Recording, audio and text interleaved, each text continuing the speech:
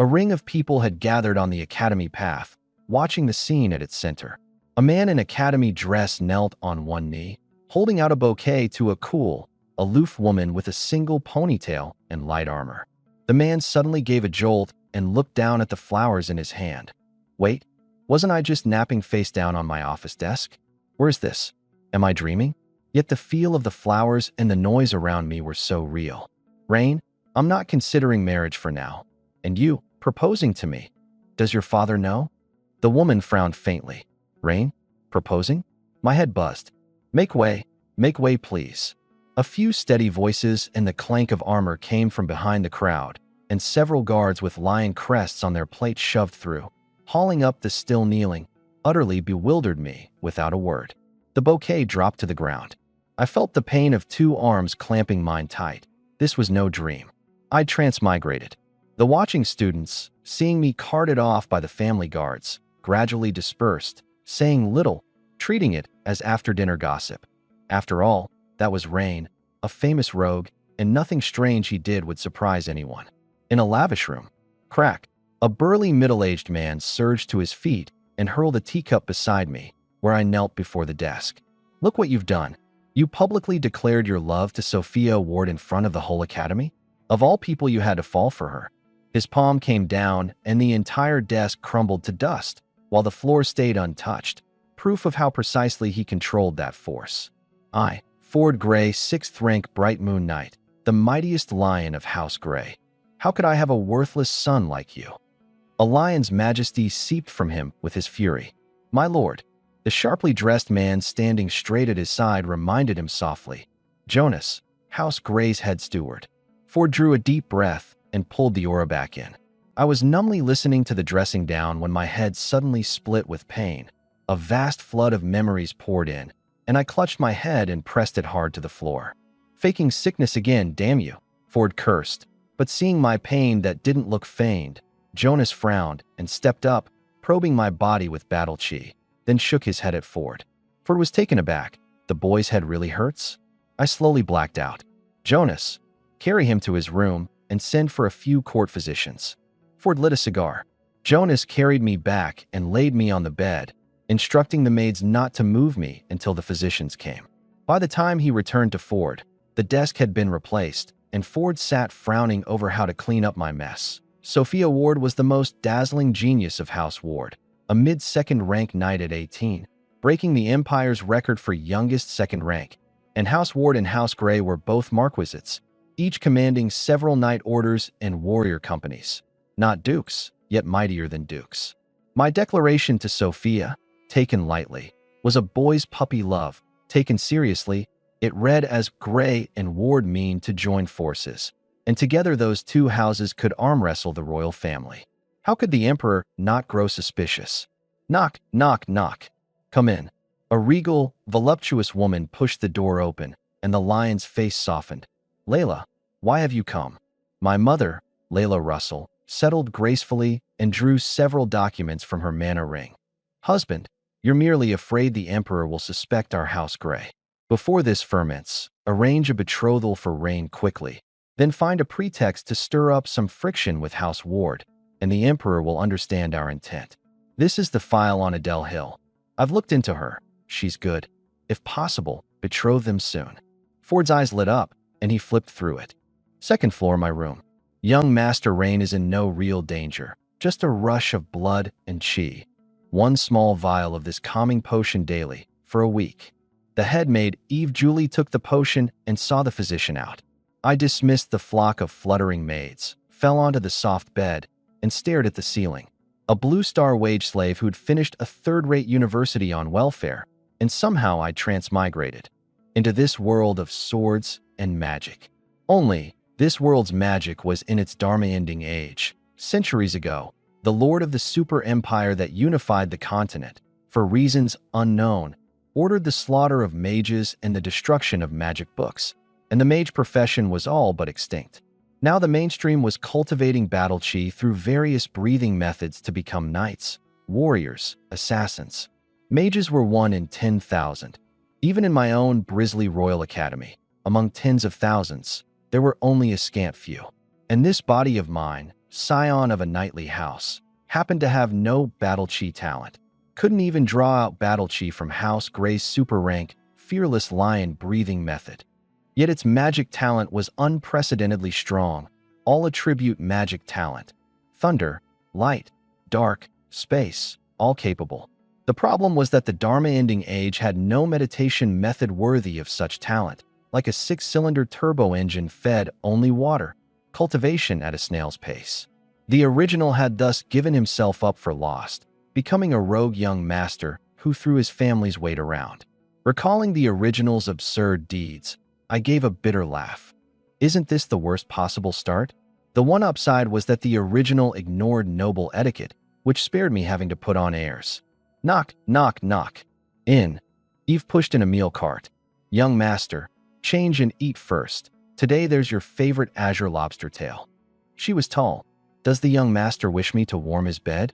If madam approves, I'm available anytime. I waved her off, shaking my head, but let her change my clothes. I'd been through too much today, my energy was spent. As she finished dressing me, Eve suddenly noticed the necklace at my throat. Where did the young master's necklace come from? It looks like a little book. Necklace. I looked down, and my pupils shrank.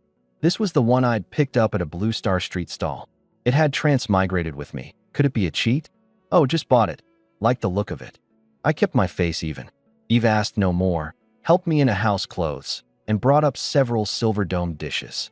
The lids lifted, and the sea's freshness, the char of fruitwood, and the brightness of herbs rushed at me. One plate was pale blue lobster tail from the Empire's southern sea, 5 gold coins just to ship to the capital. The other was the medium-rare hind leg of a brute force boar, firm-fleshed and good for cultivating battle chi. I had no battle chi talent, yet my mother still had me eat it daily, hoping for a miracle. I couldn't be bothered with noble table manners and dug in, a bite of wine, a bite of meat. Eve stood by, unmoved. This was young Master Rain. The day he ate with delicate refinement was the day she should be alarmed. When I finished, Eve wiped my mouth. Young master, the master bids me tell you. You're confined to the estate for now. You can't leave without his leave. I nodded, and she pushed the cart out. The moment the door shut, I couldn't wait to take off the necklace. A little book-shaped thing that could transmigrate with me had to be something extraordinary.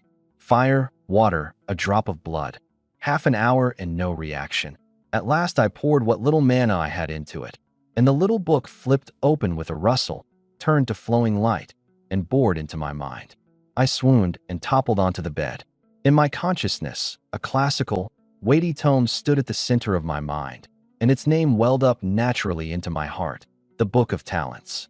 It recorded every breathing method, battle art, meditation method, magic, and even secret technique on the Soltis continent, past and present. Give it enough energy, and it would grant whatever you wished, letting you enter instant epiphany as you learned. And, freshly activated, I had one free exchange for any technique. Defy fate and seize a new destiny. What I lacked most was a meditation method worthy of my talent.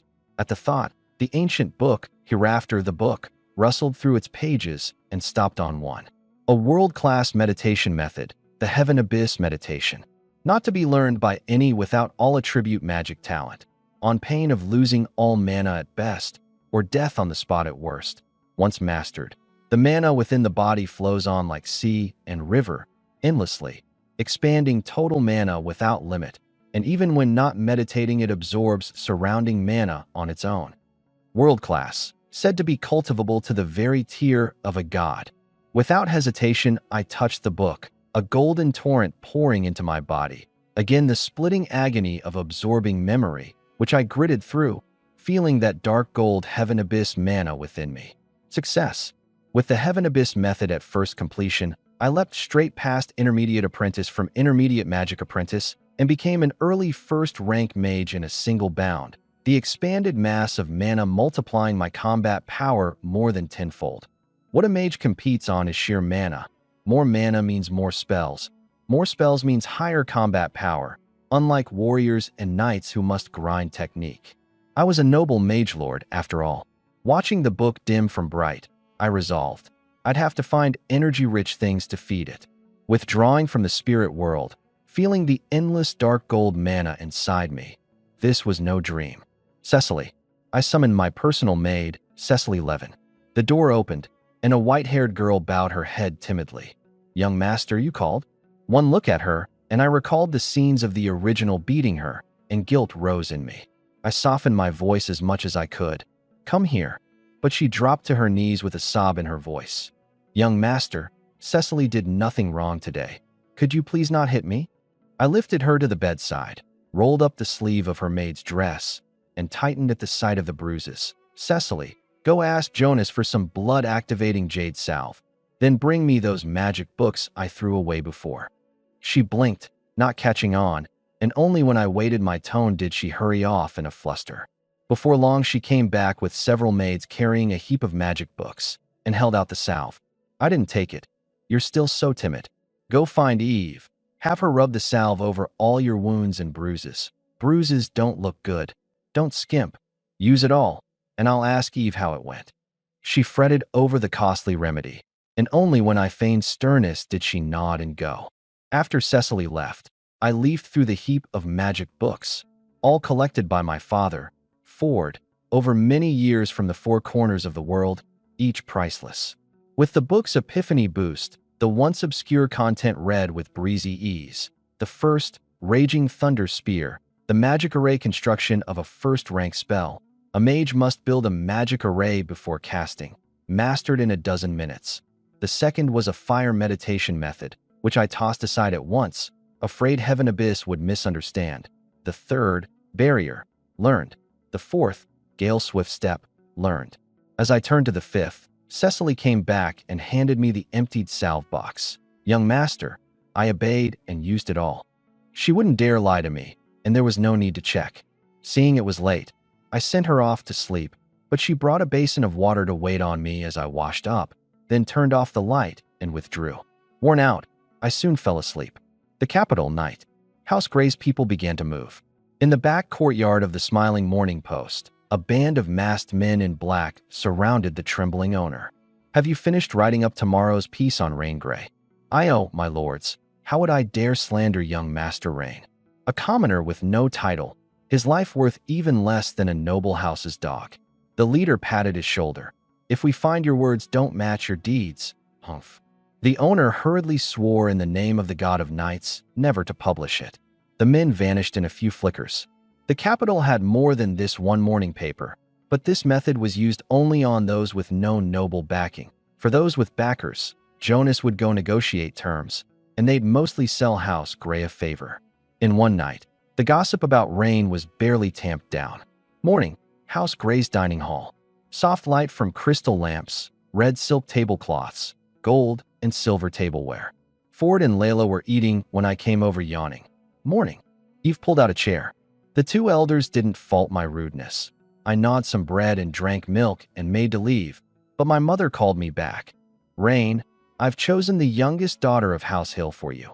Gentle in nature, close in age, gorgeous of face. The betrothal is in 3 months. She'll come to meet you a few times soon, so tidy yourself up and don't make trouble at the academy in the meantime.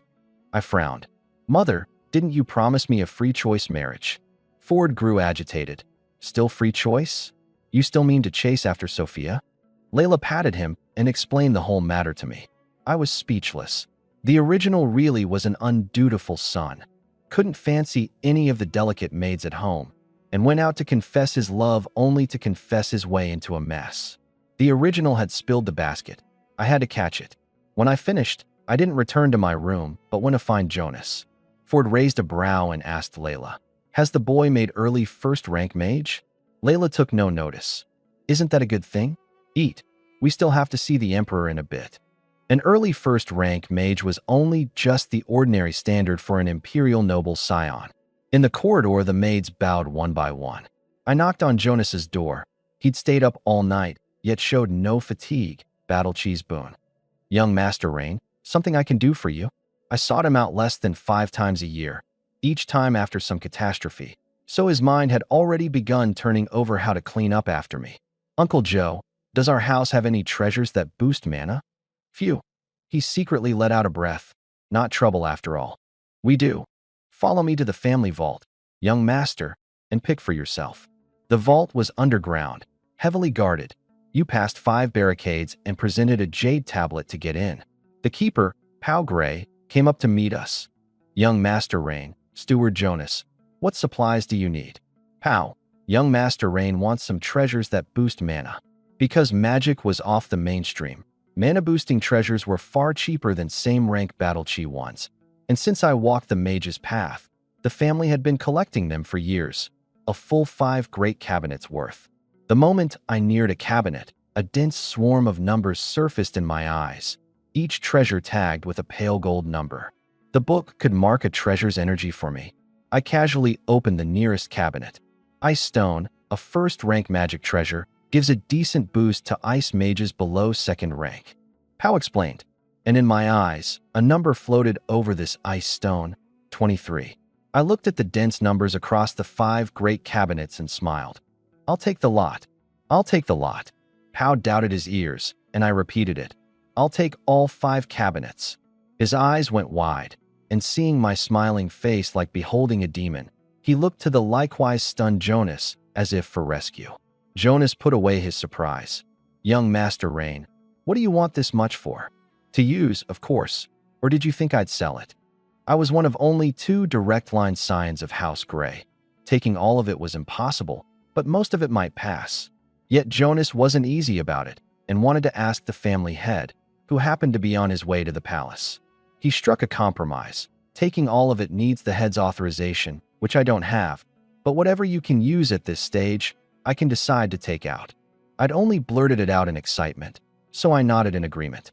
Jonas exhaled, told Pao to gather the treasures useful to me for now, and brought me back to my room. I leafed through the magic books again. Though I'd reached early first-rank mage after learning Heaven Abyss, the original had been too lazy. As a mage, I scarcely knew any combat spells and badly needed to consolidate. About an hour in, the staff sent over a heap of treasures, which I took into my mana ring one by one, then called a maid whose name I couldn't place. Cecily was off duty today. What's your name? The young master may call me Maeve. Maeve, give my shoulders a rub. The red-haired girl came up to massage me, the pressure just right. I asked where she was from and praised her hair, and she gradually relaxed, secretly thinking young Master Rain didn't seem as brutal as the rumors. I playfully pinched her slightly plump arm, drawing a startled cry, her face flushing red, her eyes carrying a touch of anticipation. To catch the young masters, I was a maid's greatest honor. But I only teased a few words, made no other move, and she left with a pout. That hour had relaxed me a good deal. The treasures delivered at noon numbered 53, mostly first rank. I kept half to absorb myself and fed half to the book. The 15 I absorbed gave 487 points of source energy. A full day of epiphany later, I'd read through that little heap of magic books, dabbling in fire, thunder, ice, and even healing systems, but my spirit was greatly drained, and I turned in carelessly. The next morning, Cecily's crisp voice woke me.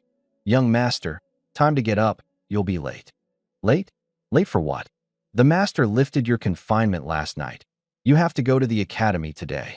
Groggily, I finished breakfast, pinched Cecily's cheek, went downstairs, and boarded the carriage for Brisley Royal Academy. This was a true noble academy, established at the Empire's very founding. The carriage was drawn by a unicorn unique to the elf forest, its body bearing House Grey's lion crest, and carriages along the way slowed to yield.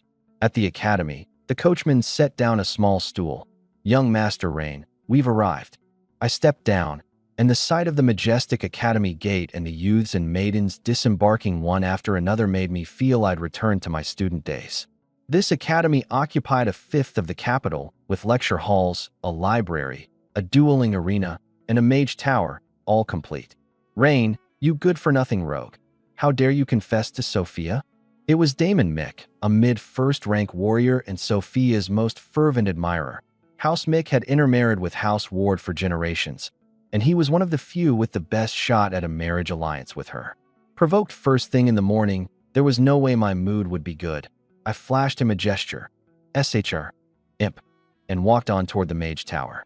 Damon didn't understand the gesture, but knew it was nothing nice. His face darkened, and he suddenly drew his sword and pointed it at me.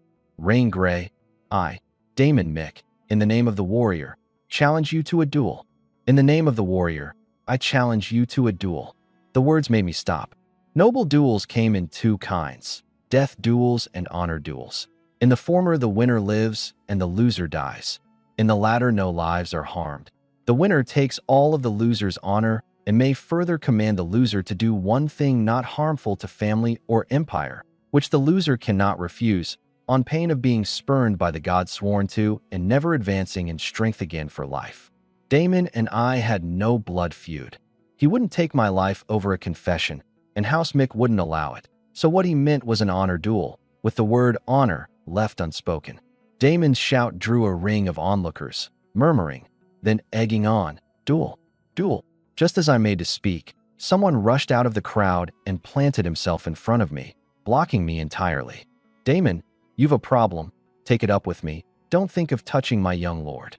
It was Blair Rivera, a commoner student the family had drawn into its orbit at the academy. Because I'd once unwittingly saved his mother, this gifted warrior had followed me ever since, nicknamed the Rogue's Vicious Hound. Burly of build, with formidable warrior talent, he'd reached late first-rank warrior on family resources. Damon was now astride a tiger. Rain, I'm challenging you. Not him, you coward. I couldn't push Blair aside, so I stepped out from behind him. Seeing me emerge composed, the crowd marveled that my looks were indeed fine. No wonder, for all my terrible name, some junior girls still liked me. Under everyone's eyes, I slowly peeled off the white glove on my left hand and threw it at Damon. A duel? I'll oblige you. Damon was secretly pleased. The provocation had worked, and tore off his glove and threw it back. The duel was set. Tomorrow noon, the dueling arena. The challenge party had the right to choose time and place. Damon sheathed his sword and left. I took Blair toward the mage tower, and the crowd scattered to spread the word. The dean's office. Dean Cliff ever was woken by the commotion below. Jenny, why is it so lively out there? Secretary Jenny Hines reported. Damon means to duel Rain, and Rain agreed. Tomorrow noon at the arena. Oh, that little rascal again. And he agreed. There'll be a good show tomorrow. Lucky to have him, or this academy would be lifeless every day. Cliff didn't think Rain irredeemably wicked. He'd been mischievous in his own youth. On the way to the mage tower, Blair fretted. Young master, you're not even first rank yet. He didn't know my true cultivation. Among that heap of magic books, I'd learned quiet magic, which, by continuously spending a trace of mana, could hide my rank, unless probed by special means or against someone of far higher rank. I dropped quiet magic and gave him a tap, and as a late first-rank warrior, he sensed it at once, an early first-rank mage. Young lord, you've made first rank. Surprise first, then worry, but Damon's been steeped in mid-first-rank warrior a long while. It came down to whether I could win. I clapped the big fellow. Trust your young lord. Tomorrow I'll show you my real skills. He could only pray silently that I'd perform beyond myself. I pushed open the research room door. Old Joe, I'm here. My mentor, Jonah Evans, hunched over carving an intricate magic array, didn't look up. The only one who came in without knocking was me. I didn't disturb him, just dragged a stool over to watch him carve. He suddenly stopped and stared at me with faint surprise. Old Joe, what are you looking at? Keep carving. Did Lord Ford find you a meditation method matching your talent? You've actually made early first-rank mage. I shook my head and improvised. My father didn't find it. I bought something at a stall and only lately discovered it's a kind of inheritance stone. That's how I got the meditation method. Then you're truly lucky. With a fitting meditation method, that 1 in a million talent of yours will finally start to bite. He poured 2 cups of hot tea. I can even feel the research room's mana faintly gathering toward you. An all-attribute magic talent really is mana's darling. True enough, since learning Heaven Abyss, my mana grew even without meditating. He gazed at the bustling students below the tower. What's the academy event today so lively? Probably my upcoming duel with Damon Mick. Hearing Mick, he seemed to ponder, then carried on as usual. Over Sophia? And you agreed. You don't look worried at all. Why would I worry? He's the one who should. He laughed. Good. Confidence is the first ingredient of victory. Let's begin the lesson. He produced a white stone. Today we cover the use and nature of the mana sealing stone. Meanwhile, most of the academy now knew of tomorrow's duel, the versions growing more outlandish with each retelling. Some even opened betting books, with Rain's odds against Damon at 1 to 15. The students had never seen me fight and took me for a magic apprentice. No match at all for Damon, steeped for years in mid-first rank warrior. Noon, I came out of the tower. Jonah finished on the mana sealing stone, gave me several magic skills of his own devising, and let me go. A master shows you the door. The practice is your own. The carriage waited at the gate, and I asked the coachman, Drake Barry, anything fun in the capital lately? Young master, nothing lively. But in a week there's an auction at the Anderson Auction House, said to have some real treasures. I lounged and thought. I'd had my fill of learning magic. Drake, take me to the antique relic market for some fun. Yes, young master. There was no other purpose to the antique relic market. I needed to lay a legitimate origin cover for the techniques and skills the book gave me, so their provenance would hold up to scrutiny. Every year someone at the antique relic market unearthed rare battle arts and magic, and with the book's energy hints, this run of bargains was surely mine to grab. The moment House Gray's carriage entered the market, it caused a stir. It's the lion crest, House Gray's carriage. Most likely that hot-tempered rogue young master. Going to recommend yourself to him would be suicide. Drake set down the stool, and the instant I stepped off I was mobbed, and I privately sighed that I'd still underestimated House Gray's name. Drake drew his sword and shielded me, shouting the crowd back, and the market manager hurried over to disperse them. Luckily there were no assassins, or with no guards along today, I'd have been in real danger. The crowd cleared, Drake never leaving my side. I crouched at an old man's stall, each item showing its own energy number, mostly none or single digits, except a small bead in the corner that hit 233. How much for this? The stall holder, seeing my fine robes and the guard behind me, and catching the manager's meaningful glance, stammered nervously. This, 1 silver coin. 1 gold equals 100 silver equals 10,000 copper. I was about to pay when the manager rushed up and seized the stall holder. You, Landon, daring to fleece young Master Rain 1 silver for this junk? The stall holder, terrified, changed his tune. My mistake, young master, take it if you like. I was speechless. Now I understood why the original was so overbearing. He'd been spoiled into it. I kicked the manager over. I came out to have fun, not to bully people. My reputation got ruined by the likes of you. The manager scrambled up and forced a smile. I produced a silver coin for the old man, who timidly glanced at the manager before daring to take it. I pocketed the bead and browsed a few more stalls, gaining plenty. These things were decent for my current stage, but I couldn't be bothered to study how to use them, so I let the book absorb them all and produce something more convenient. Absorbed, the book's source energy rose to 1,032. Goal achieved. I had Drake drive me home. Outside the capital, House Gray's estate.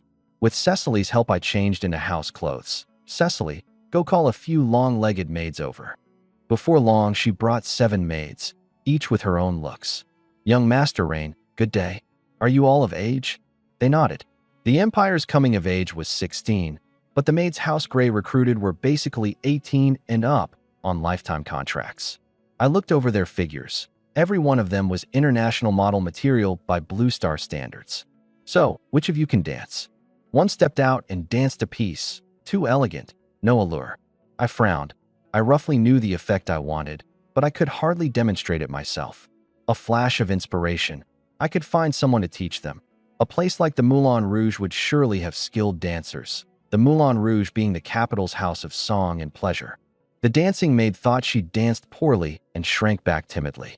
In the maid's eyes, I was still the young master who beat people at the slightest provocation.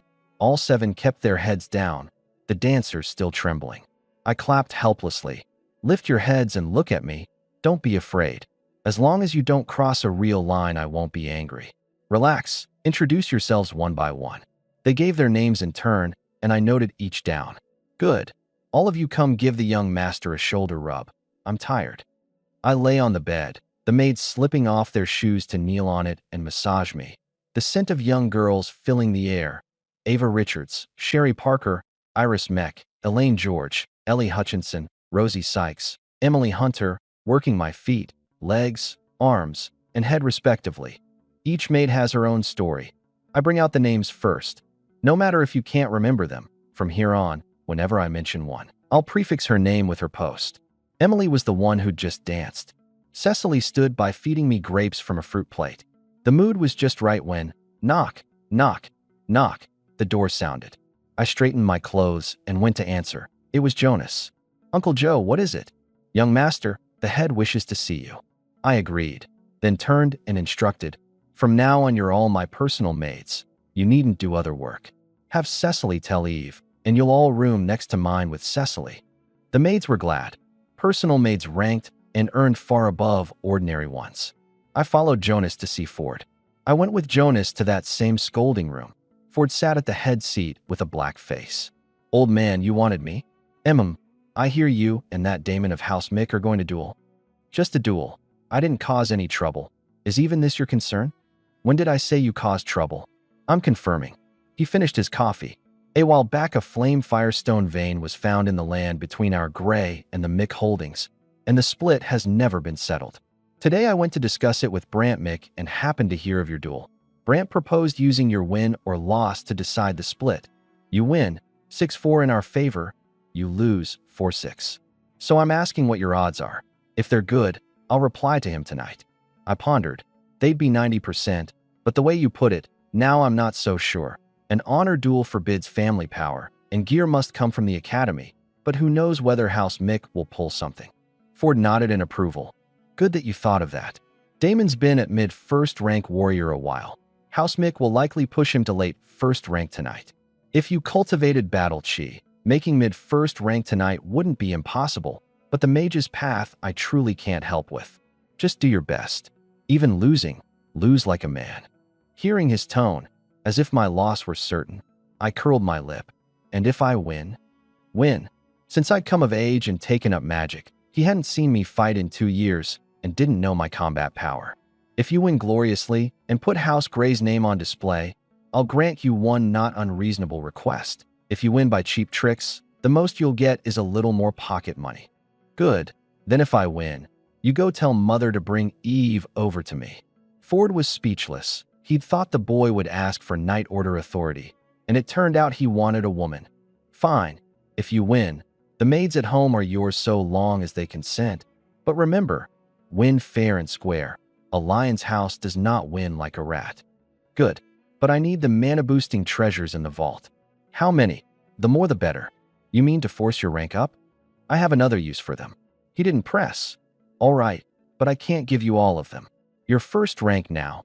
At most half the 1SD and second rank treasures. The high-grade ones the family keeps to woo mages. Fine. After I left, Ford and Jonas spoke in the room. Why's the boy so confident? He doesn't really have a trump card, does he? I've little contact with mages, but comparing young Master Rain just now to me when I was an early first-rank assassin squire, I felt as if I'd sensed. Sensed what? An abyss.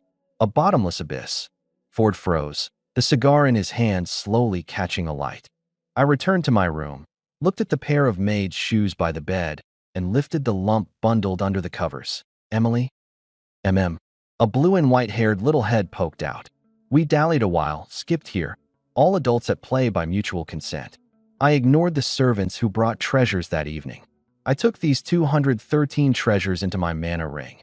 Actually, the book absorbed them one by one, source energy rocketing to 8,428. Withdrawing from the spirit world, I had the book pick out all the spells I could exchange for now, and turn page after page until midnight. Waking the next morning, the fair one was long since dressed. I took Emily and Cecily by carriage to the academy. The spells and secret techniques I'd exchanged the night before filling me with confidence. In the carriage I heard the morning paper hawkers. Extra, extra. Gray's Reign and Mick's Damon duel for love. I was puzzled. Honor duels happen a dozen odd times a year. Why such heat? I didn't know it. The whole campaign was House Mick's doing. They meant to use the duel to push Damon's renown to its peak, then propose to Sophia right after winning. I had Drake by a morning paper. Damon was written up as an approachable noble who led night orders to slay monsters and trained alongside commoners, while I was a brawler who bullied commoners and carried on a romance with a teaching assistant. The contrast was stark. So this whole spectacle was House Mick's scheme. Emily and Cecily, furious, knit their brows and wanted to go argue with the morning paper. I shook my head. Let them say what they like. I don't prize reputation. Besides, Rain, am a rogue to begin with. I'd actually grown fond of the word rogue. For one, I needn't observe all that tedious etiquette. For another, being lecherous and trouble-loving became reasonable. Young master, the academy. As today's leading man, the moment House Gray's carriage arrived, it drew a sweep of stairs. I stepped down first, then helped Emily and Cecily out, and walked in with one on each arm. The crowd murmured. Young Master Rain, as dashing as ever, always a beauty at his side. I took the two girls into the Mage Tower, where they marveled, dazzled by the fantastical decor. When they'd looked their fill, I left them in my room in the tower to amuse themselves and shut my eyes to settle my state. The morning passed quickly, and I took the two girls to the dueling arena, showing them the academy scenery along the way, not sparing Damon a thought. The dueling arena was like a football stadium, a platform at the center, spectator stands all around. House Mix hype had whipped up the commoners' enthusiasm to watch, and the academy had to open part of the stands. On the platform, Damon stood chest out, just to win a few more glances from his goddess Sophia in the seats. Minute by minute, the enthusiasm cooled. Did Rain chicken out? Impossible. His father would beat him to death for cowardice. He said noon, but no hour. Word games. A newly arrived student explained. I saw Rain, touring the academy with two girls. About to duel and still picking up girls. I'm impressed. In the stands sat Dean Cliff, Greyhead Ford, Mick Head Brandt, Wardhead Fabian Ward, and the Royal Duke Ashton.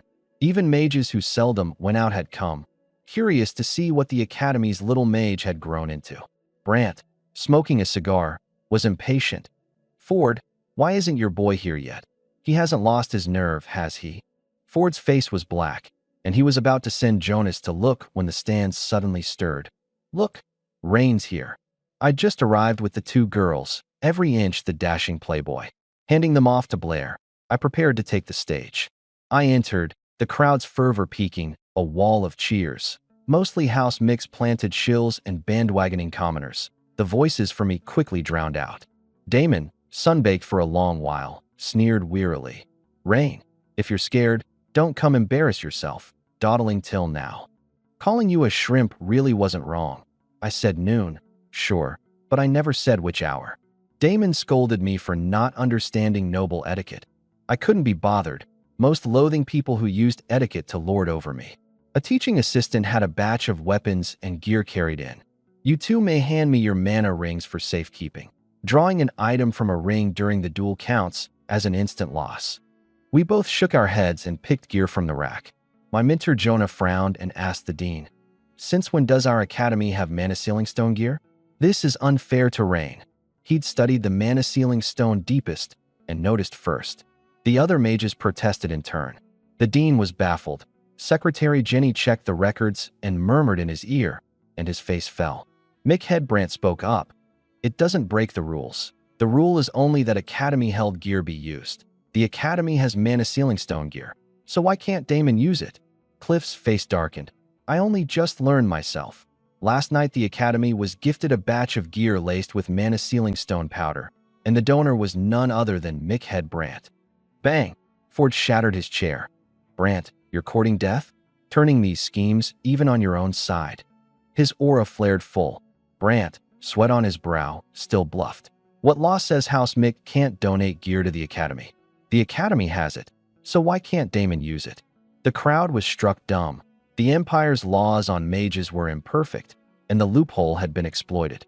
Ford made to throw a punch and was held back by Jonas, the aftershock of the two making the crowd take notice. Only then did they realize the head steward, too, was 6th rank. Jonas murmured in Ford's ear, and Ford, with a vicious glare at Brandt, sat back down. The mages eyed Brandt darkly, resolving never to sell House Mick a magic device again. On the platform, Damon changed into mana sealing stone armor, longsword, and round shield, while I picked only a mage's robe with amplification magic. Rain, today you'll surely lose. Damon was insolent. Shrimp. A teaching assistant gave us each a life-saving jade token. Take your positions 100 meters apart. The magic device flashed a bolt of light, fireworks burst, and the duel began. Damon drove off his feet and charged, the platform cracking beneath him, shield raised, closing the 100 meters in an instant.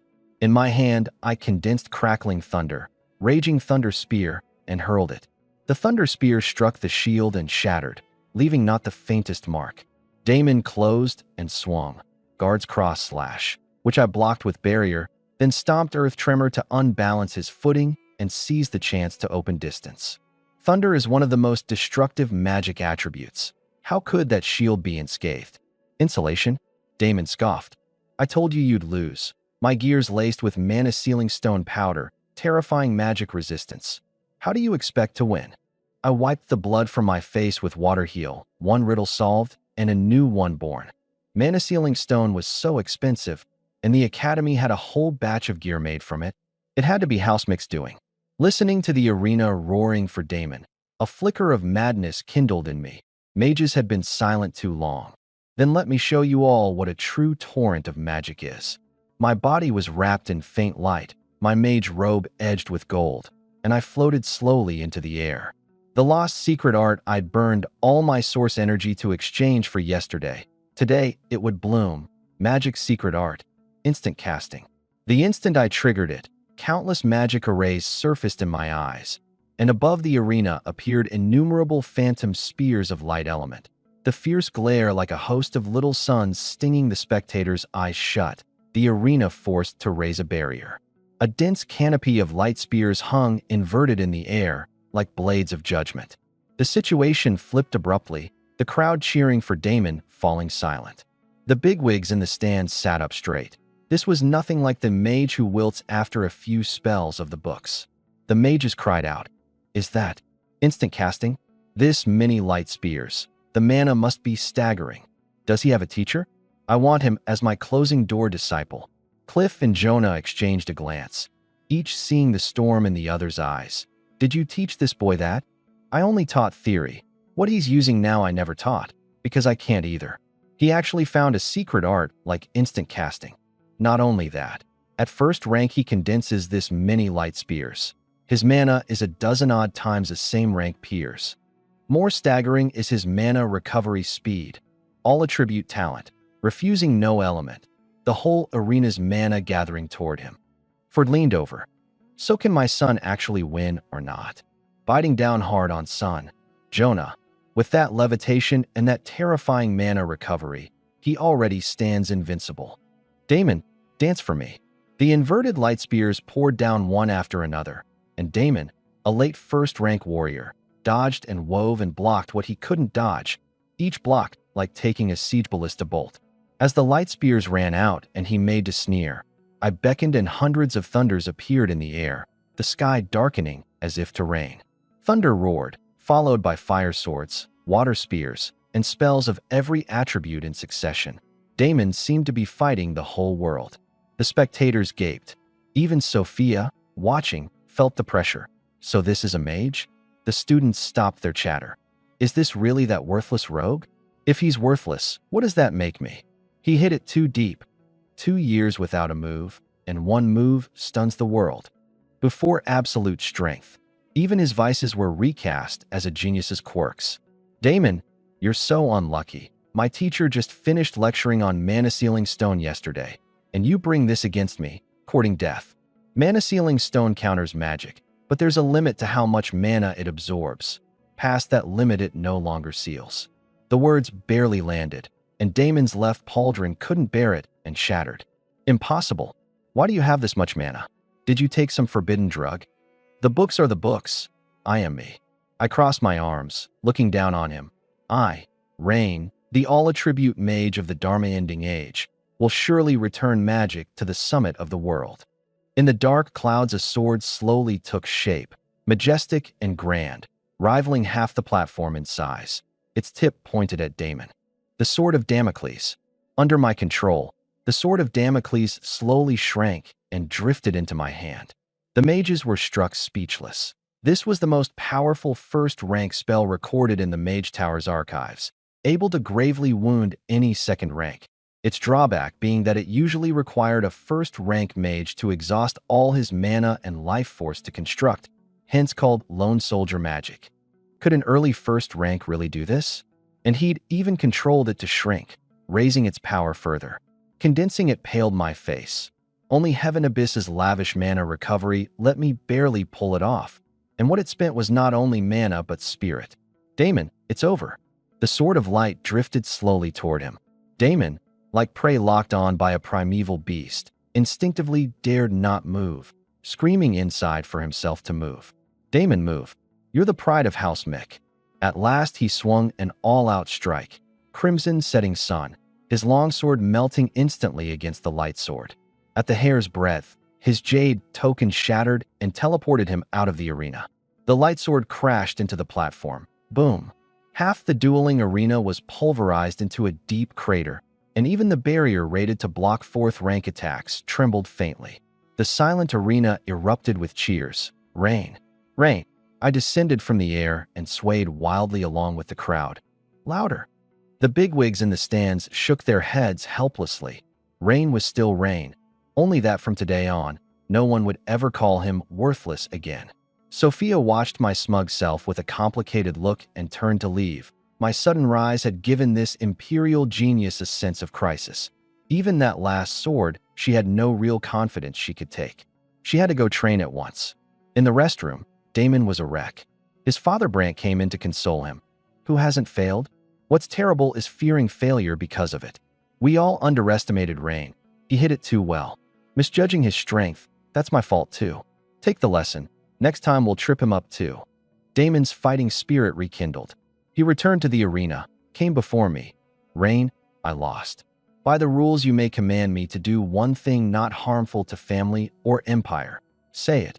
And however you humiliate me, I'll bear it. Truly, I didn't dislike Damon. His taunts were just a boy's hot blood fighting for his goddess, and I'd have done the same. But a wrong must be paid for, and a wicked whimsy rose in me. I won't humiliate you, but the debt for mocking me still gets settled. I leaned to his ear and set the punishment as a chore that involved no offense against any woman, yet was plenty embarrassing. For the next month, he'd publicly perform a ridiculous concession drill at the arena every day and shout 3 times before everyone. Young Master Rain is #1 under heaven. That's what he got for using etiquette to lord over me. Damon's face went green, but he could only grit his teeth and agree. Beside losing all his battle chi, losing a little face was nothing. I laughed and swept up Emily and Cecily and left.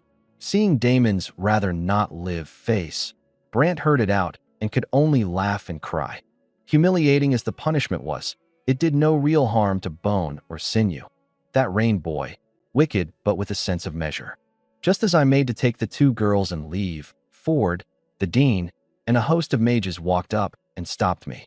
The 2 girls bowed to Ford, who bade them rise, then clapped my shoulder. You hit it deep, boy. Fought House Gray's prestige right out into the open. Well done. Before the words landed, the mages swarmed in and surrounded me, squeezing Ford out. Rain, would you be the closing door disciple of me, Theo Smith? 4th rank Thunder Mage. I'll pass you the whole of Thunder's destruction magic. What's so great about Thunder? Come to me, Leon Burton, 4th rank Artificer. Fire, water, and wood. Take your pick of magic devices. They vied to advertise their research and results. I had no interest. With the book, what spell couldn't enough source energy buy? It was magic devices and magic scrolls, which the book couldn't produce, that interested me. Rain, here's my granddaughter's portrait. Pretty, isn't she? Come to me, and tonight. This pack of old children, fierce in defending both kin and turf, bickered without end. Enough, enough. Rain has a teacher, and you still grab at him.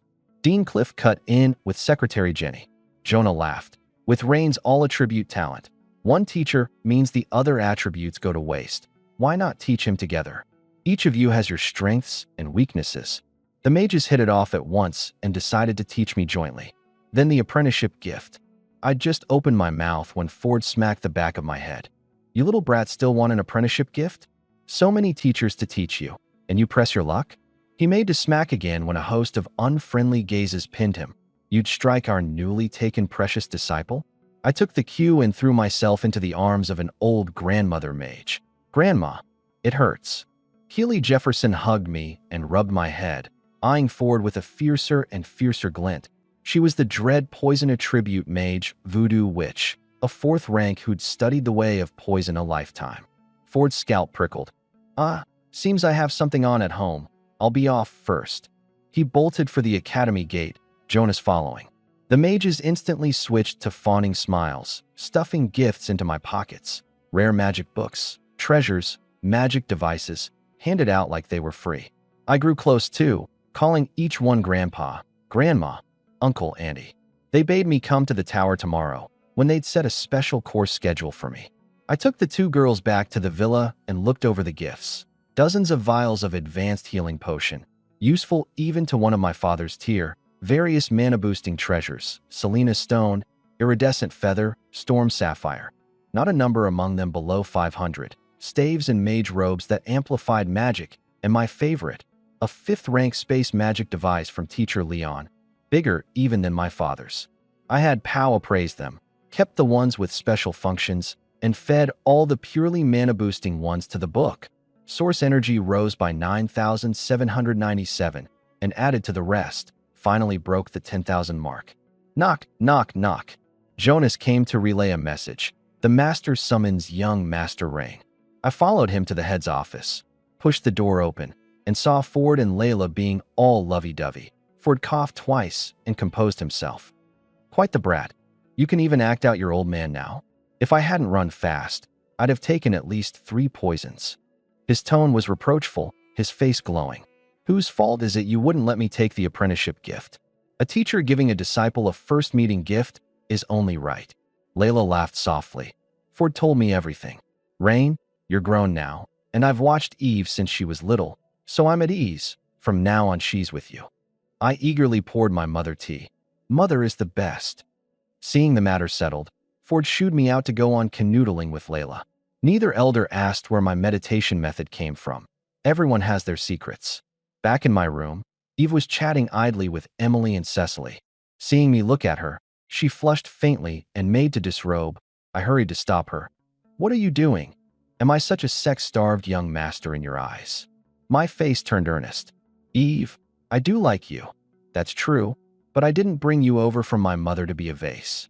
I want you to arrange my schedule and affairs and oversee the personal maids, the way Jonas serves my father. Will you truly follow me? Eve half knelt in pledge. Eve is willing. The young lord shall not be disappointed. The address had changed. Rise. You cultivate battle chi.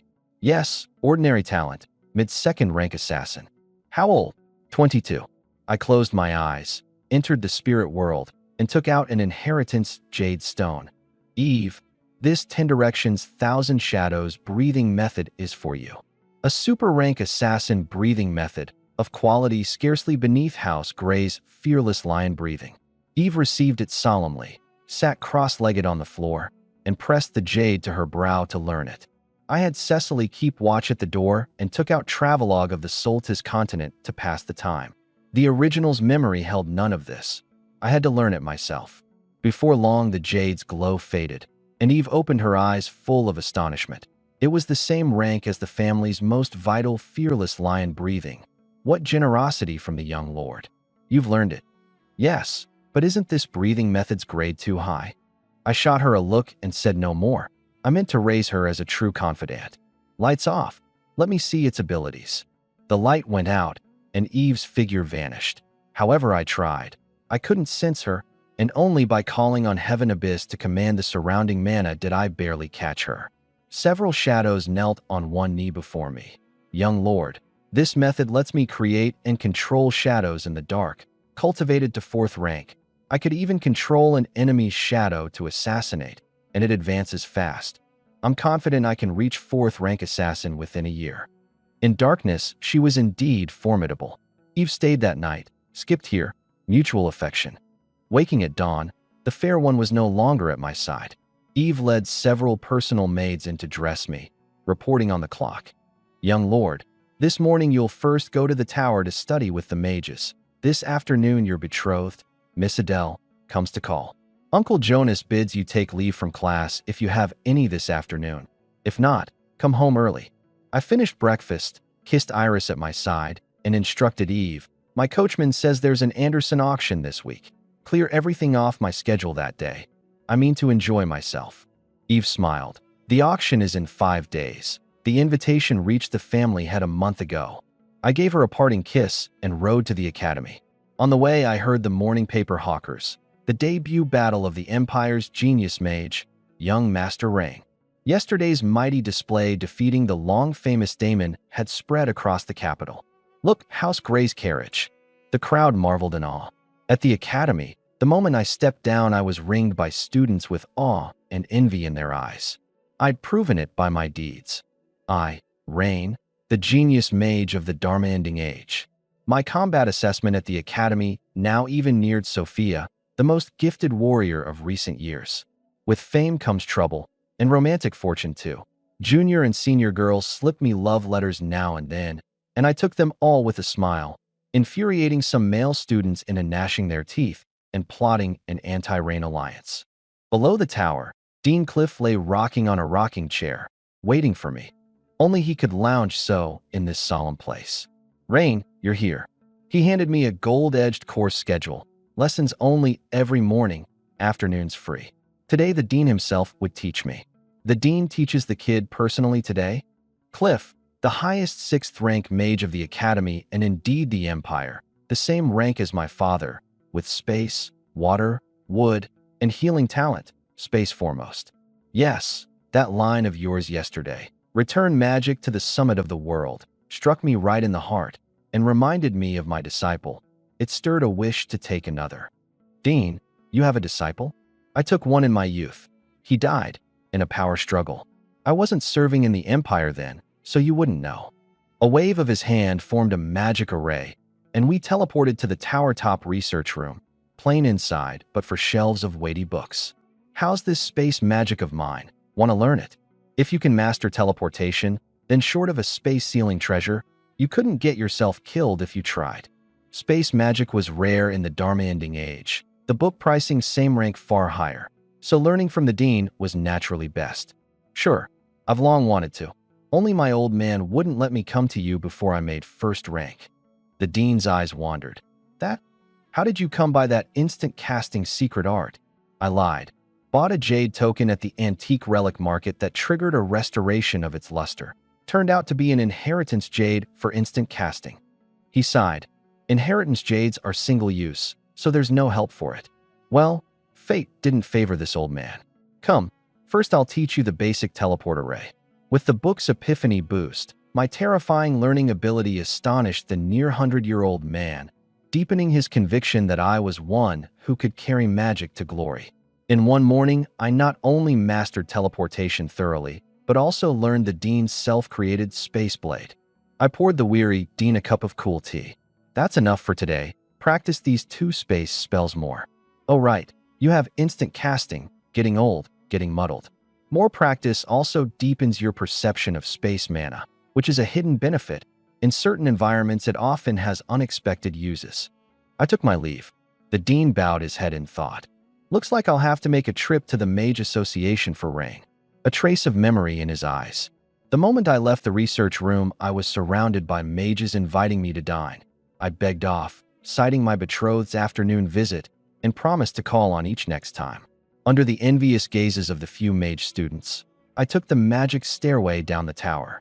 House Gray, lunch was wind rapeseed steak with green citrus, steamed crystal shrimp, and roast magic horned leopard hind leg.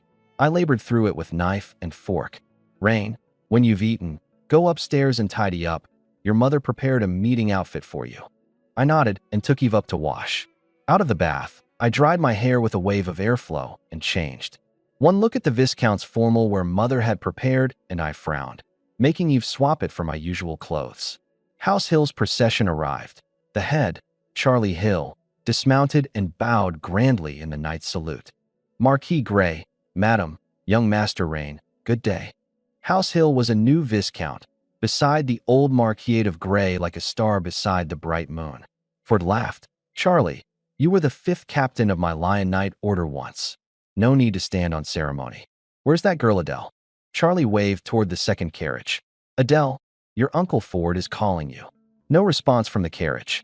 Puzzled, Charlie went and knocked. Still no answer. He crushed the door lock with force, and there was no Adele inside, only a drugged unconscious maid.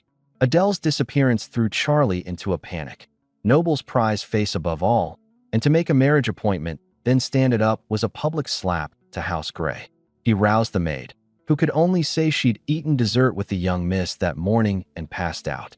I raised a brow, a runaway bride. First time in my life seeing one, a rarity. Charlie, I'll need a reasonable explanation from you. Ford's tone was grave. I need a reasonable explanation. Ford's tone was heavy. Charlie drew several deep breaths and began searching the carriage for clues, soon finding a letter in the cabinet under the small table. Father, I've gone with Harlan. Harlan is my true belonging.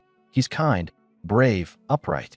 Beside the disgraced Rain, Harlan is like an angel. I know this will burden the family, but please let your daughter be willful once and seek love freely. Your loving Adele. Charlie slumped. Adele, you foolish girl. He explained the cause to Ford, that Harlan is a mercenary of no small fame but dubious character, one face in front and another behind.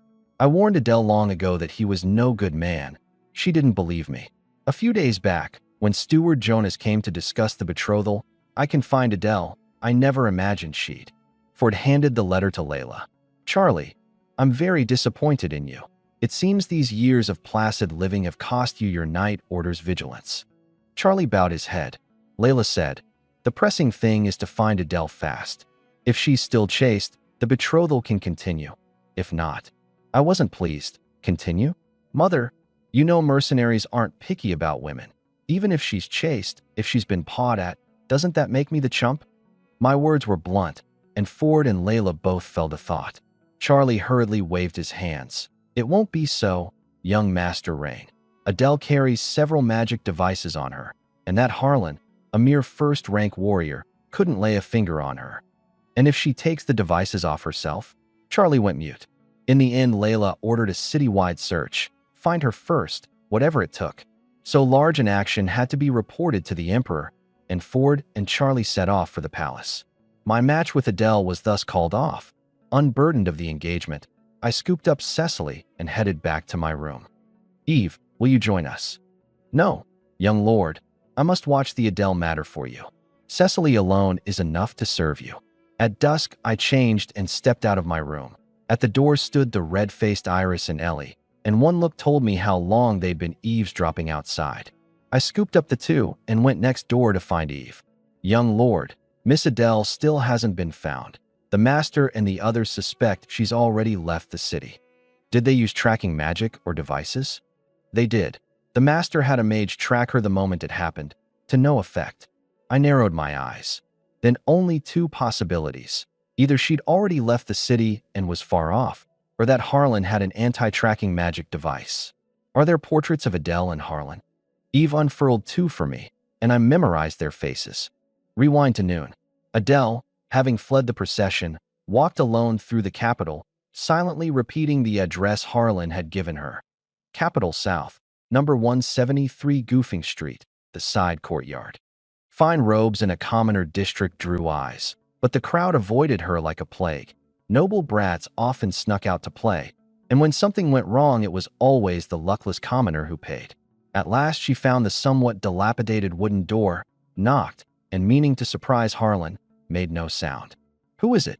After a long silence, Harlan opened the door cursing, and at the sight of Adele his brain crashed. Eh, Adele. She was satisfied with his shock. He hurriedly pulled her inside. How are you here? Cold sweat beaded his brow. Brother Harlan, I snuck out. Let's elope. Harlan felt the sky fall. His original approach to Adele had been to become a live-in son-in-law of House Hill and ride a noble's coattails. His talent was strong. On some no-name low-grade breathing method, he'd reached late first-rank warrior. But when House Hill's hidden guards found him and warned him Adele was already betrothed to Rain, he dropped the idea and turned to scouting other nobles' daughters. How could a commoner compare to Rain of a marquisate? Now that Adele spoke of eloping, he dared not imagine how furious the violence-famed Rain would be. Caught, he'd wish for death. and neither House Gray nor House Hill would spare him. Sizing Adele up, he narrowed his eyes and calculated. For one, she carried several defensive magic devices. For another, in months he'd failed to coax her into yielding an inch. She was deeply conservative, nothing before the wedding night. Besides, he now needed her cooperation to avoid being found at once. He took out an aura-erasing cloak and draped it on her. Adele, put this on, or your father will find you with tracking magic in no time. Adele obediently used battle chi to make the cloak hide her aura. Harlan led her out the back into a hidden alley, fleeing to the underground of a courtyard near the city wall, his old den for dodging enemies. Underground, Harlan produced a damaged scroll, a precious teleport scroll he'd gotten from the antique relic market. Originally 3 uses, 2 left when he got it, and 1 spent a while back blundering into a flame monster's domain. Now only 1 left. He could teleport out of the city and vanish at once, but he was deeply unwilling. His whole planned-out life ruined, and now he had to flee like a dog, never to enter the capital again. Was there truly no way up for a commoner? The whites of his eyes flushed with blood, and he decided to go mad. Fail, and the teleport scroll was still his backstop. Brother Harlan, when do we leave the city? We have to wait a bit. Be good. Once the heat dies down, I'll take you far away. He forced down his fury and painted her a pie to steady her, perfecting that mad plan in his mind. Waking at dawn, I checked the schedule. Today Grandma Keeley would teach me. The thought of that kindly, capable grandmother lifted the corner of my mouth. If the elder generation knew I described that voodoo witch who'd poisoned countless souls as kindly, they'd freeze, then howl with laughter. Entering the tower, I found Keeley seated with a girl at the tea and snack table. Rain, you're here, right on time, sit. She introduced her. This is my disciple Carrie, poison attribute talent like me. You'll study together from now on. Carrie Richard rose and bowed. Young Master Rain, please guide me. A demure, gentle sort. Climbing the stairs, Keeley slowed her pace. I hear you're betrothed. It's nothing, Grandma. Say what you like, I don't mind. She eloped with a mercenary named Harlan. It was only the Sophia business that prompted the betrothal anyway, so being free of it is a relief. Keeley, who'd meant to be angry on my behalf, simmered down. Then that Adele is blind. Once she and that Harlan are found, Grandma will get your revenge for you. In the research room, my eyes went wide. The place was crowded with jars holding all manner of poisonous creatures, and in iron cages several people trussed up. Rain, you've never used poison magic, have you? Carrie, introduce it to him. Carrie adjusted her round glasses. Poison magic requires not only mastering toxin control, but understanding the structure of various toxins, creating known toxins through the magic array, then intervening with fine mana to alter the toxicity. Having explained the basics, I understood why the room held so many poisons. And the people in the cages? For poison testing, all the Empire's death row convicts. Keeley had me sit, took my hand, and probed my body with magic. Nothing serious. She produced a small green vial and handed it over. These are pills I refined. 1 a day replenishes chi and blood, nourishes the body, and taken long-term strengthens the foundation and clears hidden injuries. I happily hugged her, while Carrie zoned out at the side. Even the Emperor came begging for this, and the teacher gave only 1 or 2 each time. And Rain got a whole vial? Then Keeley began the lecture, going slow since I was new to it. She demonstrated the toxin of scorched fox grass, the neutralization of frost-cold snake venom, and the mind poison of the scale-armored vile scorpion 1 by 1 on the death row men. A dark scene of testing poison on the condemned, touched on only lightly. The morning passed in poison demonstrations. It's noon. That's all for today. I poured her tea, then hurried to take my leave. Keeley assumed I was eager to test the pill's efficacy, urging me to be temperate. I rubbed my head and didn't explain and took my leave. Noon. Dark clouds smothered the sun, threatening heavy rain. I walked through the academy, junior and senior girls still slipping me love letters. I reckoned the time. Damon's concession drill should be starting. If he dared slack, he'd have the god of warriors to answer to. The moment I reached the gate, I felt something off. Far too deserted. Not even House Ward's carriage there. Had that training fanatic Sophia taken leave too? Coachman Drake came up to meet me. Young master, you're out at last. Word is that at the capital's central square, Harlan, who eloped with Adele, has appeared. So that's where all the noble brats had run off to watch the show. I boarded smartly, and Drake drove straight for the central square. Central Square.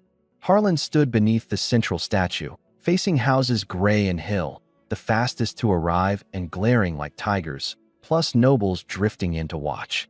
Under everyone's gaze, a sense of commanding the whole situation rose in him. He gave Charlie a textbook warrior's salute. "Viscount Hill, keeping well?" Charlie said nothing and dashed forward to seize him. Harlan instantly produced a stone, drawing a wave of gasps. Magic devices were costly and rare. Even a mercenary had one. "Stop. Viscount Hill, do you wish your daughter's private images displayed before all these people?" Charlie froze and stared darkly at that image recording stone. "Impossible. Adele carries 3 defensive treasures. There's no way you recorded anything." "Then does the Viscount dare bet my stone is empty?" Charlie dared not gamble on his daughter's chastity and slowly withdrew behind Ford. "And don't think of sending a high-rank assassin to seize me.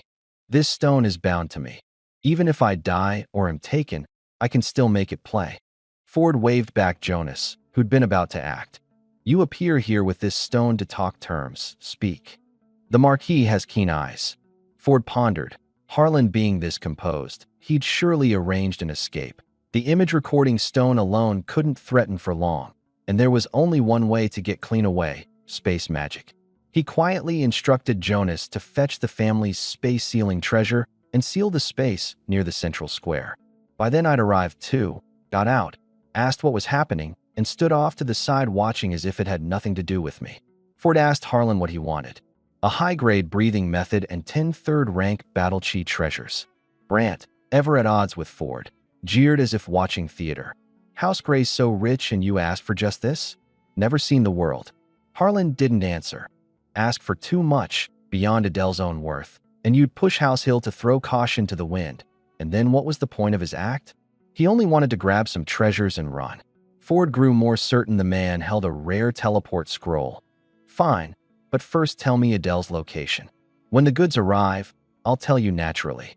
Time dripped past, the dark clouds piling thicker. Jonas returned. "Master, the space is sealed." Ford signaled Charlie to bring out the goods, and 2 guards carried a chest into the square. As I watched with relish, an unfamiliar figure appeared before me. "Young Master Rain, the matter you arranged with young Master Damon is done. Here's what you asked for." He handed me an exquisite box. I examined it. Inside was the image recording stone Damon had recorded at my request, of him doing the concession drill before everyone and making a fool of himself. Perfect, kept as future leverage to amuse myself with. Ford saw the moment was ripe. "The goods are all here. Now name Adele's location." "I'd like one more thing, and it needn't trouble the Marquis much. I want that box in young Master Rain's hand." The instant Harlan spoke, the whole square went silent. Everyone staring at me examining the box, as if guessing what rare treasure was inside. Only Brant shrank into the crowd, stifling a laugh, lest the box's contents be discovered and expose Damon to the daughter-doting Fabian. My expression went strange. Interesting. All these years it's only ever been me robbing others, and today someone wants to rob me. "You sure you want it? I fear you haven't the luck." "Huh, young Master Rain. Isn't risking my life exactly what I'm doing?" Ford leaned in low. "What's in the box?" I could hardly say it was a recording of Damon making a fool of himself. That joke would blow up. "Father, whatever it is, I can't hand it over. Give it to him first. See what he means to do. I guarantee he won't escape. The space is sealed. He couldn't fly out if he sprouted wings." But I held firm. "No." Ford, helpless, a 4th-rank treasure. Unmoved. 5th rank. My eyes lit up. Forget face. Treasures are what's real. A 5th rank is worth at least 10,000 source points to start. Truly. Fine then. Seeing us finish conferring, Harlan said eagerly, "Well, young Master Rain, I could give it to you, but only in exchange for that image recording stone in your hand." Of course. Charlie found a commoner to carry the items over. Harlan checked them and found no fault, stored the breathing method and treasures in his magic device, then picked up my exquisite box to see what treasure was inside. I spoke to stop him. "Give me the image recording stone." "Patience." Once I see what's inside, I'll naturally hand it over. He slowly opened the box, and inside played the footage of Damon dumbly doing the concession drill, kneeling on one knee and shouting, "Young Master Rain is number one under heaven." The moment it played, the whole square was stunned. Even Brant couldn't hold back and burst out laughing. The sky obligingly cracked with thunder. The next instant, everyone looked at me, then at the cowering Brant and the rather not live Damon. My face flushed faintly. I coughed twice and turned my head away. Fine. This was very Rain. Harlan, finding the rare treasure he'd swindled was a video of his enemy's son making a fool of himself, went green with rage, and as he was about to blow, Fabian recognized it was Damon, and Brant was instantly pinned by the whole square's gaze. Seizing the chaos, a shaft of sunlight split the sky and struck Harlan's dazed face. Bullshit. Harlan, toyed with to the limit, looked about to make a desperate move. Ford caught the situation and made to close the net, but Harlan crushed his teleport scroll first. His scroll was so high-grade that even House Gray's space-sealing treasure couldn't hold it, and he vanished in an instant. Veins bulged on Ford's brow. Escaped? Just then my eyes lit up. Space perception. The space mana perception the Dean had spoken of. A silver thread surfaced in my vision. The residual space mana ripple Harlan's teleport had left. Father, lift the space seal, quick. Ford caught on. Jonas dissolved into shadow chi and vanished. The seal lifted, and I instantly teleported off along that silver thread in pursuit. The great house heads exchanged glances and followed. We crossed the Capitol to the city wall. The Capitol banned flight. A guard moved to order us down and was hushed by his captain. Those are the heads of the great houses. You tired of living?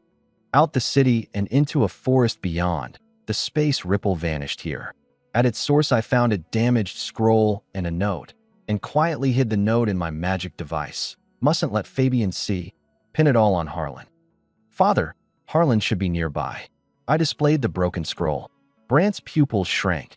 The boy could really track by a faint, all but non-existent mana ripple from a book. His estimation of me rose another notch. Fabian was even more anxious than Ford. Split up and search, looking as though he wouldn't rest until Harlan was dead. The heads each chose a direction. I looked at the scroll in my hand, broken and useless, yet still showing plenty of source energy in my eyes. This Harlan really was lucky. A magic array lit in my eyes, aura tracking, and dark gold mana wrapped the scroll. Harlan's aura had to linger on it, and it floated up slowly and moved off in one direction, with me pouring on mana to keep close. In a tree hollow somewhere in the forest, Harlan was excitedly flipping through the treasures filling his magic device. What nobles, 6th rank Bright Moon, still got played by me. I can't stay in the Empire. I'll go to the Pollux Federation, where only talent and strength matter, and once I've cultivated, I'll grind gray and ward underfoot. Pity, you may not get to cultivate. My voice sounded behind him. His hair stood on end. He turned, saw me alone, and relaxed. Young Master Rain, still hot on my heels. His tone turned vicious. Then let me see you off. His longsword came at me. I waved, searing flame. But the moment the fire mana touched his left arm, it scattered. Fire magic, useless? I started, and he was already on me. A magic array lit in my eyes, magic wind repulsion, and a gale blew him flying. After a few probes I understood, he could only nullify fire element magic.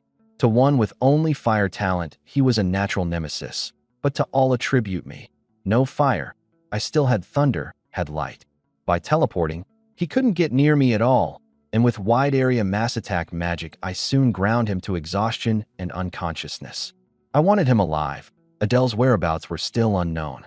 The watching marquises above were secretly shaken, an early first rank beating a late first rank without effort. The Empire could scarcely produce a few with such power. I took out special shackles, which suppress battle chi and imprisoned battle chi convicts, and bound Harlan from afar, then went up to strip his gear and weapons, and found, by surprise, a fiery red feather tied to his left arm. The book gave it no energy number, yet its fire mana was so pure that my mages I seemed to behold a little sun. I condensed a small fireball and shot it. It scattered to either side before touching him. So his fire immunity was this feather's doing. I took the feather into my mana ring, confiscated, plus the 10 third-rank treasures in his ring and various odds and ends, and the necklace at his throat, all scooped into my pocket.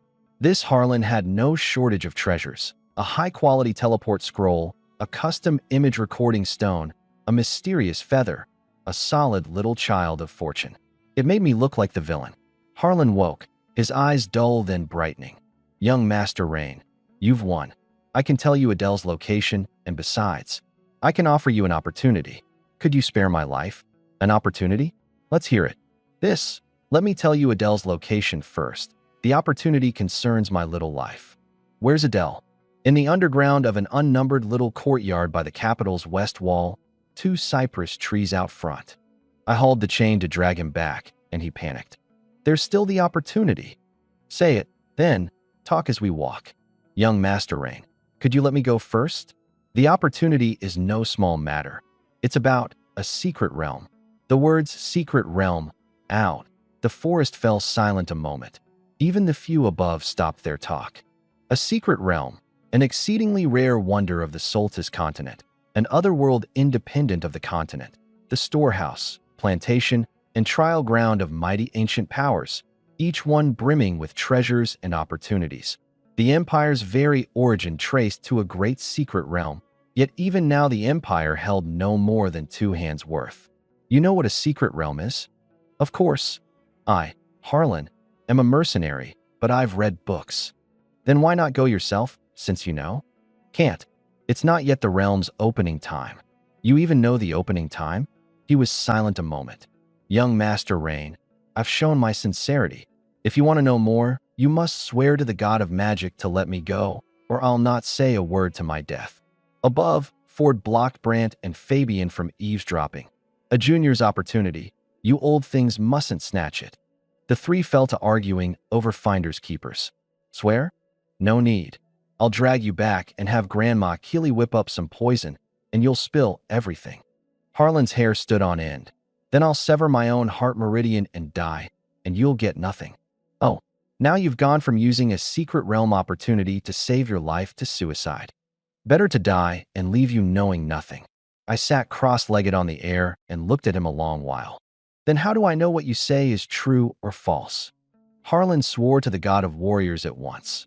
"I, Harlan, swear. If Rain promises to spare me, and I tell Rain one lie within a day, may all my battle chi run in reverse and kill me." Something unseen seemed to watch. The oath took. "How's that?" I looked up at the sky. "Good. I, Rain, swear to the god of magic. If Harlan tells me all he knows of the secret realm, I will spare his life and not move against him, on pain of my mana dissipating and never advancing for life." A great stone settled in Harlan's heart. "What's the rush? First, is the Adele location you gave just now true?" "Of course." With the oath in force, he dared not lie.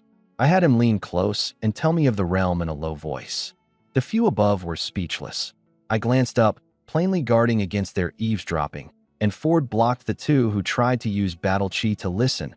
"A junior's affair. And you'd eavesdrop too?" Harlan finished. I produced the key, in fact the necklace, from his throat, and tossed it to him, and he unlocked the shackles with it, then closed his eyes and spat a mouthful of blood. "There, young Master Rain. That secret realm key is now yours." I dripped a drop of blood on the necklace and felt a bond form with it, secret realm information appearing in my mind, much the same as what he'd said. "Good, off you go." Harlan gave a hypocritical bow and walked off into the forest's depths. I looked up. "Father, uncles, no need to hide. Come out." The 3 appeared. Ford was delighted. "Did that Harlan tell you what kind of realm this is?" "He did. But father, go finish Harlan first. I can't act against him, but you can. The fewer who know of the realm, the better." Ford nodded, and a few flickers caught up to Harlan, still basking in his rebirth. An oppressive aura descended, and in an instant his whole body's bones were crushed to death, leaving a corpse could salvage a little of House Gray's face. Ford returned, and I began to explain the realm. It's a trial-type realm, not an ordinary one, with a trial cap of 4th rank. Once inside, you undergo 5 trials. Each one passed yields a corresponding opportunity. Fail, and you don't die. You're merely teleported out of the realm. The 3's pupils shrank. trial-type realms were famous because a first-rank warrior had once gone in and come out with talent vastly increased, strength soaring to 5th rank, ascending to heaven in a single step. Where is it? How many can enter? It has no location. With a key, you can enter directly when it opens. My key can record 300 people's information. At that time, these 300 and I can all enter.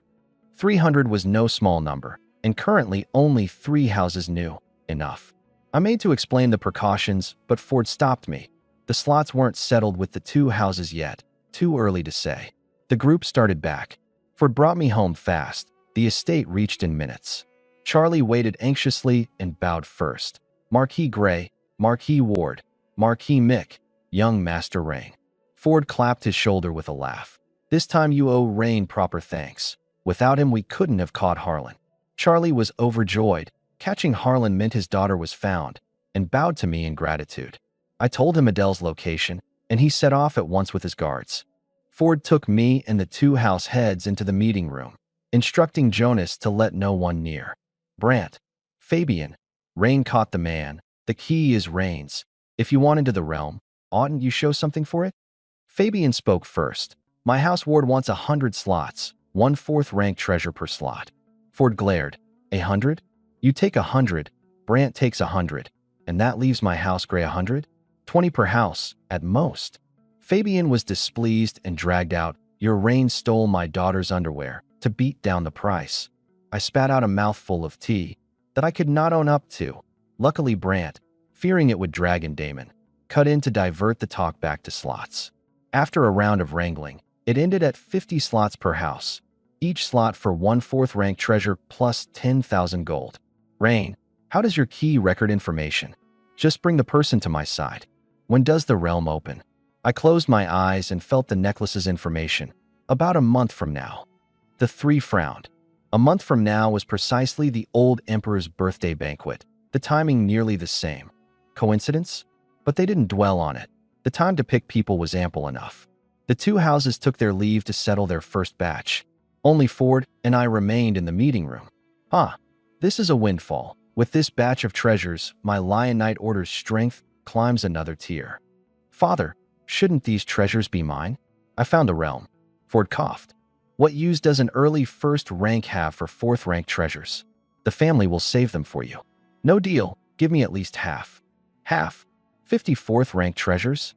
You staging a revolt?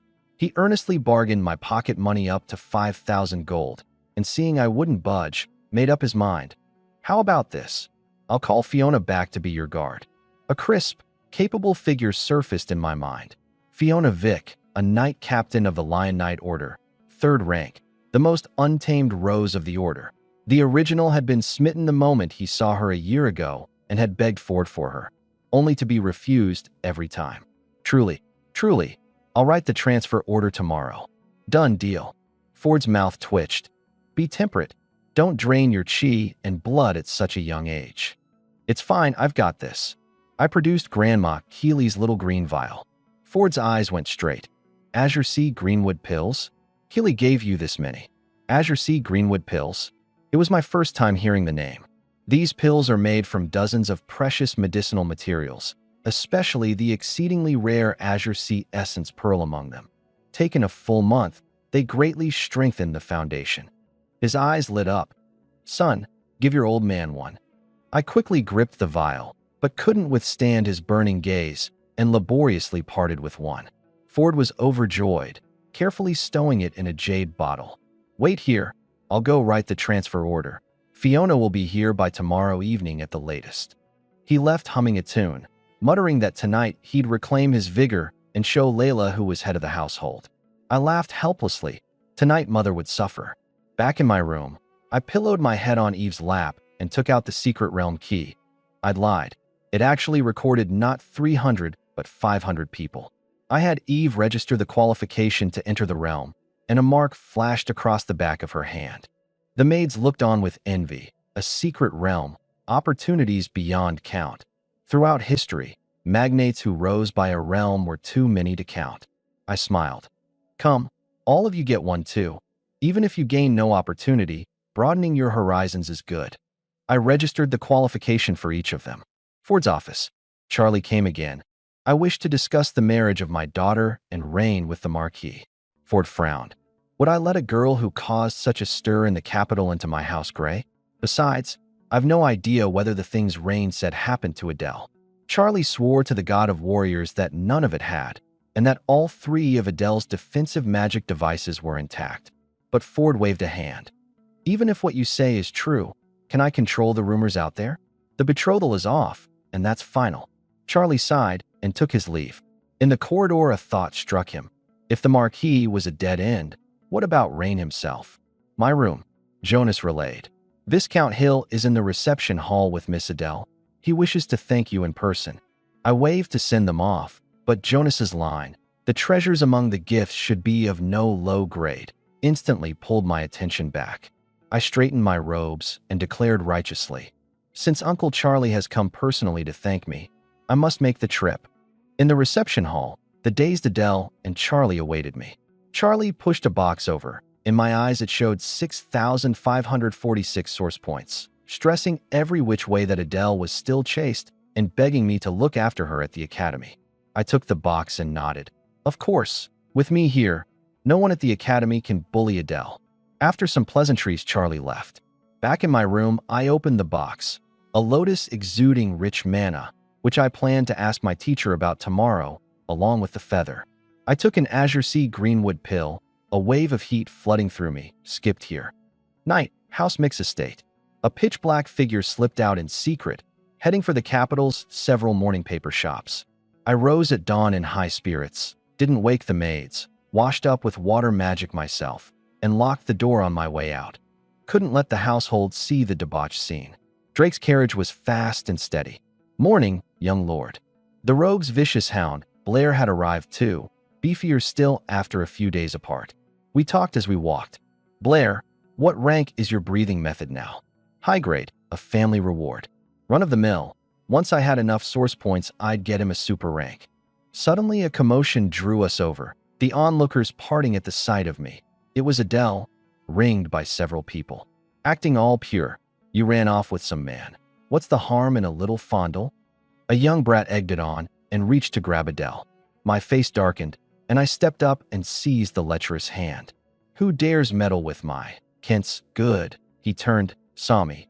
Our Rain, young Master Rain, I was helping you teach this. My palm came down, heavy with force, slapping him reeling backward, his right wrist locked in my grip and hauled back for another. Don't you know Adele is under my protection? A few slaps knocked him to the ground wailing. Rain, the academy forbids using family power. You think I can't fear you? Give you face and you're a lord. Deny it, and what are you but a worthless? He'd lost his head and spoke without restraint, the crowd shrinking away from him. I sneered. A leaky mouth had best look the part. Blair, pull his tongue out for me. In the morning light, a chill ran down everyone's spine. Ha. Yes, young lord. The bare-built Blair walked toward Kent. No, young Master Rain, I just now didn't mean you. Mercy, I'll never dare again. Blair pressed one huge hand on his head. Be good. Don't move. It won't hurt for long. Kent struggled, screaming that he was a scion of Count Fisher. Blair paid no heed, wrenched his teeth, and tore out his tongue. Young lord, tongues out. Blood spattered his smiling face, and the crowd shuddered. So this was the rogue's vicious hound. I nodded, stepped up, and sent out a healing spell. Couldn't let him die. A death would change the flavor of things. Give him back his tongue. I patted the terror-frozen, mouth-clutching Kent. This time it's just a lesson. Remember, if anything happens to Adele again, I'll come find you. Kent nodded frantically, whimpering, picked up his tongue, and fled with his lackeys, the severed tongue intact. A healing mage could reattach it. All right, Adele, stop crying. From now on, I've got you at the academy. I wiped her tears and turned to the crowd.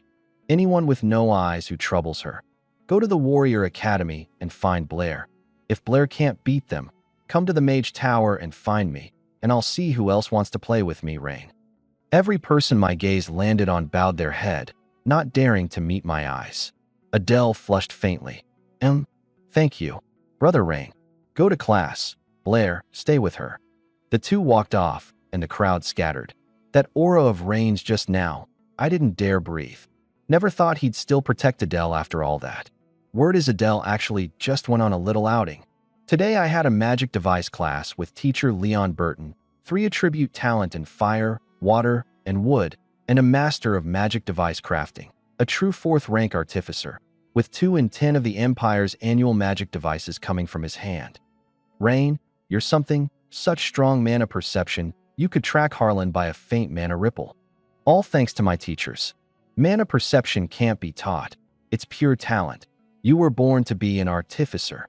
This teacher Leon was a machine gun, mouth never stopping the whole way up the tower, though I found it engrossing. In the research room, I couldn't wait to bring out the feather and the lotus. Teacher, take a look at these 2 for me. He took the lotus first. This is a Patra lotus, 4th rank, exceedingly precious, with mild medicinal force usable directly below 4th rank. Absorbed. It steadily raises your mana until its force runs out. Absorb it later, and I'll watch over you. Then he examined the feather, his eyes puzzled. What a peculiar feather. Sit a while, let me check the records. A morning of book flipping, while I passed the time over detailed account of the continent's northern treasures. Suddenly Leon cried out in excitement. It's actually this. Teacher, what is this feather? Rain, do you know what the limit of an element is? No. It's the birth of life. There are all kinds of mana in the world. Fire, water, light, space. And mana is mindless, lifeless by nature. Yet under extremely special conditions, when a kind of mana reaches the limit of concentration, things reverse at the extreme and life is born, an elemental life. This feather is the plume of the last generation's fire elemental life, the flame spirit bird. No wonder fire magic was useless. It was fire mana's own mother. The last generation? Yes, the flame spirit bird fell long ago. Then besides fire immunity, what else is this feather good for? It can track the current generation's fire elemental life, if it's been born. I sniffed. Just tracking? What junk? Then don't you think, if you could find this generation's fire elemental life and form a contract with it, how vast the gain? A contract? To a mage, it's like a mount to a knight. I took the feather into my mana ring. It was already noon. We agreed to resume class in the afternoon. At noon, Leon and I came out of the cafeteria, and he started up his verbal charm again, expounding on the Empire's southern cuisine. Meanwhile, in an activity room of the Warrior Academy, a group of people held a meeting. Word of my standing up for Adele that morning had spread. Steer clear of Adele lately. Don't make trouble. Especially you, Harold. I know you covet Adele. Behave yourself. Boss, there's so many of us. Why fear Rain? The Academy bans family power. We'll bury him by sheer numbers. The others eyed Harold warily. You didn't go watch Rain's duel with Damon? No, what's there to watch? Then they understood why he had no fear of me. In short, Harold is forbidden to approach Adele for now. Similar meetings were being held across the Warrior Academy's various cliques. No one dared court my ill luck.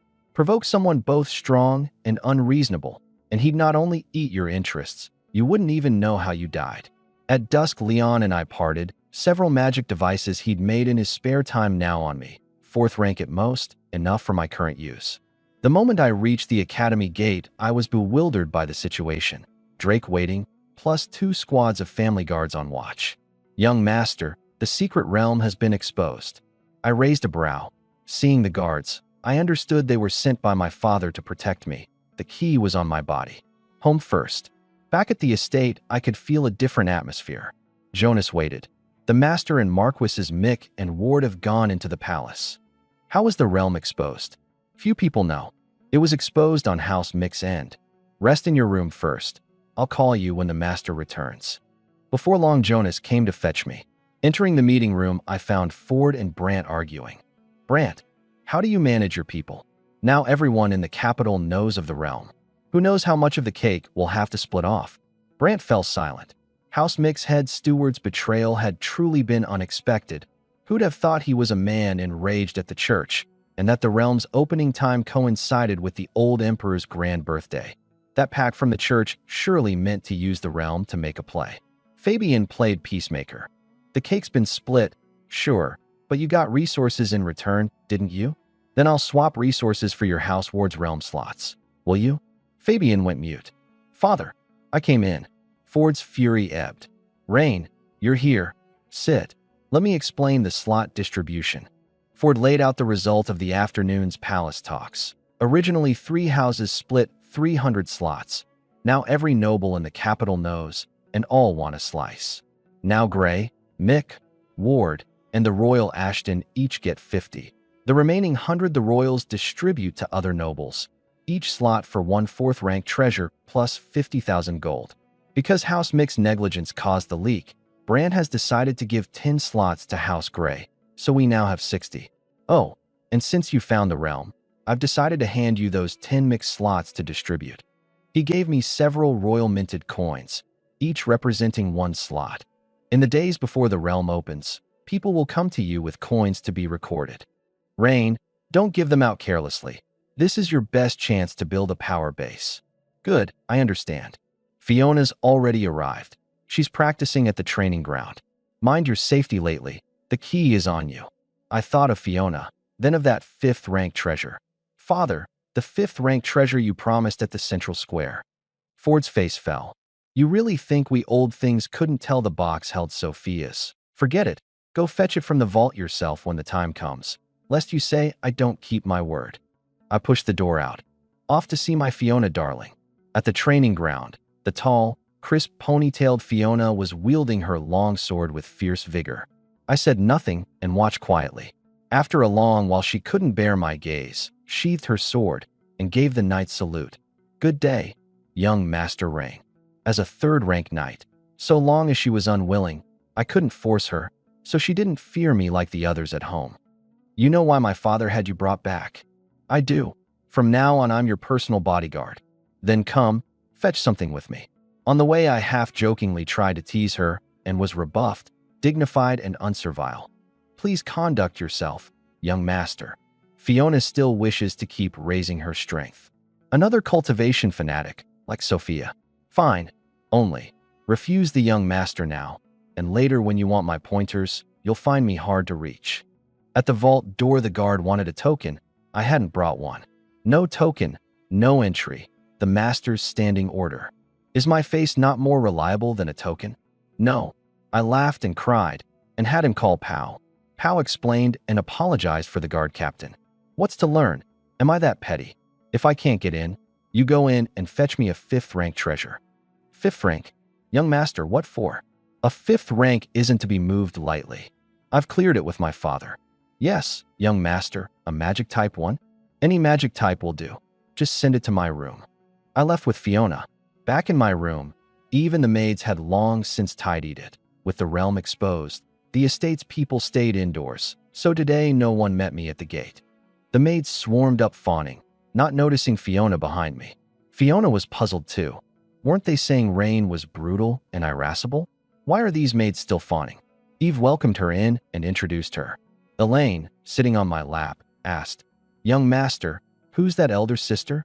Fiona, come over. She introduced herself.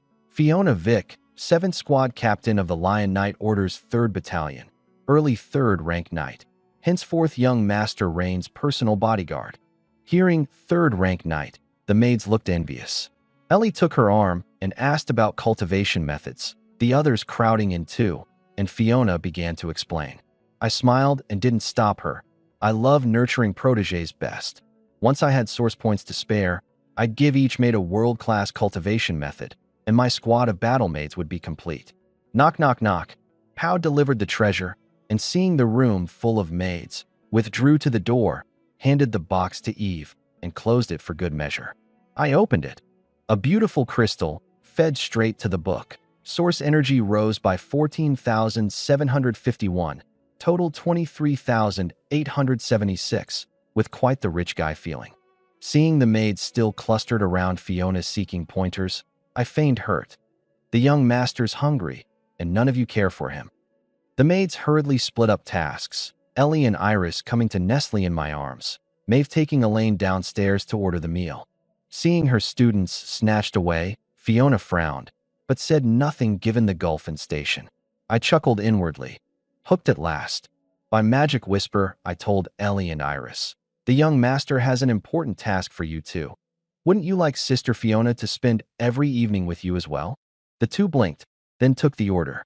I laid out my evil plan. Simply have them seek Fiona's guidance more and keep this cultivation fanatic at their side, slowly drawing closer. When the task's done, the young master has a surprise for you. Maeve and Elaine wheeled the meal cart back in. Young master, dinner's ready. I waved up a huge round table and beckoned the maids to sit together. In this room, my, Rain's, word is the rule. Even if my father came, he'd have to listen to me. Come on. Eve sat first, the maids settling down nervous and delighted. I looked at the still-standing Fiona and frowned.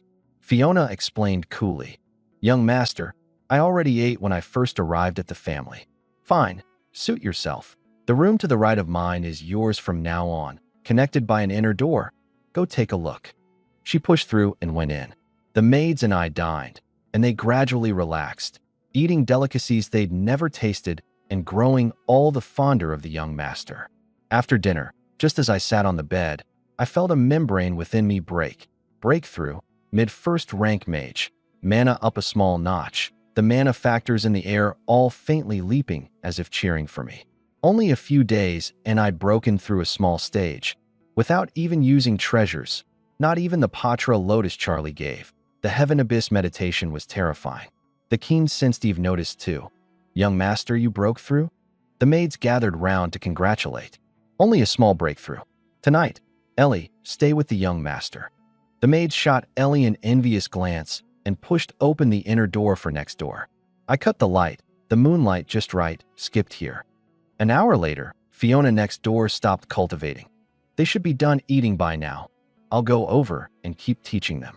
She took peculiar satisfaction in teaching cultivation, finding the maid's talent not low. Click, she pushed open the inner door, and the sounds from my room reached her.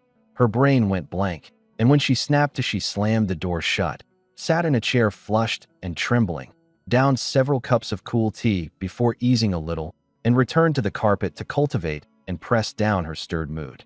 At dawn, I woke alone, tidied up, locked the door, and went down.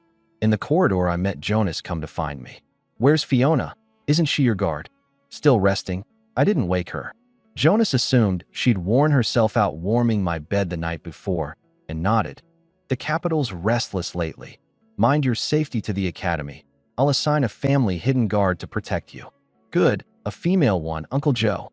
He laughed and went to arrange it. In the dining hall, I'd just finished breakfast when a hidden guard slipped out of the shadows, tall and black-cloaked. "Young master rang. Hidden guard Hornet reporting." "Rise. You can hide in my shadow." "Of course, a basic assassin skill." "What rank?" "Mid-4th rank hunter." "Good. My safety's in your hands for now." Hornet vanished into my shadow as I went. At the academy, on the way to the mage tower, a familiar face sidled up. The same man who'd handed me the box at the central square, again producing an identical exquisite box. "Young master rang. The thing you wanted." I frowned. "You're just handing it to me like this? Couldn't you find somewhere private?" "It's because of you that the box's contents got found out last time." This box held the recording stone of Damon's latest round of public humiliation. His month of concession drills wasn't done yet. "Haha. Next time for sure. Next TI." His smile froze and he darted into the shadows and vanished. A scorching glare struck me from behind.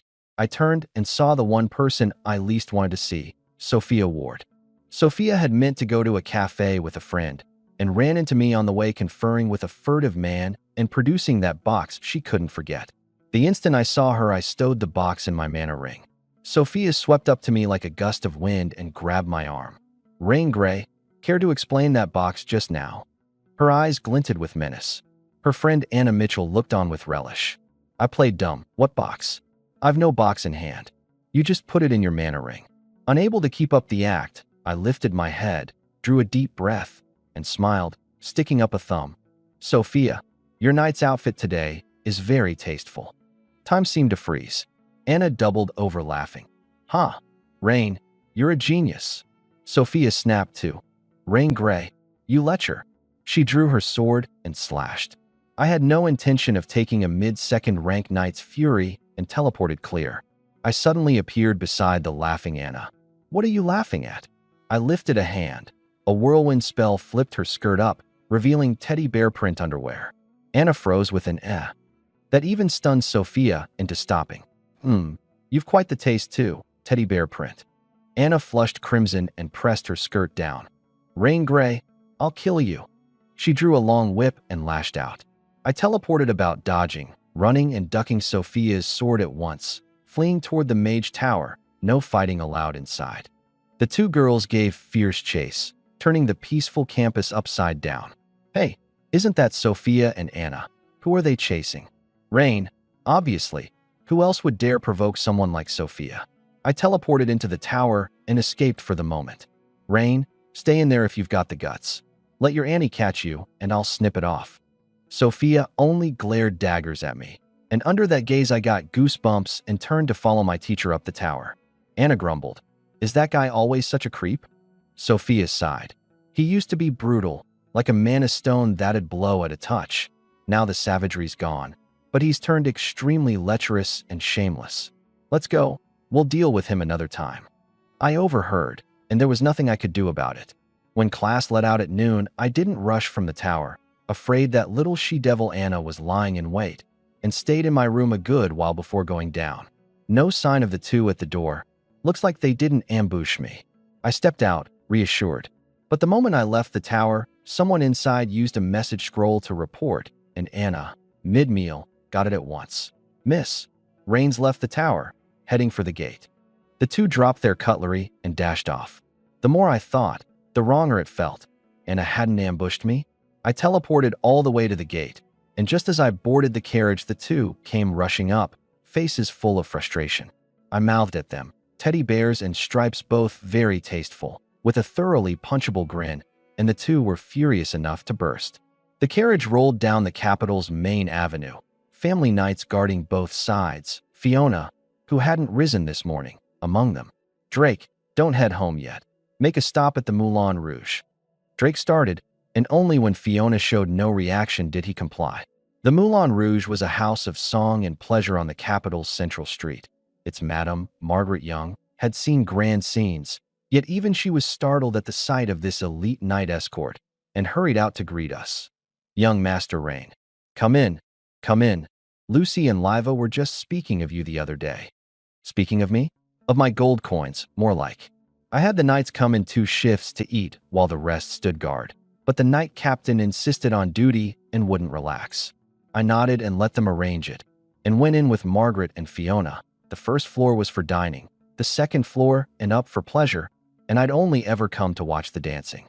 The original wasn't lecherous, just a plain rogue, all ambition and no nerve, the proof being that every maid at home was a first. Going up, Fiona's face was full of distaste for this den of decadence. I reached my private room on the 3rd floor and had just told Margaret, "Call in a few of your best dancers," when a bang of an impact came from outside. "Margaret, go open the door." The door opened to an argument outside. A drunken brat, Manny, was abusing a new girl who wouldn't yield, throwing his weight around, and when Margaret stepped in to shield her, he slapped her across the face. Margaret staggered, her hair ornament knocked loose, yet she kept up a placating smile, hoping to smooth it over. "Old hag, I'll have her today. Move aside, or I'll slap you dead." I rose slowly and went to the door. Whether or not it was the original's habit, the moment my mood was interrupted, a savage edge rose in my heart. Watching Manny raise another slap at Margaret, I stepped up and kicked, accelerating it with wind magic. "Get lost." Manny flew several meters and slammed into the wall. Manny's retinue, Margaret, and Fiona were all stunned by the scene. Margaret retreated with the girl. "Who the hell are why?" Manny's retainer started to flare up, then swallowed his words at the sight of my face. He clearly knew me, but he'd drawn my attention all the same, and I slapped him heavy and hard across the face, a faint violet light wreathing my palm. He toppled, red welts and blisters spreading on his face as he foamed at the mouth and convulsed. "Who are you cursing at?" I kicked him over beside Manny. Guards, 5 or 6 figures, rushed out of Manny's room to prop him up. "Soused," Manny pointed at me. "Kill him." The men knit their brows at the sight of me, and one leaned to his ear. "Young master, that's Rain." Rain, I don't care. All of you on him. I'll square the killing." The 6 tensed and faced off against Fiona. Fiona drew her sword and stepped up. She was 3rd rank, The six were mid to high second-rank warriors, and for a moment it was a standoff. Very good. I clapped and laughed, and amplified my voice with magic. Guards. The sound rang through the Moulin Rouge. The ground shook. The knight captain instantly charged up to shield me, and the two squads of knights filed in. The third-floor parlor suddenly cramped. Protect the young master. Take them all down. Cold, gleaming long swords left their sheaths, subduing the six almost instantly. The drunken Manny sobered somewhat, staring at me in terror. The subdued six begged me for mercy. Young Master Rain, we never meant to harm you, or we'd have broken through that one beside you long ago. Know why I waited for you to move before calling my men? They shook their heads, and one suddenly went limp. Because I'm a reasonable man, by imperial law.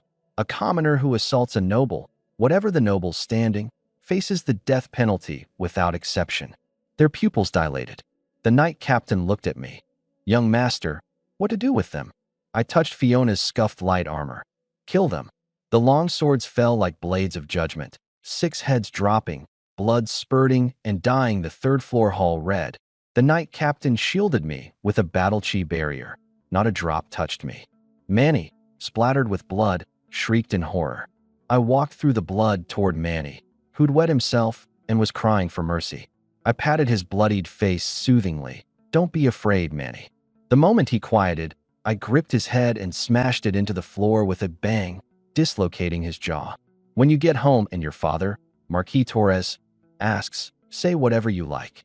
But if I ever see you at the Moulin Rouge again, you know what happens. Get lost. Manny scrambled and tumbled down the stairs. I rinsed my hands with a water orb. I just wanted to watch some dancing and look at all this trouble. I sat back in the room and cleaned the blood off my shoes with water magic. Margaret sent the girl to her room, drew a deep breath, and came in. Young Master Rain, shall I fetch you a few dancers? A point of my finger, basic healing, and Margaret's facial wounds were restored as new. Go. Best call a few who know different dances. Several gauze-clad dancers followed Margaret in. The musicians readied their instruments. A hazy melody rose, and the dancers moved to it. Watching the highly alluring steps, I sighed that this was the old feeling. When a piece ended, I picked out the best few. The chosen dancers made to come and wait on me, but I waved them off. Put your clothes on. I'm keeping you for something else, not this. Go stand aside. Having seen the maids at home, my standards were exceedingly high. The dancers' figures were eye-catching, yet stirred little in me. I'd seen better. Then came several more rounds of different styles. As I watched, I asked Margaret about Manny. If I recall, the Marquis of House Morris is your backer. There's no need to grovel to House Torres like that. Young Master Rain, the Moulin Rouge is indeed House Morris's business, but House Morris has run into some trouble lately and can't see to us at all. On the surface it's still theirs, but in truth there's no noble backing it. No wonder Manny was so arrogant. Prime real estate on the capital's central street, with no noble backing, was easily preyed upon. I looked at the dancers and the room's decor and fell to thought. I didn't know what House Morris had run into, but anything that could keep a Marquis too busy to cope was surely no small matter. As for the Moulin Rouge, the dancers took turns in seductive dance, and I started to find it hard to bear, drinking a cup of cool tea to press it down, and picked 7 of the best. I'll take these back to teach my maids to dance, and return them later. Margaret nodded. Tally up what I owe today. You handled Manny for me today, young master. How could I take your money? It's all on the house. I gave her a meaningful glance. Fine. Today's on you, then. On my way out, I drew a token from my magic device and tossed it to her. Drop the act. This is what you wanted, isn't it? With my Rain's token, it means I'm covering the Moulin Rouge. In a day or two, I'll go to House Morris and get the deed. From now on, the Moulin Rouge runs with me, Rain, and I'd like to see who still dares touch you in this district. Margaret, seen through, took it in stride and laughed softly. Then the Moulin Rouge is in the young master's hands from now on. A great stone settled in her heart, and she turned and announced, I'm in a good mood today, wages doubled. The madam's generous. It was dusk when I got back to the estate. Eve waited, the maids behind her wearing aggrieved looks. So many delicate flowers at home, and he goes to a place like that. I hugged Cecily and Ellie and explained, I went to the Moulin Rouge on real business, to find you dance training. Oh, the young master went to find us dancers. The maid's anger at the dancers behind me instantly melted. I held Eve close and murmured, if I weren't always thinking of you, I'd long since have. Eve shot me a look and stopped dodging. The next day at noon, after class, that delivery man, who set my teeth on edge, popped out from behind a tree again to hand over the goods, and I hurried to stop him. Wait, don't hand it over yet. I glanced around, terrified Sophia was about, and led him across the lecture building to near the Mage Tower. All right, hand it over. He rummaged through his backpack a long while, then suddenly froze and, panicking, dumped everything out. The box was gone. Why, young Master Rain, the box is gone. My mouth twitched, and I seized him by the collar. You can even lose this? Why don't you lose yourself? In truth, the box held nothing but the footage of Damon's humiliation, so losing it didn't much matter, but it'd be a nuisance if someone picked it up. Sorry, young Master Rain. I'll go back to the family. The head should have a backup. What's your name? Hugh Connolly. Hugh, go tell Brant to stop sending me these. Consider what I said withdrawn. Damon's month of concession drills can stop when it's up. No point dragging it out. Hugh nodded. Meanwhile, in a training room, Anna excitedly sought out Sophia. Sister, look what I got. It was that familiar box. Where'd you get it? No one at the academy will provoke Rain, but finding the man who secretly talks with him was easy enough. I used a little drug and got it without anyone the wiser. The two opened the box. Inside was only a note, listing the lines and motions of Damon's concession drill. The two blinked, so what Rain had been privately tormenting was Damon, with nothing at all to do with them. Sophia laughed helplessly. Rain Gray, what a scoundrel. A false alarm. Anna was unsatisfied. Come on, sister. I'll go home and ask father for that space-sealing treasure.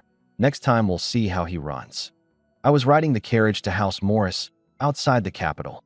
Morris was a new marquisate, also called the Amethyst family because of the vast amethyst veins in the empire's western Watney province. As I neared the estate, I sensed something off. Several night patrols outside, a veritable wartime footing. My carriage was stopped by a patrol. The captain recognized the lion crest and waved us through after the routine. The old steward, Bertrand Austin, waited at the door. Good afternoon, young Master Rain. Just call me Bertrand. I'm here to see Marquis Morris. I want to buy the Moulin Rouge's deed and its personnel. I'm very sorry. The head returned to the family domain a few months ago. Then who can decide now? Young Master Ollie is presiding. Take me to him. In the reception hall, a haggard Ollie came in. Rain, long time no see. I saw you watching the show at the Central Square just a few days ago. Rain, I know why you've come. The Moulin Rouge is one of House Morris's most profitable ventures in the capital. If you truly want it, I won't dither. A flat price, 3 million gold. I spat out a mouthful of wine. Prime as the Moulin Rouge's location was, it was worth 1.6 million at the absolute most, and I'd meant to haggle down to 1.3 or 4. 3 million? You really take me for a chump. Same as ever, hot-tempered. I quoted high, so there's room to haggle. Name your price, and we'll talk it over slowly. 100,000 gold. This time it was Ollie's turn to spit out his tea. Are you tipping a beggar? I imitated him, sipping daintily. Didn't you say we'd talk it over slowly? Ollie laughed and cried, then suddenly asked, Rain, you should still have qualifications to enter the secret realm, no? I do, why? How many? Not many. Why, you want some? Can't give you any. A flash of delight crossed Ollie's eyes, and he turned eager. My House Morris has a saying, everything in the world has its price. Name a price. So long as it's not too outrageous, I won't even haggle. Your family has no slots. We do. Only 3. Too many monks, too little porridge. 3. With so many nobles in the capital splitting 100 slots, indeed not many to go around. Rain, everyone knows you love tales of legendary figures. So, however many slots you have, if you're willing to trade, I'll tell you a secret, one about a peerless celebrity. I haven't many either, 5. I didn't say all of them. Ollie marveled. Rain's personal slots outnumbered all of House Morris's. 5. How about this, for slots for the Moulin Rouge? Brother Ollie, these 5 are for me to cultivate confidence on my father's orders. Give you 4, and I'm left with 1, and my father will beat me to death. 3. Then, 3 slots plus 500,000 gold, and the Moulin Rouge is yours. I nodded, feigning interest. And this peerless celebrity? Rain, you know Greta Sykes? I feigned shock. Greta? That peerless dancer who once took the world by storm? Isn't she dead? No. It's complicated, but in short, she's not dead. She's right here in House Morris's domain, well hidden. If she hadn't come to me for help, I wouldn't even know she was alive. I drew 3 coins and a gold card from my magic device and set them on the table. Ollie carefully checked them for authenticity and handed me the deed and a stack of files on Greta. In the box is the Moulin Rouge's deed and the personnel contracts. This is everything I know about Greta. As for how you find her and help her, that's your affair. And if you give me 1 more coin, I, Ollie, will absolutely be your most solid wingman. I tossed over another. Ollie caught it, astonished. Damn, he actually gave it. His gaze turned resolute. Rain, any news of Greta, and I'll tell you first thing. When you go to Watney Province, your brother will plan it all out for you. House Morris always honored its word. I didn't doubt him and took my leave.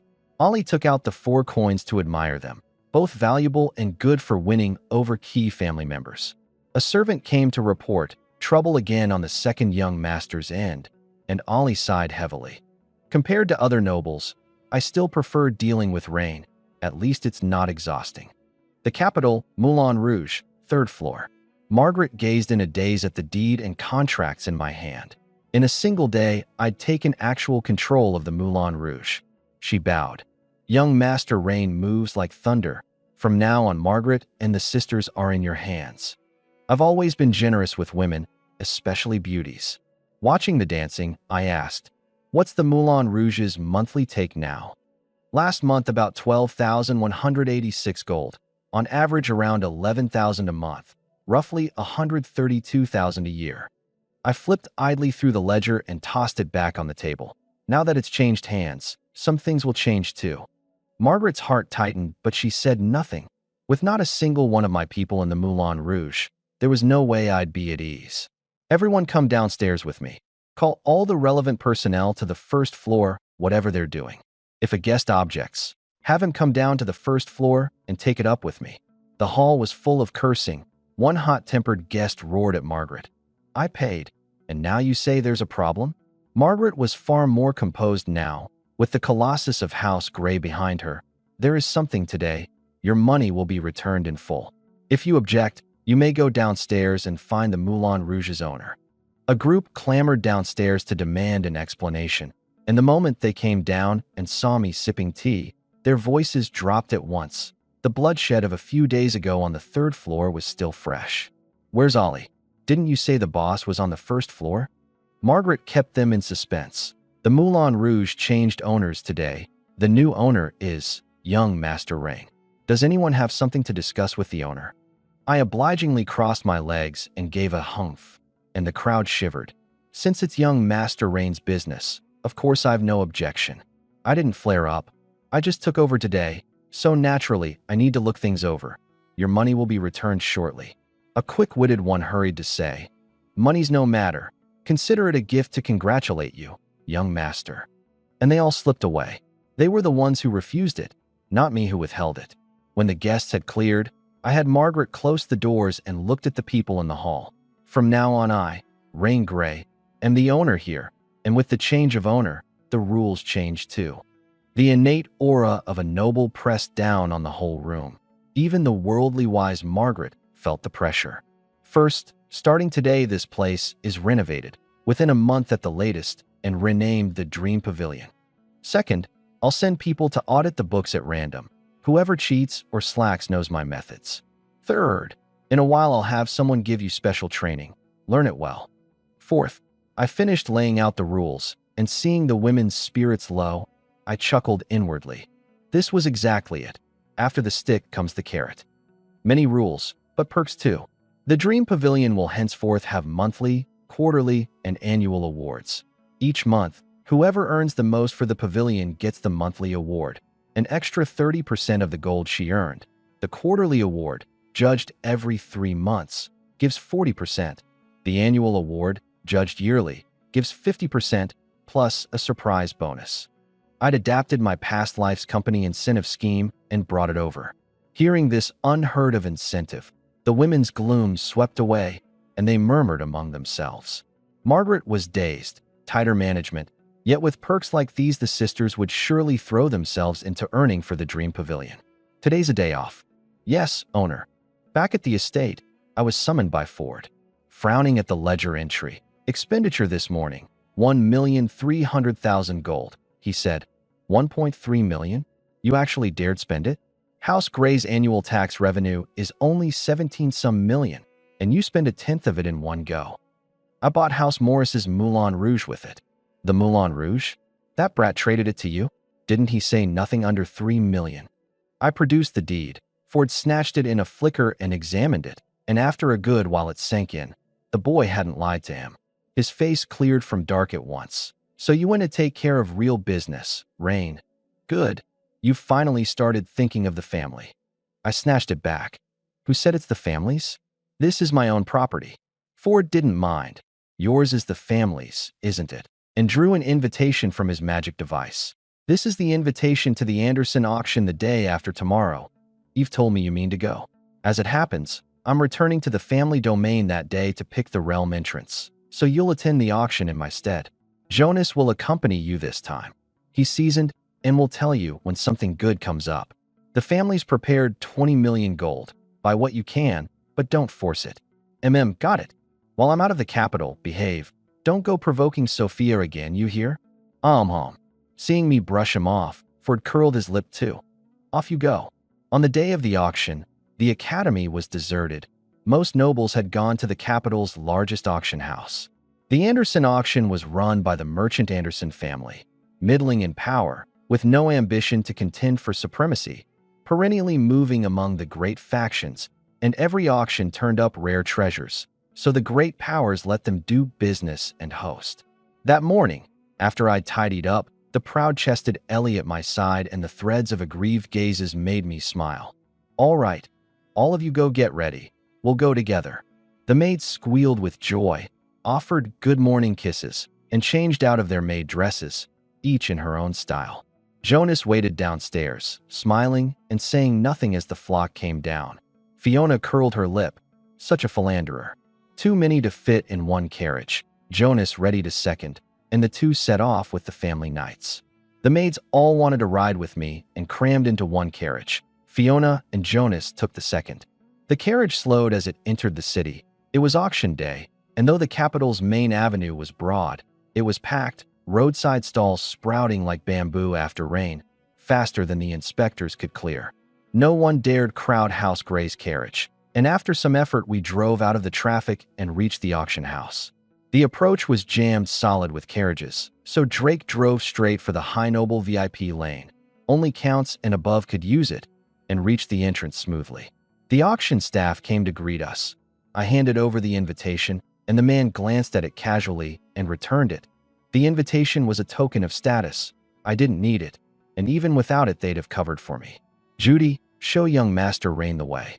A maidservant led us in, walking the red carpet, the corridor as lavish as the maw of an abyss, the girls awestruck with their mouths open. Before long I spotted someone I deeply loathed, Baron Quinn. House Quinn and House Gray were like fire and water.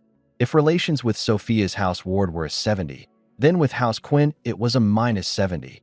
Were it not for the royals' mediation, the two houses would long since have come to blows. Centuries ago, House Quinn had been the lord of a mid-sized kingdom, surrendering to the empire only after the empire's conquest and its kingdom's fall. But that generation's gray head had died in the Great War, and the one who'd done House Gray the most harm was House Quinn. Endless friction for centuries. Right now, Baron was throwing his weight around, abusing an auction attendant, the man pinned helpless by his retinue. The guide Judy's eyes showed reluctance, but she was powerless. Oh, if it isn't Baron, quite the big man, bullying an unarmed servant. Baron turned. Oh, if it isn't Ray. Before he finished, I loosed a blazing magic spear. Gray and Quinn were sworn enemies. To greet a foe with a smiling face would make one a base creature. Besides, with the 6th rank Jonas at my back, I stood innately invincible in any clash with Baron, so when better to fight. Even if I roughed Baron up, Ford wouldn't blame me, but praise me. and the worst the Empire would do is send me back to the domain to lie low a while. The magic spear reached Bernd in an instant, the heat distorting space. A guard beside him drew his sword and knocked it aside, the spear blasting a deep crater in the wall. The whole place was shocked at my sudden turn. Is my Reigns, name something you damn well get to call. Bernd drew his sword, the two sides facing off, but his side topped out at 4th rank and was soon pinned motionless by the faint aura Jonas let off. I was mid-thought when a voice cut in. Io, young Master Rain has graced us. This servant has missed you so. A figure with phoenix slant eyes, hair to the waist, brimming with allure, appeared from nowhere and leaned on my shoulder, drawing the maid's displeasure. I was unmoved. Miss Chiming, what brings you to mind my business? Chiming Jones started. How was he not charmed? But she recovered quickly. I sensed young Master Rain's aura and naturally came to gather with you. I circled an arm around her waist. To be favored by the chief auctioneer, Miss Chiming. I'm flattered. She spun away with a giggle. Come, young master. In the room, Chiming will give you a careful rundown of today's lots. I nodded with a smile. Good, but only after I settle the matter before me. My tone shifted, thunderlight blazing, a raging thunder spear leveled at Bernd. Bang! The spear was blocked by Chiming. I narrowed my eyes. Chiming Jones, you'd make an enemy of me? You'd make an enemy of me? Chiming hurried to explain, blocked by Fiona's drawn sword, and could only say from the side, how would this servant dare oppose you? Fine, my patience with beauties has always been good. One more chance. I condensed another thunder spear at Bernd. This time Chiming, tangled up by Fiona, had no chance to act, and the spear burst on Bernd's chest. Bang! The necklace at his throat flashed blue and formed a barrier. The thunder spear didn't budge it. A 3rd-rank barrier magic device, which my current means couldn't break, and Jonas couldn't act either, or it would break the rule of juniors contending among themselves, after which I'd be facing 4th and 5th-rank assassinations. Chiming exhaled. Good thing for the barrier, or with Bernd dead at the auction, how would she carry on? As chief auctioneer, peerless at reading faces, she hurried to give me an out. Aya, young master. Chiming can't wait any longer. Let's go. This time Fiona didn't stop me. I smiled and looked at Jonas. Since I can't kill Bernd, Uncle Joe, then kill the rest. Bernd's people were all his guards and retinue, so Jonas acting didn't break the rule. Jonas smiled and vanished, reappearing a few breaths later, and everyone on Bernd's side but him lay on the ground. Not even blood was seen. None of them knew how they'd died. Bernd's face was grim. Very good, Rain. You'll pay for your arrogance. He strode into the auction hall. I didn't stop him and went in with my arm around Chiming's waist. The auction staff swiftly cleared away the retinue's corpses. I entered the lavish private box representing House Grey. The front was one whole pane of special crystal wall, see-through from inside but not from outside, stocked with fine wines and fruits, with several function buttons on the tea table. The first, decide your bid before pressing. Once pressed, the floor staff know it, and 2 maidservants waiting. Chiming saw me in and made to leave. Cheer hard for this servant later, young master. Leaving so soon? You haven't introduced the lots yet. She handed me a booklet. Today's lots are all in here. Chiming has to go on stage shortly, so I must prepare. I reluctantly let her go. The maids watched her leave with hostile eyes, then crowded around me fawning. Jonas stood meticulously at the crystal wall watching the flow of people below, then returned to my side after a while. I handed him the booklet. Uncle Joe, see what our family should buy. He flipped through it. I poured a cup of fine wine and went to the wall to watch the floor with the maids, spotting plenty of familiar faces. The seats below gradually filled, and Chiming emerged from behind the curtain in red finery, hair pinned up, drawing cheers as she appeared. The maids bared their little tiger teeth at her again. The lights dimmed to leave only the auction stage, and Chiming's crisp voice rang out. Apologies for the wait. Now, the Anderson auction officially begins. As the words fell, fireworks rose outside the auction house, dazzling even by day. The lights inside came up in rows. The floor at the stage's center split, and a display case rose. The first lot, the amber sword. This sword is 3rd rank, obtained from a ruin. An amber crystal is set into the blade by special means, every strike carrying an uncanny gravity that repels other weapons. The blade is forged of leaden iron stone, exceedingly hard. Opening bid 50,000 gold, raises no less than 2,000. Bidding flew up below, 60,000. 65. Swirling my wine, I pressed the button, 100,000. The floor froze and set down their bidding plates one after another. No one wanted to offend House Gray over a sword. Jonas reminded me, "Young master, the family has a few such swords. No need to bid." "I know. Watch, someone will take it off my hands." Sure enough, House Quinn began to bid against me. 150,000. I laughed. I knew House Quinn would surely come at me. And pressed again, 160,000. In House Quinn's box, head Teddy Quinn sat at the button, his face grim. He already knew what I'd done to his son. Bernd watched eagerly as his father avenged him. Teddy was a touch surprised at my renewed bid. The sword was plainly not worth it, and Jonas wasn't stopping me, but he didn't dwell on it and pressed 200,000, a price long past the amber sword's worth. The floor, knowing the two houses' feud, watched the show. But I bid no more, and the hall fell silent. Chiming's hammer fell. Head Teddy, 200,000 once, twice, thrice sold. The amber sword went to House Quinn. Teddy realized Rain had baited him into raising. This time they'd brought 18 million gold and got snared into spending 200,000 on a useless sword. He shot Bernd a glare, took the sword, gave a cold snort, and threw it on the floor. I watched House Quinn's box mockingly. Jonas understood my intent too. Because of the corridor incident, House Quinn would surely jack up the price whenever we wanted to bid. Now I'd given them a smokescreen, so that later Teddy would be afraid to throw at the rat for fear of the vase, and I could win what I wanted with ease. There was approval in Jonas's eyes. After a few rounds, I'd spent 700,000 gold to bewilder Teddy. 300,000. I bought a piece of clothing? That Rain brat isn't raising again. He swore he wouldn't bid against Rain this auction. After that, no matter how I raised, House Quinn didn't stir. I smiled faintly. Goal achieved. Jonas was astonished. Hadn't young Master Rain never been to an auction? How was he like an old hand? The lots were bought up one by one, and by near noon over half were gone. After lunch, I looked to the coming treasures. These were what the great nobles wanted. The coming lots were rare, and Chiming kept us in suspense. This one our Anderson family obtained in a secret realm at incalculable cost in manpower and resources. Even fifth-rank warriors were among the casualties. A display case rose, holding an egg as tall as a person with fiery red patterns. In the realm we met a dying red dragon. It cost 2 fifth ranks and 4 fourth ranks dead to slay it. And in its cave we found this, a precious red dragon egg, rich with life energy, very likely to hatch a red dragon. Opening bid 1 million, raises no less than 10,000. The floor erupted, a dragon.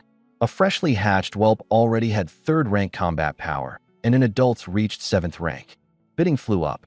I had little interest in the egg. A dragon's growth cycle was measured in centuries. With the time and resources to raise one, better to invest in myself, and with the book I was confident of reaching 7th rank within a century. But raising the price for others was fine. Every great noble present was a rival, and draining their funds gave me the edge. House Mick spoke up. 2 million. The floor quieted. 2.2 million. The royal Ashton family, the ones with the most resources and time to raise a dragon. The great nobles followed, unwilling to be outdone. 2.5 million. House Mitchell. I finished my wine and pressed the button. 3 million. A jump of 500,000 straight, the most I'd put on the egg. 3.2 million. The royals. 3.5 million.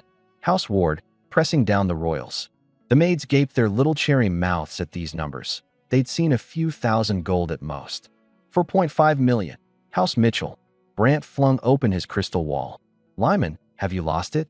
4 million for a dragon egg.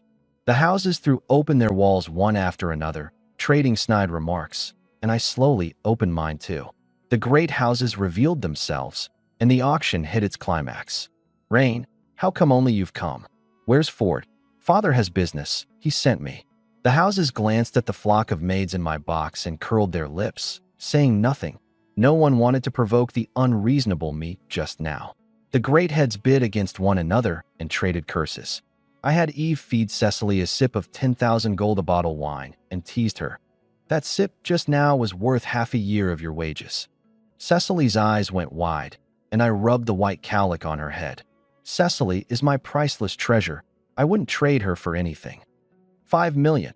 Quinn head Teddy's voice fell, and the whole hall went silent. Even the royals, set on winning, fell quiet.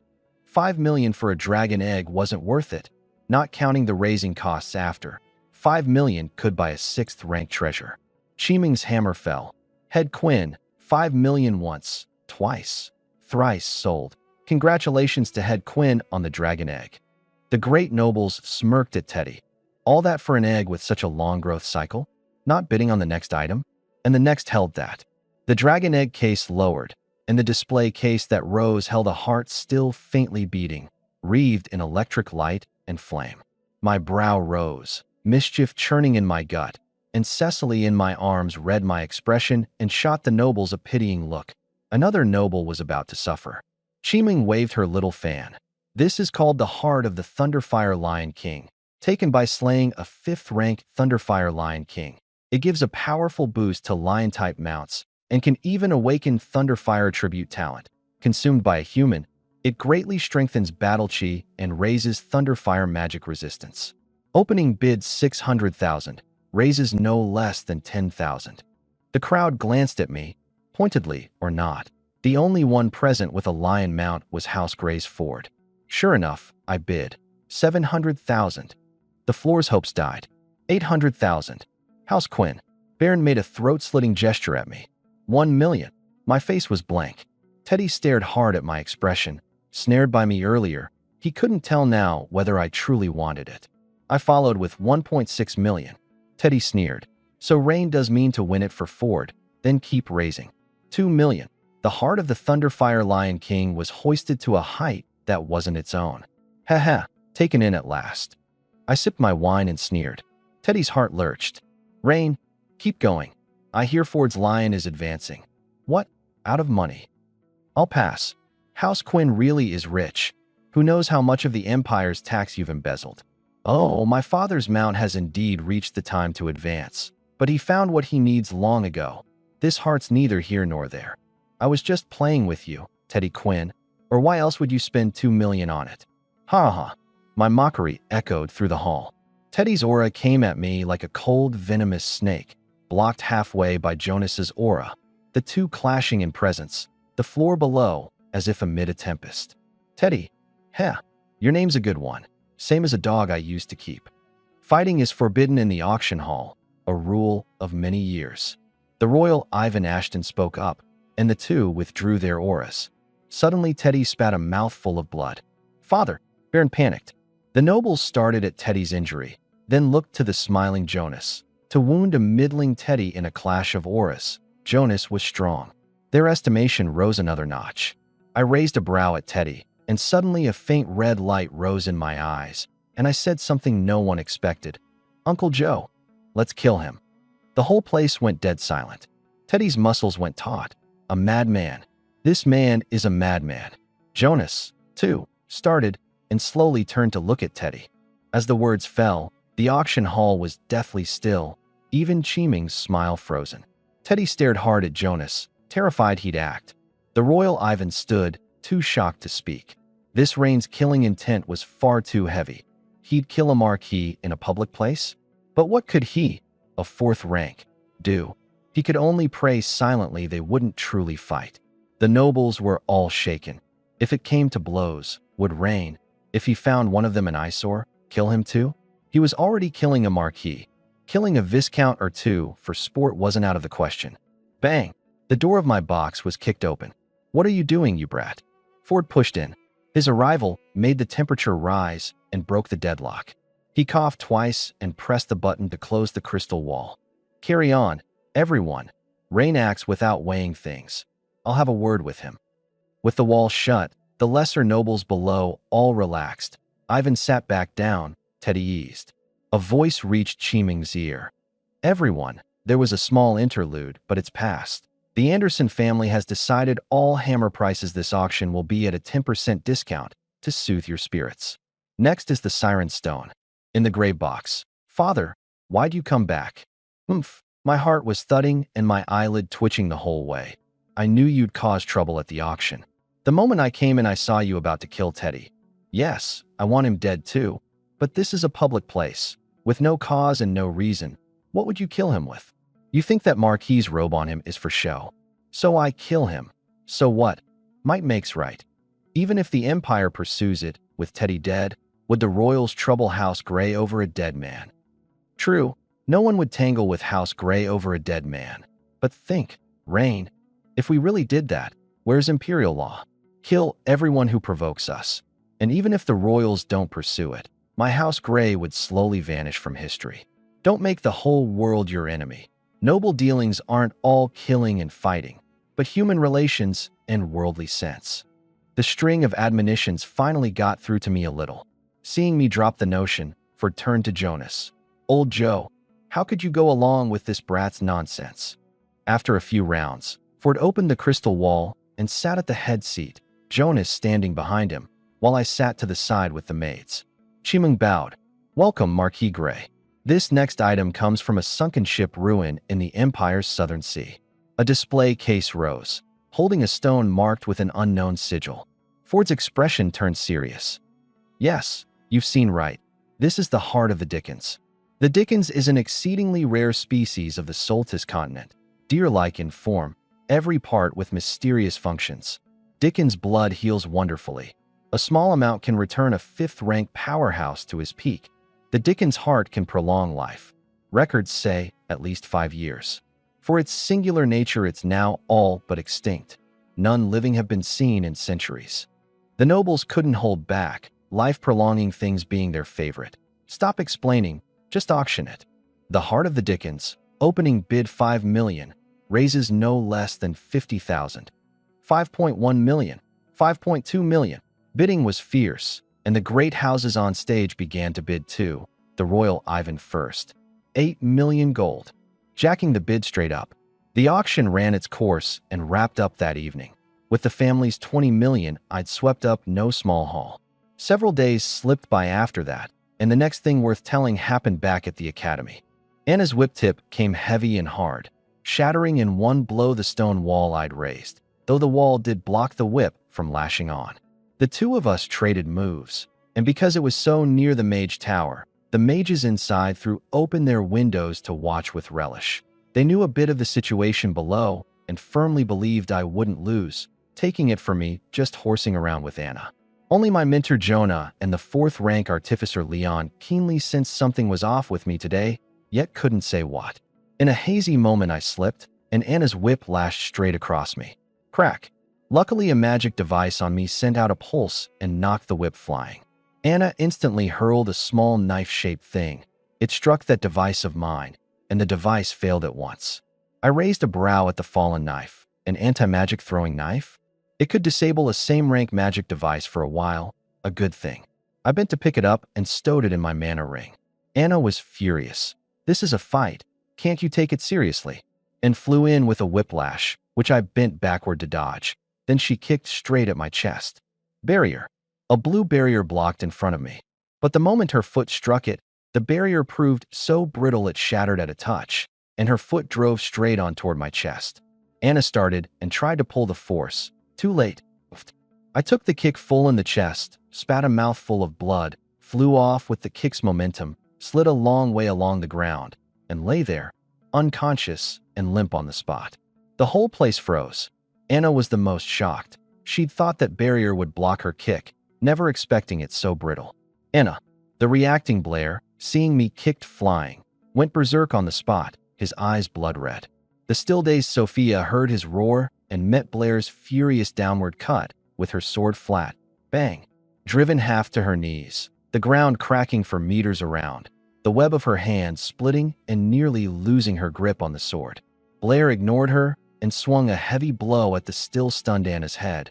A hit would mean certain death for her. Lying on the ground, my mouth twitched.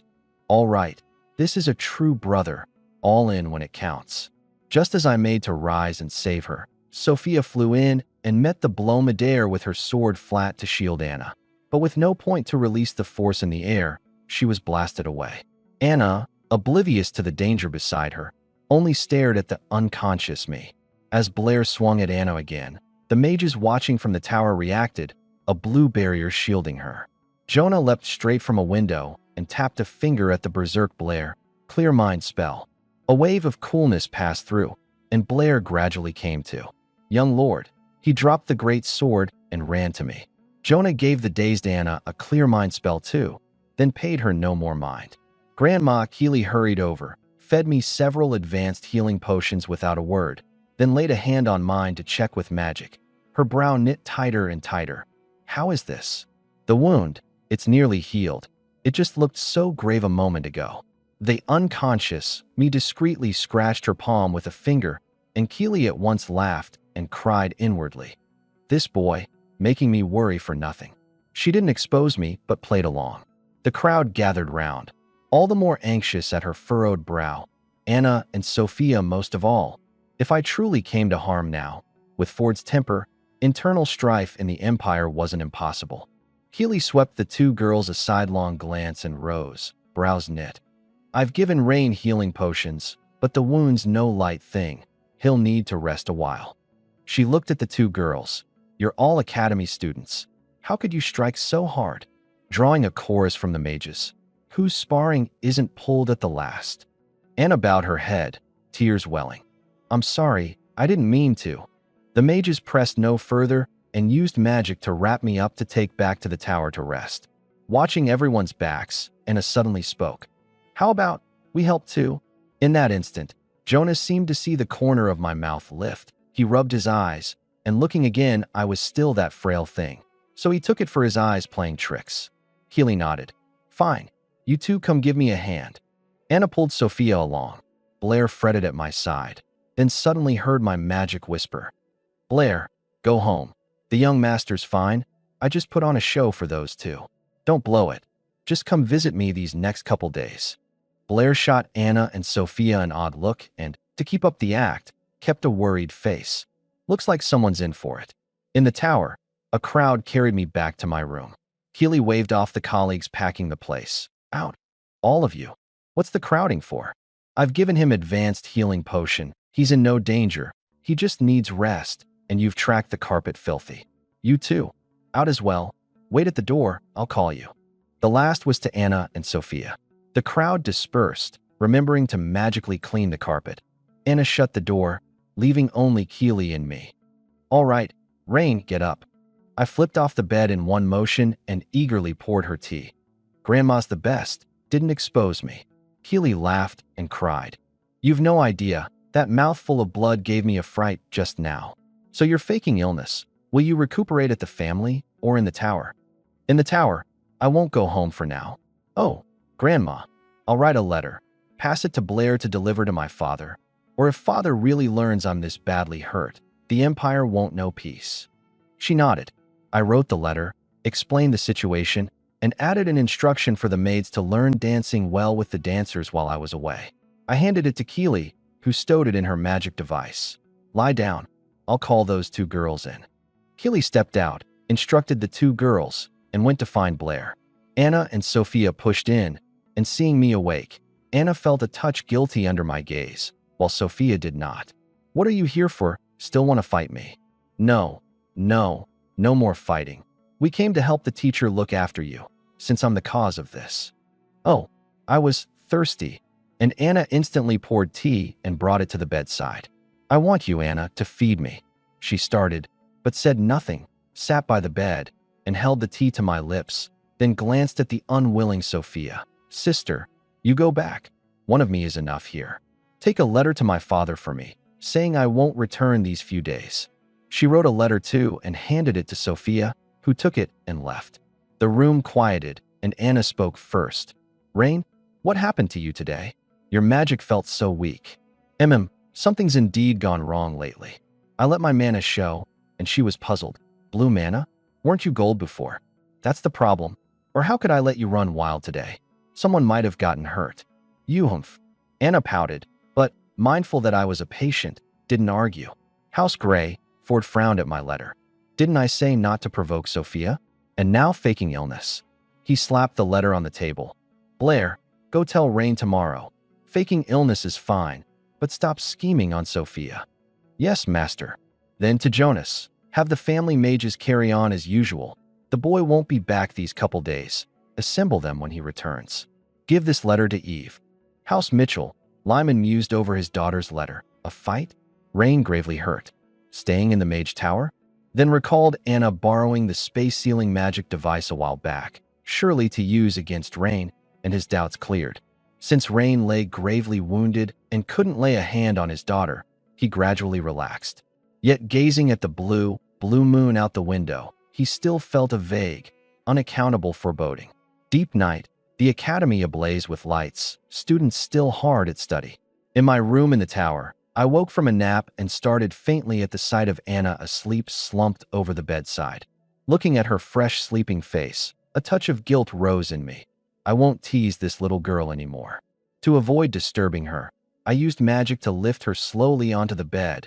It was big enough, set her to one side, and slept on the other, a long body pillow between us to forestall any other mishap, then slept. That night, I had a dream. I'd become a pirate captain, leading my crew against a giant octopus, and in a careless moment was dragged into the sea, and however I struggled it clung tighter. That night Anna had a dream too. She'd become the mistress of a castle, sleeping with her beloved puppy in her arms. Today the puppy was restless, forever trying to escape her embrace. At dawn, Anna woke early, having slept wonderfully. The puppy had struggled all night, but at last gone still as if resigned, so she'd held it all night and slept soundly. But the moment she opened her eyes and saw it was me in her arms, then saw the pose the two of us were in, she screamed outright. Ah! I was startled awake, and as I cracked my eyes to rise, a great force slammed the not yet lucid me into a corner of the room. I was dazed. Who am I? Where am I? What am I doing? And only at the sight of Anna wrapping herself in the quilt did I come to. Rain, you took advantage of me in my sleep. You filthy lecher. Tears of grievance welled in her eyes. I looked myself over, puzzled, fully clothed and proper. I rose, clutching my lower back. What did I do? Look at your clothes before you talk, big sister. Anna lifted the quilt and looked. Not a thread of her clothes disturbed, no discomfort anywhere, and her eyes flickered. Oh, so that's how it is, I thought.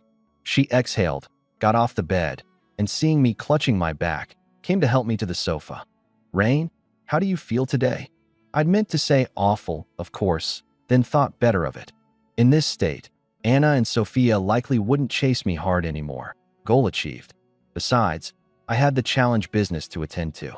So I shifted tack. Pretty good today. You know Grandma Keeley's medical skill. 70–80% healed. Only that kick of yours leaves me sore. Anna, as if she hadn't heard the last part, nodded. Just one night and Rain 70–80% recovered. Growl, both our stomachs sounded at once. Come, let's go to the dining hall. I put on my shoes, and seeing Anna still seated, raised a brow. What?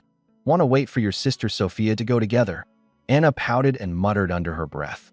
No manners at all, and still wants to invite people to eat together. Soft as it was, I heard it, and gave a helpless laugh, bowing very gracefully, left hand at the waist, right palm up. Oh, fair lady, might I invite you to breakfast with me? The usual rogue suddenly so gentlemanly. Anna flushed. A night together had softened her toward me, and she rose and lightly laid her right hand on mine. Fine. Since you're like this, I'll grudgingly keep you company. She put on her shoes and let me lead her downstairs. At the tower door, the newly arrived Blair, seeing me lead Anna down, hurried to hide behind a small tree, but it only covered his head, his burly body fully exposed. Anna snorted a laugh. Then, as if remembering something, withdrew her hand from mine. I curled my lip. Blair, come out. A big lug like you might as well not hide. Blair came out scratching his head sheepishly. Heh. Good day, young lord. He leaned to my ear and relayed Ford's message from the night before. Fine. Got it. The old geezer's forever finding things to fuss over. Have you had breakfast? I have, young lord. Then I won't take you to the dining hall.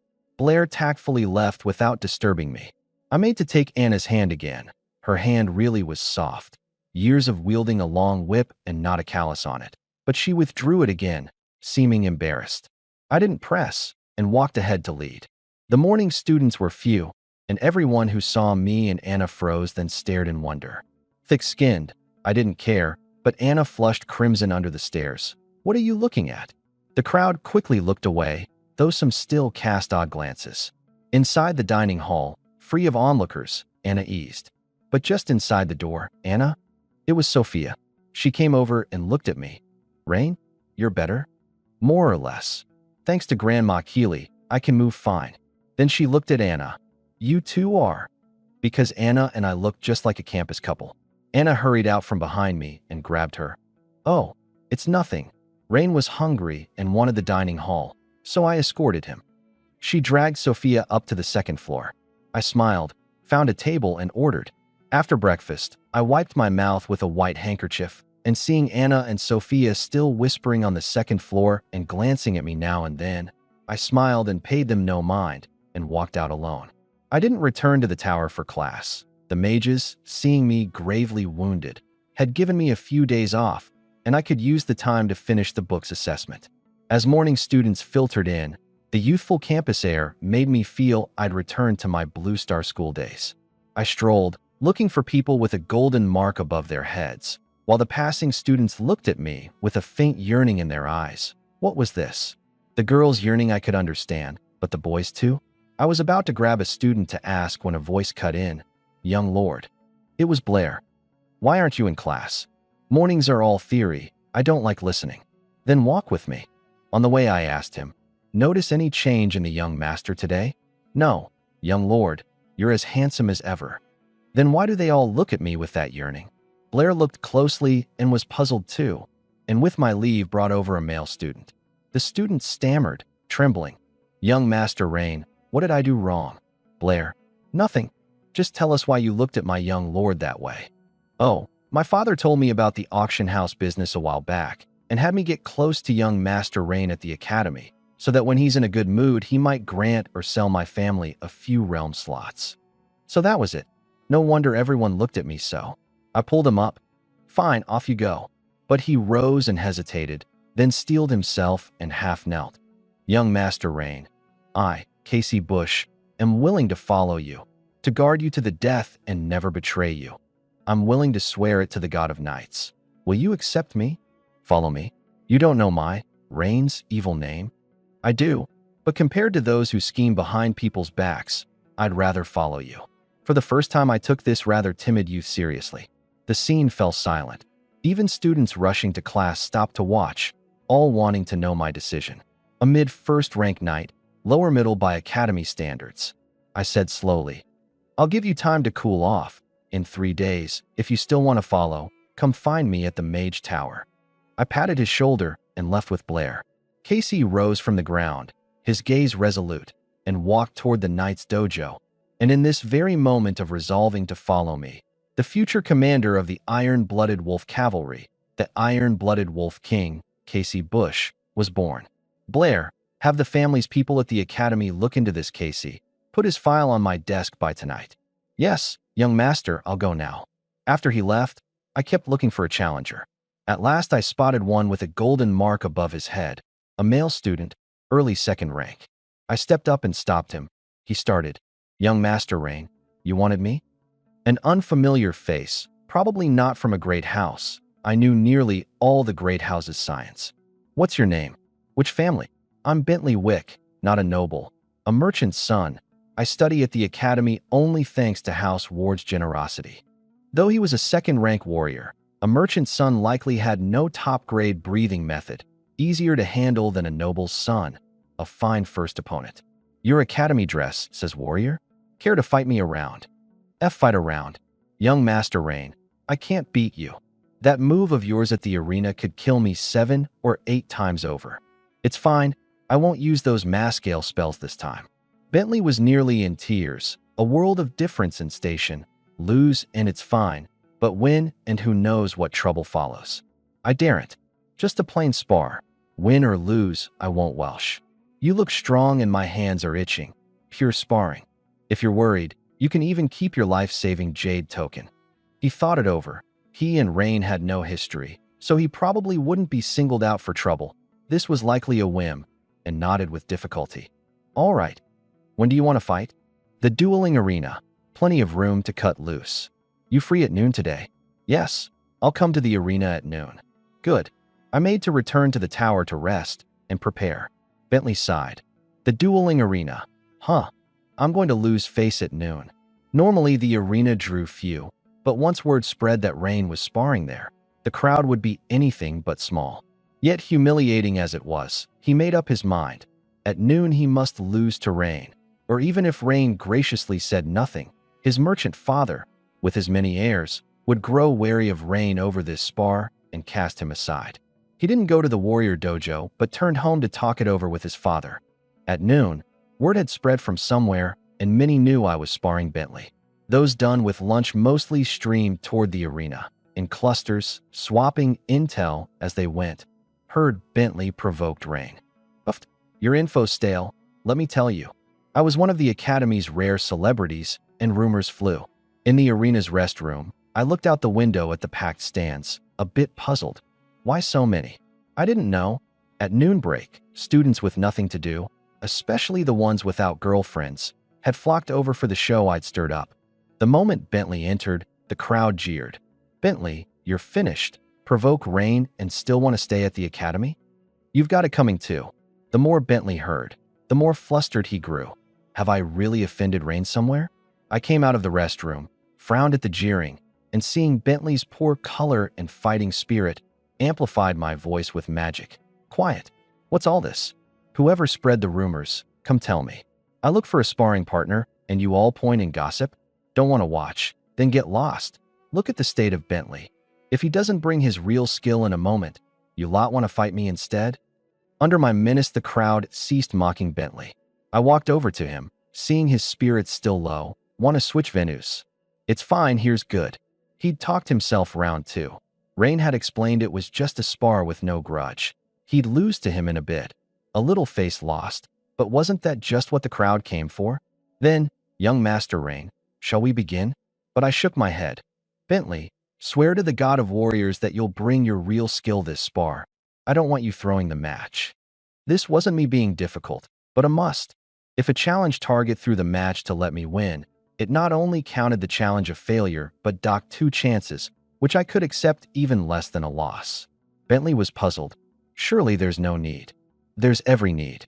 He hesitated. All out? But recalling that sword of judgment that executed Damon, he reckoned he couldn't win anyway, and swore to the god of warriors.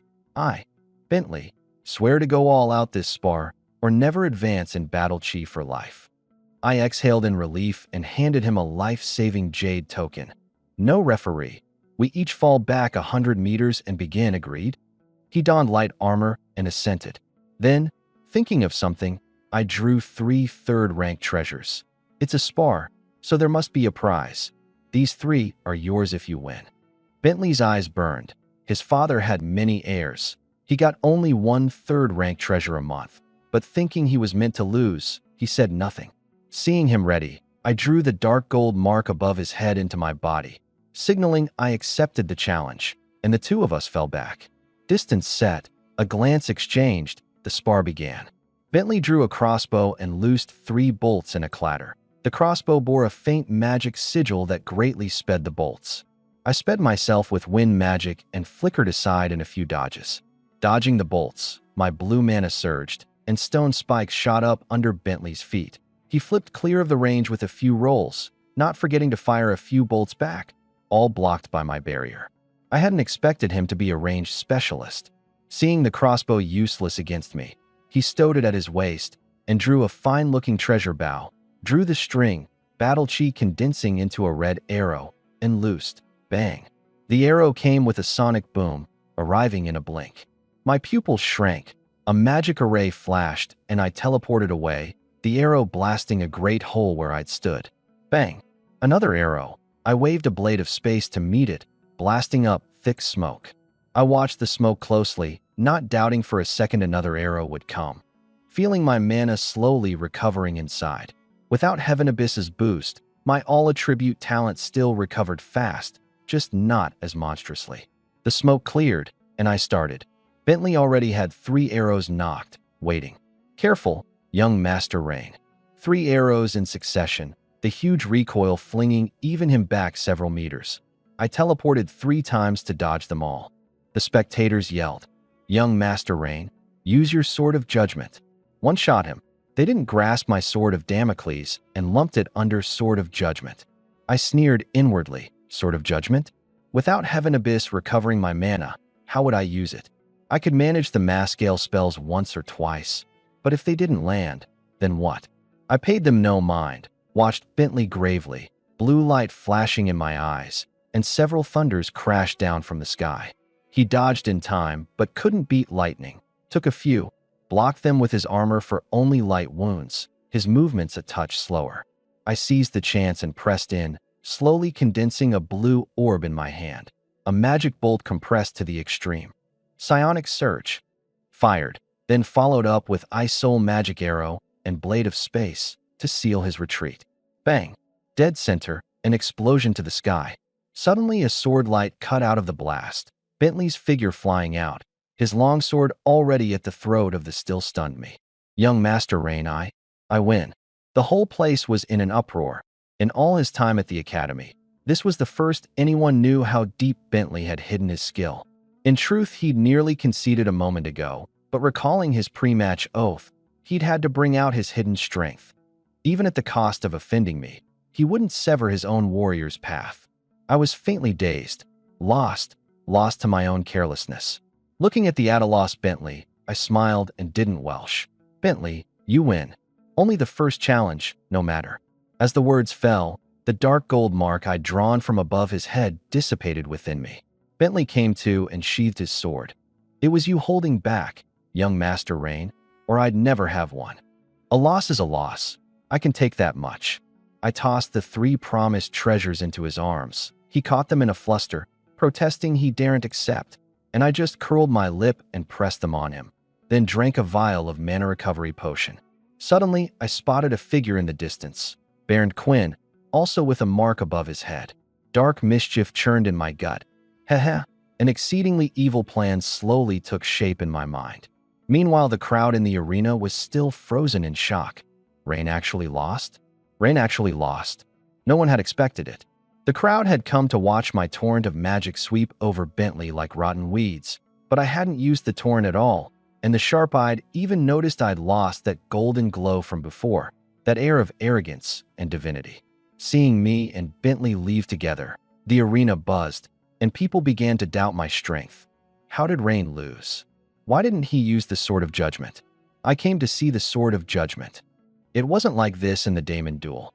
Did he take some forbidden drug? Now that you mention it, that makes sense. The moment Bentley and I left the arena, Blair charged up. "Bentley, you dared take advantage of my young lord's poor state." I waved him off. "Enough. I'm the one who asked Bentley to spar." Blair grumbled a few words before falling silent. Only fixing Bentley with an unfriendly stare, Bentley sheepishly avoided his eyes.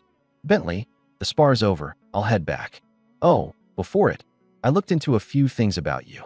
I drew paper and pen, wrote a few lines with magic, and handed it to him. "I know merchants have many rules and live by human relations. Take this home to your father. He won't cast you off for beating me."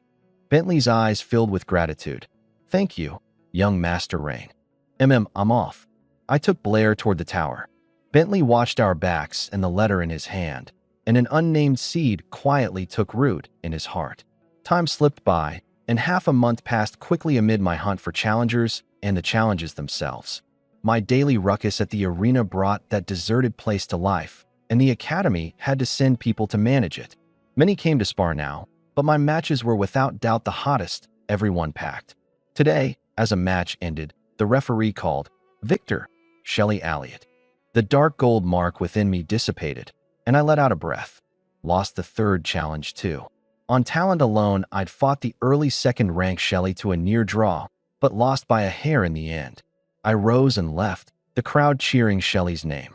My title at the academy had changed too, from the rogue young master to the fallen star. In the stands, Baron Quinn watched my back and said to the man beside him, "Looks like Rain's cultivation really has gone wrong." The man laughed. "Indeed, young master. You could thrash him now even without mana-sealing stone gear." Baron narrowed his eyes, something brewing inside. Night, House Gray. The maids had heard of my match losses too, and assuming I was down, pulled out every trick to cheer me. I accepted it all, of course. Who'd refuse soft, sweet maids? But none of them could guess I was fishing for a big fish, fishing for Baron. The next dawn, just as I'd finished breakfast with the maids and made to board the carriage, Jonas stepped from the shadows outside the villa. Young Master Rain, the master summons you. I followed him to Ford's office. What is it, father? Ford, grave-faced, handed me an envelope. This is a declaration of war from House Quinn's Baron. I started, then smiled. The fish has bitten. I took it and read, somewhat off from what I'd expected. I'd meant to wager 30 slots against House Quinn's dragon egg, but what was this Hall necklace on the declaration? And a wager of 50 slots? Has Baron lost his mind? What necklace is worth 50 slots? I've never even heard of the thing. Ford explained. No surprise you don't know the Hall necklace. It was once a treasure of House Gray, and only fell into House Quinn's hands after that generation's Grey Marquis died in battle. A treasure? I raised a brow. What kind? For my House Gray to call it a treasure. Well, what do you think? He produced a chess set and set it on the table. Inside the Hall necklace is a set of treasures like a chess set, 32 pieces in all. 2 kings, 2 queens, for rooks, for bishops, for knights, 16 pawns. Each holds a unique power, gained by whoever absorbs it. This was the very treasure that let House Gray rise. To think it fell into that old wretch Quinn's hands. The Hall necklace was once the treasure of my House Gray's rise. After that generation's head fell, it vanished. To think it went to that old dog Quinn. Ford's eyes burned, but at the thought of the present situation they dimmed. With Rain's cultivation gone wrong, taking this declaration was pure humiliation, and the Hall necklace would have to be schemed for another way. But I grew all the more interested in this clan-guarding treasure. Did House Quinn use it themselves once they had it? Use it? With what? Without House Gray's direct bloodline, he can't use a damn thing. So there was a usage condition. I stowed the declaration in my mana ring. I'm off to school. Drake drove me to the academy with 2 squads of knights. At the gate, I heard students gossiping.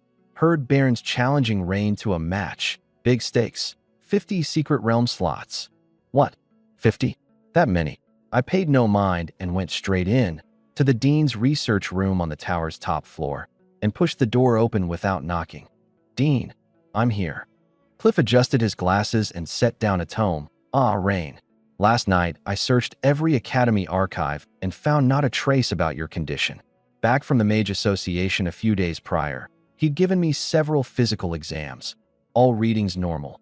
In all his long life, he'd never seen so strange a cultivation glitch. I smiled. It's fine, Dean. I feel it'll resolve soon. I poured 2 cups of hot tea and handed him one. The dean sipped. How about I take you to the elf forest? I'm on good terms with the elf queen. They should know what's wrong with you. At elf forest, my eyes brimmed with interest. Then I pressed it down. No need. Give me another half-month, and if it's still like this, it won't be too late for you to take me then. The dean nodded and began running his exams on me again. At noon, I came out of the tower to find Baron surrounded by a crowd, swaggering. Seeing me, he stopped his boasting. Oh, if it isn't our academy's fallen star, Rain. Got my declaration, didn't you? A whole morning and no reply, scared? Reply? Everyone knows my cultivation's gone wrong. Why would I fight now? Wait till I've recovered, then we'll play. Baron frowned. He'd come to challenge precisely because I'd gone wrong. Once I recovered, one sort of judgment, and the game was over for him. If you don't dare, say so. Didn't you brag about carrying magic to glory? Can't even take a little challenge of mine. What glory? Provocation. I shot him a glance, ignored it, and walked straight for the gate, unmoved by his jeers behind me. Back home, I sat at my desk reading Baron's recent file. Early 2nd rank assassin, cultivating the venom plume snake breathing method, his battle chi carrying plume snake toxicity. Brief contact paralyzes the nerves, prolonged contact kills. I understood why he could be a challenge target. For one, assassins are natural counters to mages. For two, early 2nd rank fell right in the selection range. I already knew his fighting style, and this time he came bearing the book's Mark II, perfect for completing the book's challenge. With the book, I feared no poison-playing assassin like him. But I'd set at least a few conditions, like banning mana-sealing stone gear and the like that crippled mages. It wasn't like before now. I could pour out mana fearlessly. I rose to the window to watch the sunset, the corner of my mouth lifting. I hadn't yet declared whether I'd accept. The anxious ones were House Quinn, and once they grew anxious, I could naturally set my terms. So, let things ferment a while longer. 2 days flew by. After Bernd publicly declared war in the Academy's Grand Hall, it stirred not only the Academy circles, but the upper nobility, all reckoning it more than a clash of two men, but of houses Grey and Quinn. As the lead, these 2 days, ate when I ate and drank when I drank and leaned into a maid's arms when I pleased, showing not a trace of nerves. The morning papers and bookshops seized the heat, papers and posters flooding the capital, and the commoners knew too, the public chatter swelling, the royals forced to deploy half the capital guard night order to patrol and keep order. Outside the estate, some reporters, to be first with intel from my side, lived their whole lives around the estate. And I lay on a rocking chair in my room sunbathing. Young lord, the latest intel. Eve came out the inner door and handed me a sheaf of papers. I took off my sunglasses and flipped through it, soon getting a clear picture of Baron's situation and the capital's mood, set down the intel, and sipped wine. No rush. The time's nearly here. A maid came in. Young Master Rain, Madam Maid. Miss Anna of House Mitchell has sent treasures again. The public mood kept fermenting. Even the royals stepped in, sending people to House Grey to ask whether I'd fight, hoping to settle the disturbance sooner. Ford shook his head at the envoy, not a refusal, but waiting on my decision. Bernd had challenged me, not him. Besides, he too hoped I'd give him another surprise the way I had with Damon.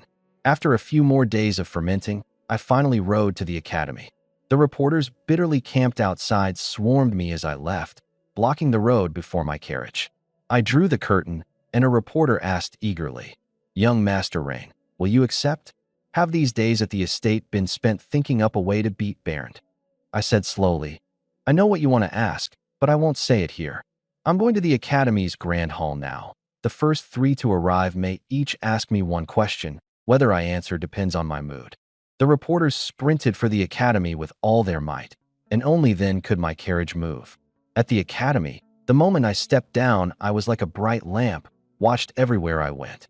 Word spread, and Bernd rushed over from the Quinn estate at once. Seeing me seated at the Grand Hall's front stage, he sneered.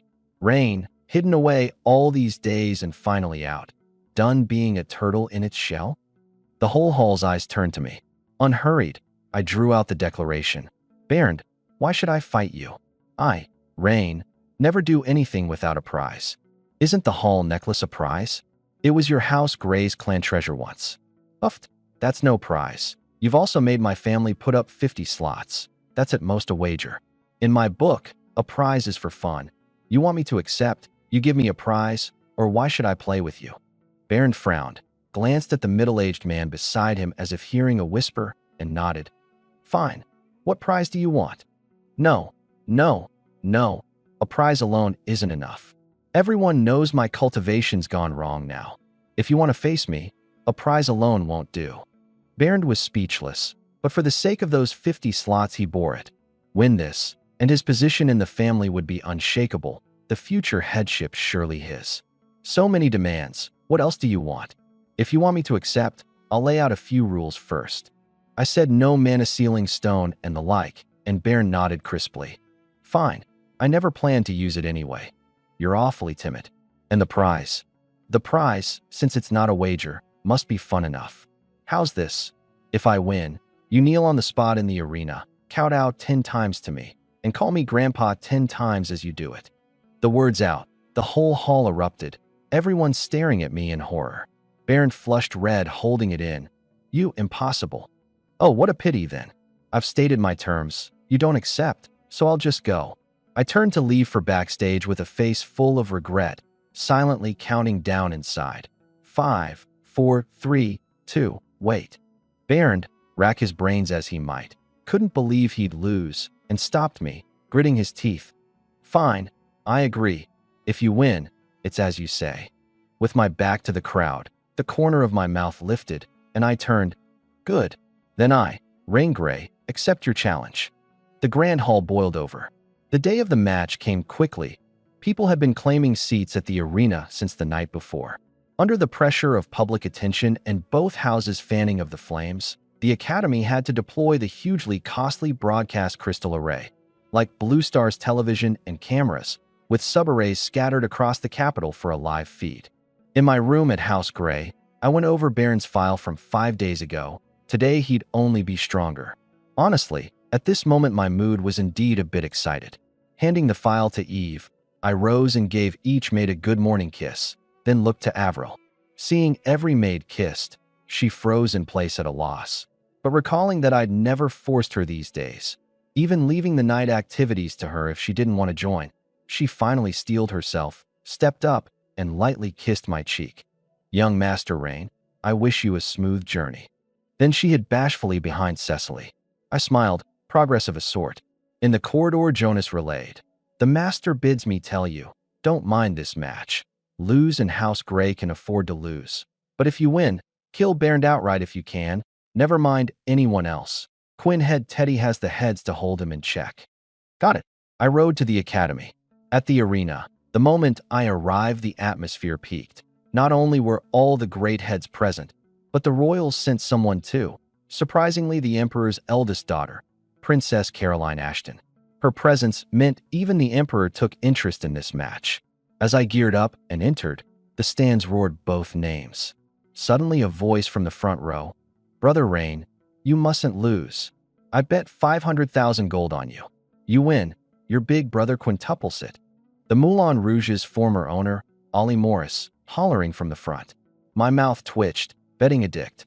Then I smiled. "Betting on me, you bet right." The referee entered, checked us both for residual magic devices and whether Baron's gear held mana-sealing stone, and withdrew. "Are you both ready? Need life-saving jade tokens?" "No need." I answered first. Bernd opened his mouth. "No need." Then, "Young Master Bernd is an assassin, so please fall back 500 meters each." A black pellet shot out and burst. The match began. The whole place fell silent, terrified to miss a detail. I struck first. Raging thunder. Several thunders crashed at Bernd.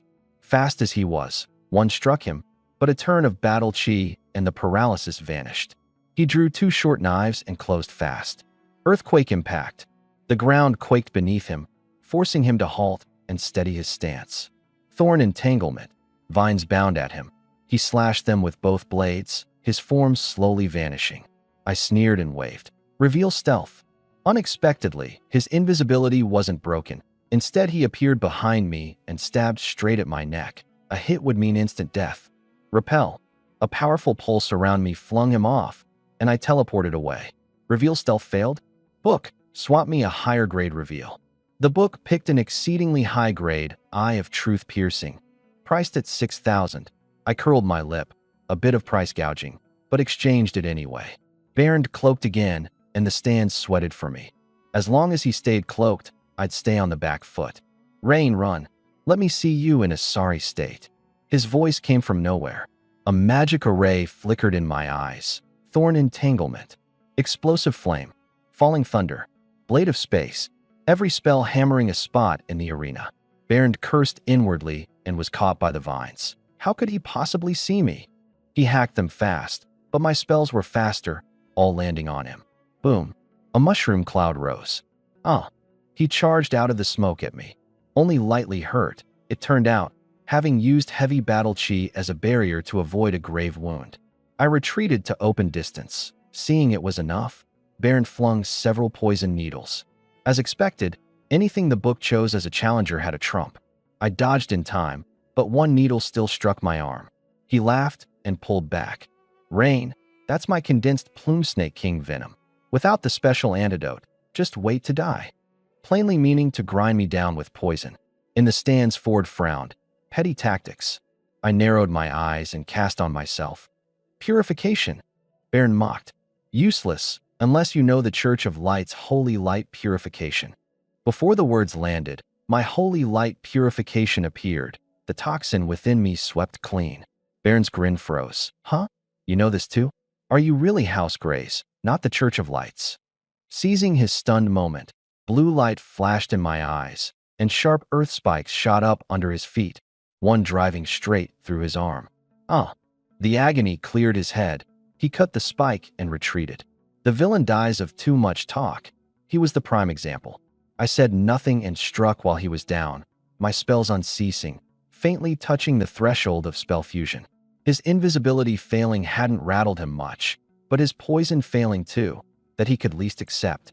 In the stands, the bigwigs were puzzled by my holy light purification too. Ford, your boy's a bit eerie. He knows holy light purification? That's the Church of Light's secret art. Outside the current Saintus, hardly anyone can use it.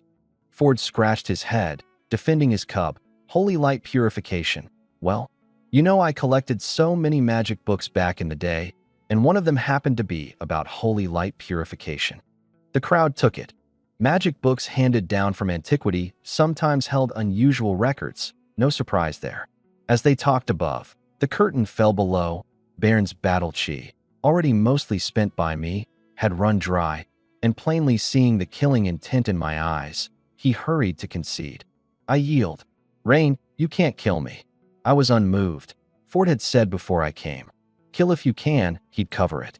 Just as I made to strike the killing blow, the dark gold mana within me suddenly detonated. In an instant, the blue mana in my hand surged into dark gold and wrapped me, no longer merely edging my clothes in gold, but turning half my jet black hair gold too. Feeling heaven abyss, feeling the surrounding mana rushing swiftly to me, I smiled. Challenge succeeded, advanced to early second rank mage. My sudden change stunned Baron and shocked the bigwigs above all the more. Rain, look out! Ford suddenly warned. Behind me, Baron took up his short blade and stabbed at my neck. Too close, the blade driving in almost instantly. The blazing arena fell silent in a flash. Ha ha! Die, Rain. The final winner is still me. Baron laughed maniacally. You're courting death. Ford's aura exploded like a furious lion king, about to charge into the arena, blocked by Teddy. Teddy, you tired of living?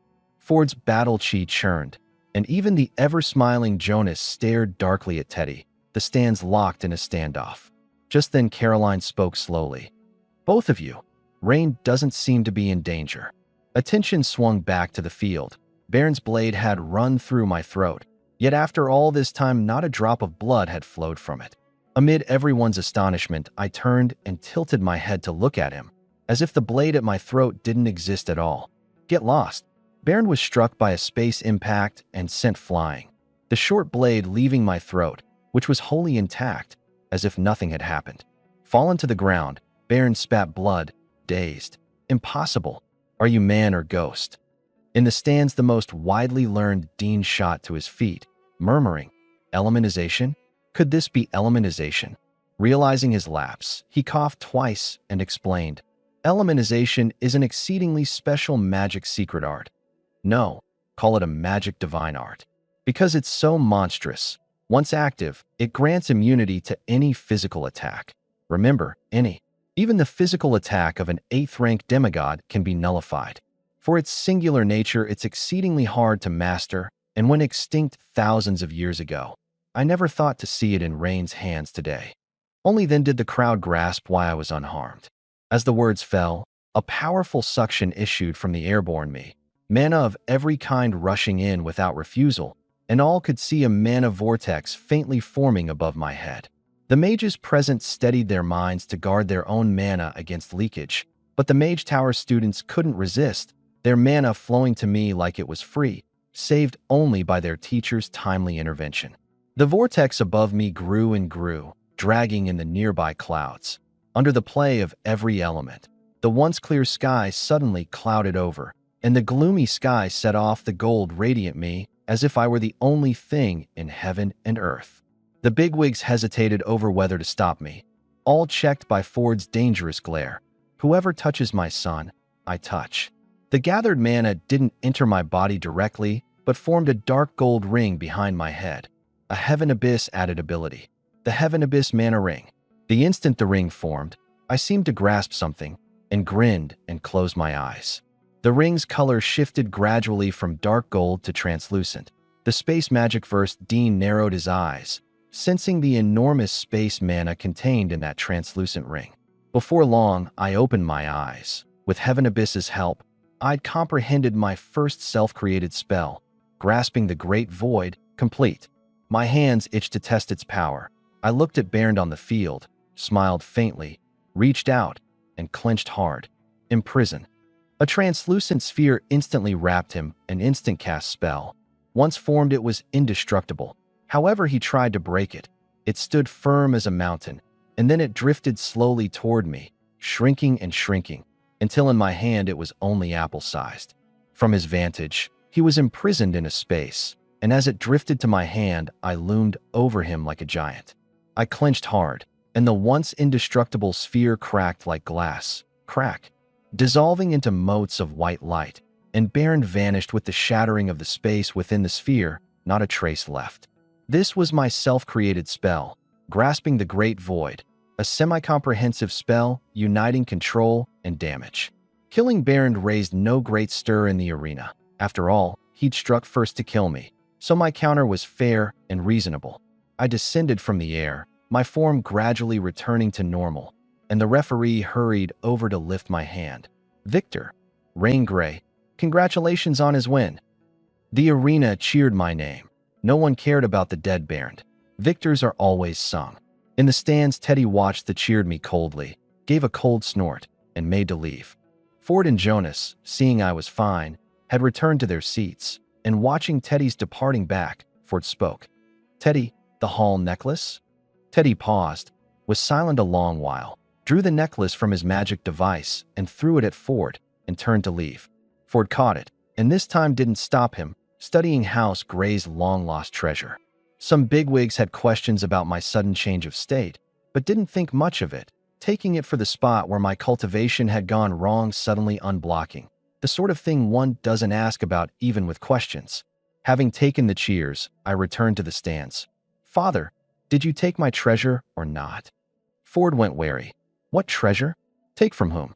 The hall necklace. I won the match, so it's naturally my treasure. Ford discreetly tucked the necklace deeper into his robe. Yours, how? The family also put up 50 slots in the wager. The necklace is the family's. I made to retort, then glanced at the many nobles beside us and swallowed it. Fine. Leave the old geezer some face in public. We'll settle it at home. As I was about to say let's go home, a familiar voice reached my ear. Rain, a few months apart, and you've changed quite a lot. I turned to Princess Caroline and froze at the sight of her. Caroline was only a little older than me, her bearing gracious and her air dignified, and with her status as eldest princess, she was the dream girl of many of the capital's youths, the original included. Caroline, what brings you here? This match stirred up quite a commotion in the capital, and His Majesty took some interest and sent me to look in and report back to him. Oh, I see. Facing her, I felt oddly stiff. Oh, and here, everyone. She drew invitations from her magic device and handed them to the heads present. The secret realm is about to begin. In 2 days, His Majesty hosts a banquet at the palace to bless you all. Please attend. The heads nodded and took them. Then Caroline will return and report to His Majesty. Until the banquet, everyone. She nodded with a smile and walked toward the exit. Ford noticed me gazing after her and clapped my shoulder with a laugh. Let's go. Back to the family. I came to and nodded, waving to the dean. Dean, I'm off. Don't take leave tomorrow. Remember to come to the tower. The crowd watched my back thoughtfully. Rain's rise was now unstoppable. With House Gray's escort, in a few years he'd be another of humanity's finest, and a mage who could fight above his rank at that. Many stirred with thoughts of a marriage alliance. On the way back, Ford rode his Lion King alongside me. You boy, got your eye on Caroline? The question made even thick-skinned me a touch awkward. What? Not allowed. This time Ford didn't shake his head. When did I say not allowed? Caroline's fine. If you truly like her, I can propose to His Majesty. With your present potential, he won't refuse. At propose, I shook my head. Better not. I want a few more carefree years yet. Ford glared. Still carefree? How many personal maids do you have at home already, and you want more? This is nothing. Elves, dragon maidens. I haven't even sampled those. I half joked, counting on my fingers. Ford's mouth twitched. You, Rain, the things you dream up. For a moment, he even felt a flicker of envy, then thought of Layla and shuddered. Fine. Let Rain have a few carefree years more. As one who'd been there, Ford felt a pang. Father, so that old dog Teddy gave you the hall necklace? He did. Don't get ideas about it. It's useless to you now. When you can stand on your own, I'll give it to you, of course. His tone brooked no refusal, and I asked no more, then thought of something. Oh, Father, after this realm, I want to make a trip to Watney province. Watney? House Morris's domain. What for? It's chaos there now. I raised a brow. The old geezer seemed to know what had happened in Watney. Chaos? You know about House Morris's trouble? A stone monster clan has appeared in House Morris's largest amethyst vein. Its leader's 6th rank. Even Archer Morris in person can only barely hold it down. House Quinn, an unlit room all the gloomier. Teddy handed a written letter to the man beside him. Go, deliver this letter to the Grand Elder of the Church of Light. The man nodded and went out. Teddy's eyes were venomous. Haha, Rain. This time I'd like to see how you explain yourself to those stubborn old men of the Church of Light. Stealing holy light purification. If they learn of it, not even Ford can save you. I'll be waiting for the day you mount the pyre. Rain, am I really cutting? Faced with the dean's repeated asking, I gave a helpless laugh. Go ahead. The dean swung the blade at my arm, and it passed straight through, as if my arm weren't solid. He marveled at my cut-through yet unharmed arm. Elementization indeed. Just now as the blade passed, the spotted cut turned straight into mana form, then turned back. As a 6th rank mage, his mana perception was acute. He was all excitement, like he'd found a fun toy. I sat to one side, resigned. Elementization had no counter, but it had a drawback. I couldn't use it too many times a day, or some part of my body would elementize and fail to turn back, though I reckoned a dozen odd times a day was fine. Watching the dean use magic to make a pen race across a book recording my elementization, I didn't interrupt his fun, drank tea waiting for him to finish, and handed him another cup of black tea. The dean took a sip and suddenly remembered. This muddled old man. Here, Rain, I got this for you specially from the Mage Association. He handed me a token, Rain, on the front, Mage Association on the back. This is the association's identity token. I applied for it specially for you. Not every mage can apply. You need a guarantor, plus it depends on the recommender's talent and strength.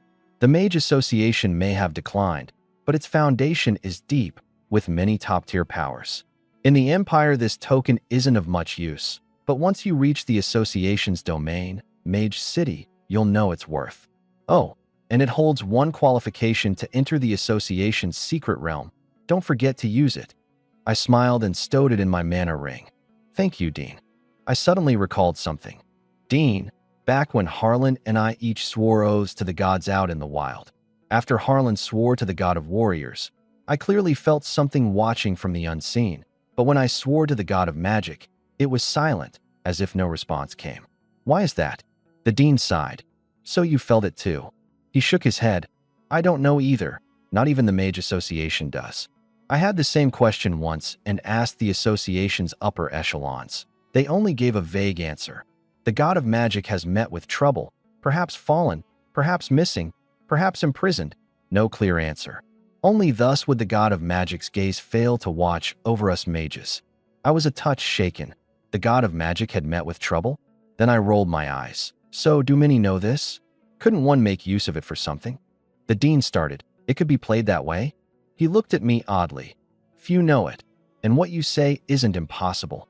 After all, no one would joke about the god to whom their own cultivation answers. Then he advised, but you'd best not do it. What if the god of magic merely isn't responding rather than truly unable to see? I nodded and snuffed the notion, rose and stretched. Then I'm off, Dean.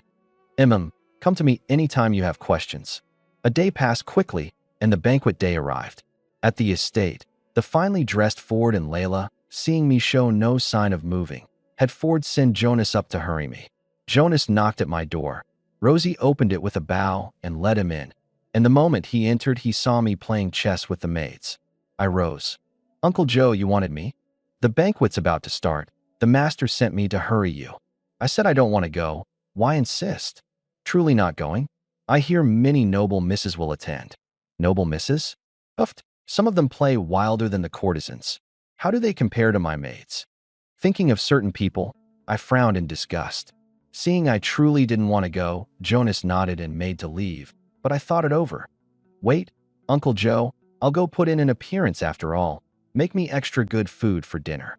Good, I'll tell the kitchen.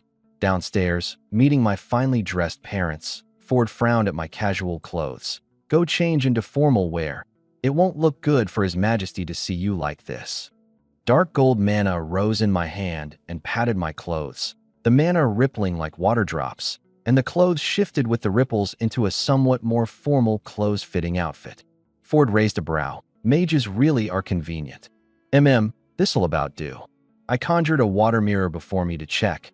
No flaws. Let's go. Father, mother. Early there, early back. I said it's just an appearance. Ford gave me an odd look. An appearance? That's not up to you. Fresh off flaunting your might. Your heat now outstrips even the Empire's #1 genius, Otto Ashton. You think you'll just appear at this banquet? You'll be busy. In these 2 short days alone, Ford had received no fewer than 10 letters seeking a marriage alliance with Rain. The orange sun was setting, dyeing the sky red. Jonas didn't come this time, staying to watch the estate. After bidding him goodbye, the 3 of us rode out, speeding toward the capital down the sunset-reddened road. Soon we drove into the capital and reached the palace gate. Master, the palace. Ford stepped down first and let Layla's hand rest on his arm as she descended. After I got out, the coachman followed the palace guards to park the carriage. Good evening, Marquis Gray, Madam, and Rain. Ivan, with whom I'd had a passing acquaintance at the auction, greeted guests at the gate. Good evening, Ivan. It's late. We'll go in first. Ford nodded and followed a maidservant in. The palace interior was lavish in the extreme, pure white marble paired with golden bright gold stone, all white and gold throughout, magnificent. I'd seen it a few times and still marveled. Passing one palace hall, I a touch awkwardly looked away. It was Princess Caroline's sleeping quarters. As to why I knew, it was because the original had caused no end of trouble in this palace, doing absurd things the royals remembered to this day. Past building after building, the maidservant led us to tonight's banquet hall and withdrew with a bow. Inside, quartz stone floors, crystal lamps hung high, brilliantly bright. Finely dressed nobles conversed in clusters, long tables laden with delicacies, musician women playing soft music in a corner. Suddenly, a ringing voice from behind the crowd. Ford, you're a bit late today. All eyes turned to us. Ford bowed slightly with a smile. Good evening, Your Majesty. We were delayed a while on the road. The speaker was the Esithia Empire's supreme ruler, a 7th-rank warrior, Emperor Albert Ashton. Ford brought the 2 of us forward. Albert had long noticed the youth beside Ford and clapped my shoulder. Rain, long time no see. Last I recall seeing you, you'd caused trouble in the palace and hid in my study. Ha! A hearty laugh that made both me and Caroline a touch awkward. As if meaning to play matchmaker, Albert nudged Caroline toward me. You young people have things in common. Chat. I'll talk with Ford and the others. He took Ford and Layla off toward the hall's inner side, joining the great heads. That left me and Caroline staring at each other. Only now did I take in her attire today. A purple gown, golden hair pinned up, dignified in bearing, enchanting in charm. Seeing the mood gone cold, Caroline opened with a smile. Rain, you've changed so much these months. Your air is far more distinguished than before. Some friends of mine outside the palace greatly admire you. The princess flatters me. To be admired by the princess's friends, I'm deeply honored. Saying it, I retched at myself inwardly. I must say less of this sort of thing in future. Young Master Rain? A low voice came from behind. I turned to a middle-aged man approaching with a youth. The man's face was somewhat familiar, as if I'd seen it in some file, and one look at Casey Bush behind him told me. Bush had Levon Bush, father of Casey, the night squire I'd taken in at the academy. Count Bush, Casey, good evening. Seeing them acquainted, Caroline didn't intrude, said a couple words, and left. Levon watched her back apologetically. Seems I've come at a bad time. Not at all. We'd just finished talking. Did the Count need me? Nothing major, just to thank you. Since Casey followed you, his whole spirit's changed. Once a bit timid, now so steadfast, even I'm amazed. He patted Casey's shoulder. I smiled and nodded. Casey's talent was never weak, just his temperament a bit introverted. Growl, my stomach sounded inopportunely, and I coughed twice. Levon took the cue. Casey, stay with the young master. Enjoy the banquet. He left Casey and went to mingle. Casey quickly fetched some cakes from the long table. Here, young lord. I ate a few and raised a brow. Not bad, Casey. A few days apart, and your battle cheese grown this much? Since my father learned I'd followed the young lord, the family's given me more resources. I nodded, took him to a long table in a corner, and sat to take the edge off my hunger. Enjoying the food and wine and the soft music, my mood eased. Just then a noble girl lifted her skirt hem and came to invite me. Young Master Rain, good evening. Would you be my partner for a dance? I swirled my wine and tilted my head at her. Familiar yet strange. Seen her before, but couldn't place the name.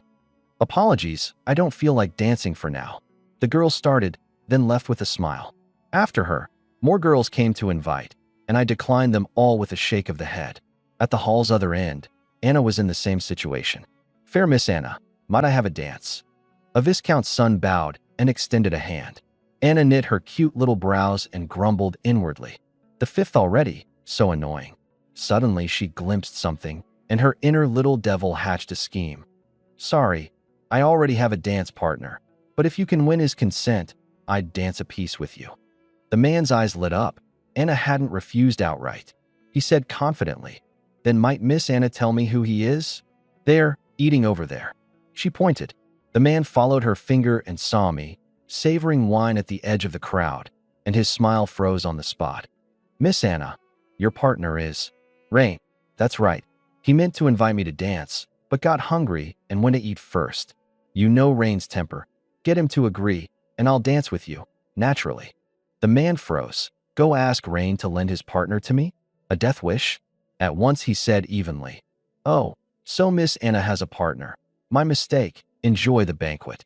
He hurried back to his little circle to share the intel. Forget Anna's side. Her partner's Rain. What? He just glanced at me. Did he see me invite Anna? Brother, you're on your own. From then on, no one came to invite Anna again, and Anna was delighted, looking at my handsome profile and nodding smugly. Considerate payment for that night you slept holding your auntie. Savoring wine, I hadn't noticed Anna's side and was leisurely passing the time. Suddenly, at the edge of my vision, a man kept looking at me with a worried face, eyes flicking away now and then. I raised a brow. What's this? And told Casey. Call that man over. Casey went and tapped his shoulder. My young lord invites you over. The man turned, saw it was Casey, and broke into a cold sweat. All right. He came over with a stiff upper lip. At my side, seeing my expressionless face, he confessed everything. Young Master Rain, I truly didn't know Miss Anna was your partner, or I'd never have dared invite her. I stopped swirling my cup. Anna? My partner? Since when? How does the man in question not know? So I went along. Oh, good that you know. But who told you this? It was Jaden. Jaden heard Miss Anna say it with his own ears. I understood, so I'd been used as a shield. Fine, off you go. The man brightened and slipped away. Jaden. Oh, Jaden. It's not that I won't help a brother, but how else do I get out of it without giving you up? I set down my cup, wiped my mouth and hands with a white handkerchief, and walked over toward Anna. She was chatting with a girlfriend who saw me and made to speak. I made a shoo gesture. I came up behind Anna and held out my right hand. Charming Miss Anna, may I have a dance? Without turning, Anna waved a hand, all confidence. You may. Go ask my partner Rain. If he agrees, I'll dance with you. She said it so naturally, as if it were truly so. Oh, then as your partner, might I, Rain, invite the fair Miss Anna to a dance? Anna's body stiffened, and she slowly turned. In a girlish gown today, she looked all the more her haughty self. Seeing me, she was shocked. Rain? Why are you here? Weren't you over there drinking? Then, recalling what she'd just said, color rose in her cheeks. Caught. You haven't answered me yet, my partner, Miss Anna. My right hand stayed extended. Anna grew shyer, but her haughty soul wouldn't slacken. Humph, well? Fine. Then, since you've come to invite me, as your partner I'll naturally agree. She laid her little hand on mine, rose, and walked with me toward the dance floor. I led Anna toward the floor. The original had found it too much trouble to learn ballroom dance, so I didn't know a single step, but I had my cheat. Watching the youths dancing gracefully, I called the book in my mind. Book, don't you claim to record every skill in the world? Dance is a skill too. Let me exchange for it. The book flipped pages swiftly and sent a thought. Possible, 500. I checked my remaining 4,000 some source points. Exchange. Golden lights surged into my mind, and in an instant I'd mastered jazz, formal dance, the waltz, every dance, more than enough to certify as a dance master. Anna, led by the hand, flushed like a girl in the first throes of love. With my fame soaring from the match 2 days prior, the moment we reached the floor the crowd looked over. Watched by so many eyes and held by my hand, Anna grew shyer still, her temperature ticking up. Thick-skinned, I didn't much mind. On the floor, with a light pull I drew Anna close and rested my right hand at her waist. Anna, hand on my shoulder. Her left hand came up, and we danced to the music. One should meet eyes while dancing, but Anna kept glancing at me, then dropping her gaze to compose herself, then looking up again.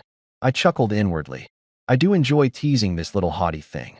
With the music, I released her waist, raised her hand, and spun her once. The watching girls cast Anna envious looks.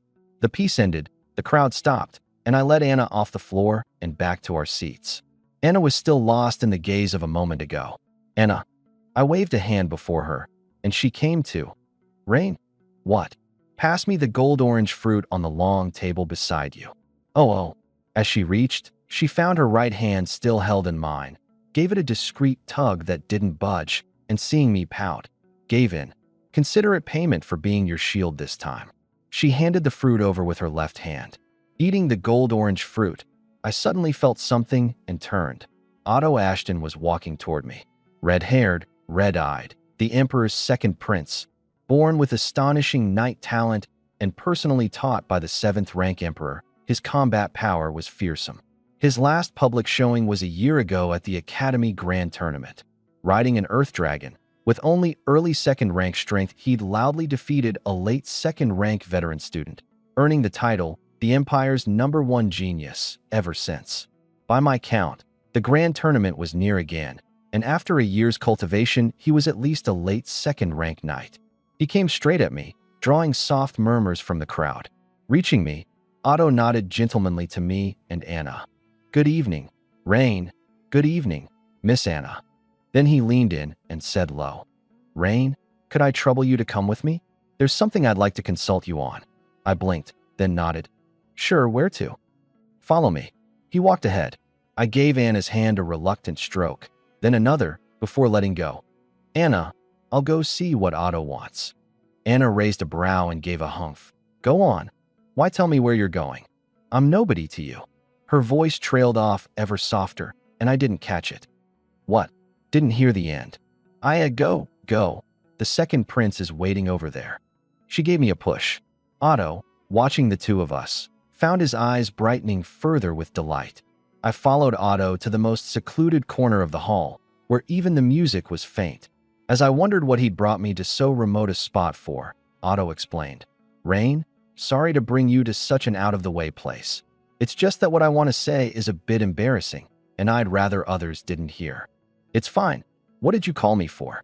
A clear bashfulness showed on Otto's sunny face. Rain, both in the palace and at the academy, I've heard you're the best at dealing with girls. My sister Caroline has said so, and my academy friends too. All say you're the most skilled. I wonder, could I ask you to teach me about this? I'm truly hopeless at getting along with girls. I looked at him and fell into a long silence. He wants me as his strategist? You've been in the palace all these years and never grown close to any girl. I asked in surprise. Seeing his blank look, I smiled and didn't explain. Otto's eyes suddenly lit up. Oh, I get what you mean, but isn't that only after marriage? Looking at that crystal clear expression of his, the corner of my mouth twitched. That being who was like a war god on the battlefield. And this was a thorough rookie? I probed Otto a few more times in disbelief, thinking he was joking, and finally confirmed it. He truly didn't get it. A genuine greenhorn in matters of the heart. It made no sense, for a prince, and His Majesty's most favored scion at that. Then his words cleared it up. Ever since I tested with sky-high talent as a child, my father has set great store by me. All these years I've either been cultivating and training or sitting through theory lessons, with almost no exposure to dealing with girls. Now I get tongue-tied and stammer just talking to a girl I don't know well. I nodded, so that's it. Then he'd come to me as strategist, surely having his eye on some girl. So who has the second prince taken a liking to? You want my advice on her? Otto nodded. A while back, on a training trip outside, I saw a girl. I don't know if it's love at first sight, but every time I see her my heart pounds. Who is she? Jana Calvin, an adventurer. An adventurer? My thoughts went unbidden to my eldest brother Arvin, also an adventurer, who yearned for freedom and loved adventure. 3 years ago, upon coming of age, he'd bid the family farewell and gone off alone, and where he was now I didn't know. Old man Ford likely did. My thoughts returned to the hall, and I looked at Otto, musing. You don't want to reveal your prince's identity? Right, Rain, you really are a master.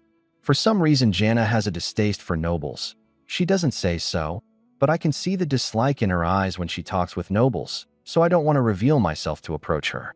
Do you have a way? He gripped my hand excitedly. I gave a helpless laugh. Second prince, I have too little of Jana's information right now. How about this? If you truly trust me, when the realm ends, show me her file, and I'll do my best to plan for you without revealing your prince's identity. Otto nodded. Good. If you help me win Jana, I, Otto, am your brother for life. Oh, here's a deposit. There'll be a reward when it's done. He drew a small box from his magic device and pressed it on me. A reward already? No need. Give it when I've helped you win her. But he pressed it into my arms. It's fine. I'm a knight. I've no use for this magic thing. Before I could refuse, he pulled me toward the hall's center. I didn't decline further, took the box, and the two of us returned to the floor chatting and laughing. The crowd started at the sight of me and Otto being so chummy. Until after the realm, then. Take care, second prince. Anna and her friends, seeing me so close with Otto, grew curious. Who'd have thought Rain was this tight with that cultivation fanatic Otto? Before Anna could ask, I took her little hand and stroked it, the motion as natural as if it were meant to be. Rain, you and the second prince are this close. Of course, who doesn't Rain know? Anna curled her lip. Puffed, so smug. What I didn't answer, I didn't want to say, and she didn't press. The banquet went on. Everyone. Emperor Albert spoke from the hall's center, the chatter ceasing at once. The trial realm is about to begin, and you've surely chosen your entrance. The realm is full of the unknown, beset with hardship, but do not fear. Death in the realm this time is not true death, only loss of the qualification to keep trialing. I wish you, the Empire's future pillars, bright prospects and flourishing in the martial way. He drained his cup in one, and the crowd drank with him.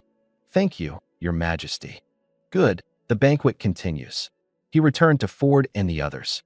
Having heard the address, I mused a little. Of my remaining 200 slots, I'd given Ford 100, leaving 90-some. Casey, go fetch your father. I've something to discuss with him. Before long, Levon came with Casey. Young Master Rain wanted me? Levon, how many slots was your family allotted? Just one. I nodded. I have some left, and since Casey follows me, we're on the same rope. So, I'll give you 5 extra slots. I won't bother with the special coins. In a few days, when those people come to me for their qualifications, just bring your people and yourself. Levon's pupils shrank, and he bowed. Thank you for your generosity, young Master Rain. Anna and her friends exchanged glances at hearing it. Rain, you really have slots? Her big eyes went round. Seeing their hopeful faces, I raised a brow. What? You want some? Your father dotes on you, so you don't have one. I do, but my house Mitchell wasn't allotted many. Unlike you, Gray, Mick, Ward, who first found the realm, my house got only 6. I have one. The family upper ranks took some, and my sister and elder brother got none. I grasped the situation. Then give me a kiss, and I'll give you a few slots. I pointed to my cheek. Anna flushed. You lecher. I leaned closer. And yet you've never seen me be a lecher with anyone else. The line left Anna's eyes hazy. Fine. It was only the cheek, not the lips anyway. For her sister's sake, she'd bear it. With all this time spent together, she didn't find me off-putting at heart, and had even come to like me a little. As her little mouth came in, I smiled faintly and tilted my head. Anna landed dead center, kissing me straight on the lips. The two of us stared at each other. Seizing her stunned moment, I teased her, then drew back. Ah! She made to cry out, and I covered her mouth. She glared at me, and we fell into a fresh round of horseplay, the distance between us shrinking and shrinking. The moon sank and the stars set, and the banquet slowly ended. On the eve of entering the realm, the palace was packed. Every qualified noble came to have me record their information. In one palace hall, seated at the head seat, I curled my lip at the next person to enter. Puffed, a man. "Good morning, young Master Rain. Here's my coin." A maidservant took it to Reagan, in charge of verifying authenticity, and Reagan nodded at me after checking. I stepped up and clapped the man's shoulder, and a mark surfaced on the back of his hand. "Done. Go call the next." Before long, the ward head came in with a group. "Uncle Fabian, good morning." "Good morning, Rain. Here are my house ward's 50 coins." Seeing it was a marquee, Reagan verified fast. "Who comes first among them?" "Sophia, you first." Sophia stepped up, and I took her hand. A bit of callous, not as soft as Anna's. 5 minutes passed, and seeing Fabian's gaze turn gradually dangerous, I sensed something off. Only then did the mark surface on Sophia's hand. Ahem, recording girls is a bit slow. Fabian eyed me narrowly and sighed in resignation. The second was a girl, a stranger. I clapped her shoulder and was done. Next. So briskly the crowd started. Fabian had guessed there'd be no surprises, but Sophia was different. She'd actually believed me that recording girls was slow, and now found only she was slow? She glared at me. Once Ward's gifted scions were recorded, came the host of fourth-rank experts Fabian had picked, and soon all 50 were done. All recorded. Fabian clapped my shoulder. "Good. Come to my house, Ward, sometime. Uncle will treat you to something tasty." I curled my lip inwardly. Tasty? Best not be whip-stewed meat. Sure. Next time for certain. Next came House Mitchell. Lyman entered with the radiant Anna and 11 others, and handed over 6 coins. The head count didn't match, and the verifier made to speak. I cut in. "Reagan, no need to check. Those 6 coins are right." "Right, young Master Rain." Before Lyman could speak, Anna brought several people to my side. Rain, the 5 slots you said you'd give me the other day, these are the ones I want to give them to. He's my brother, she's my own sister." Lyman didn't stop her, watching quietly. I patiently heard her out. All right. Come here, Anna. I'll record you first." I took her little hand and held it a while, then recorded the others. Lyman laughed. "Rain, thank you for this." "Uncle Lyman, you're too kind." "Good. We'll be off." "Anna, don't hold up Rain recording the others." Anna pouted. "Oh, fine." She left telling her sister about me, the pride in her eyes impossible to hide. The group behind her was full of envy. By the look of Rain, he plainly had feelings for Anna, and he'd taken no wife. If Anna truly married in, she'd be House Gray's lady, backed by a future 7th-rank mage. And with his protective temperament, hardly anyone on the whole continent would dare raise their voice at Anna. Even Lyman was thoughtful. Once everyone was recorded, I gave a weary yawn. "Young Master Rain, you've worked hard. Hungry? Shall I prepare lunch?" "No need. I've things to do. I'll leave once I'm done." I crossed the palace and boarded the carriage Drake waited with outside, and saw Jonas. "Uncle Joe, you're here too?" At the crucial time of the realm's opening, the master had me protect the young master specially. I boarded with him, Drake, to the academy. At the academy, I entered the mage tower. The dean had asked me to come once before entering the realm, and these busy days I'd nearly forgotten.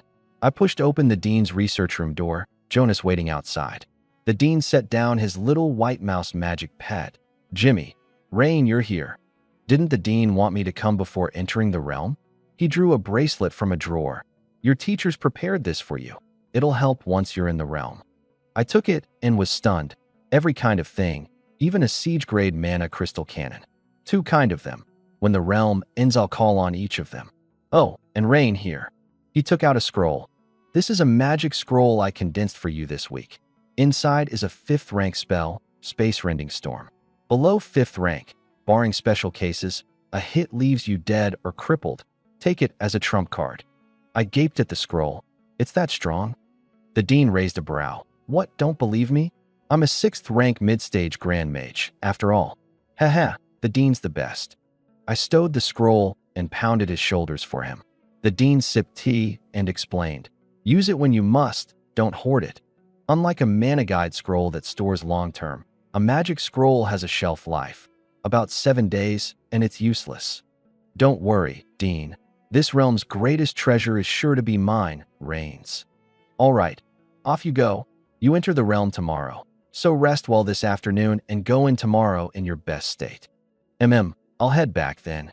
I stroked Jimmy on the desk and pushed out the door.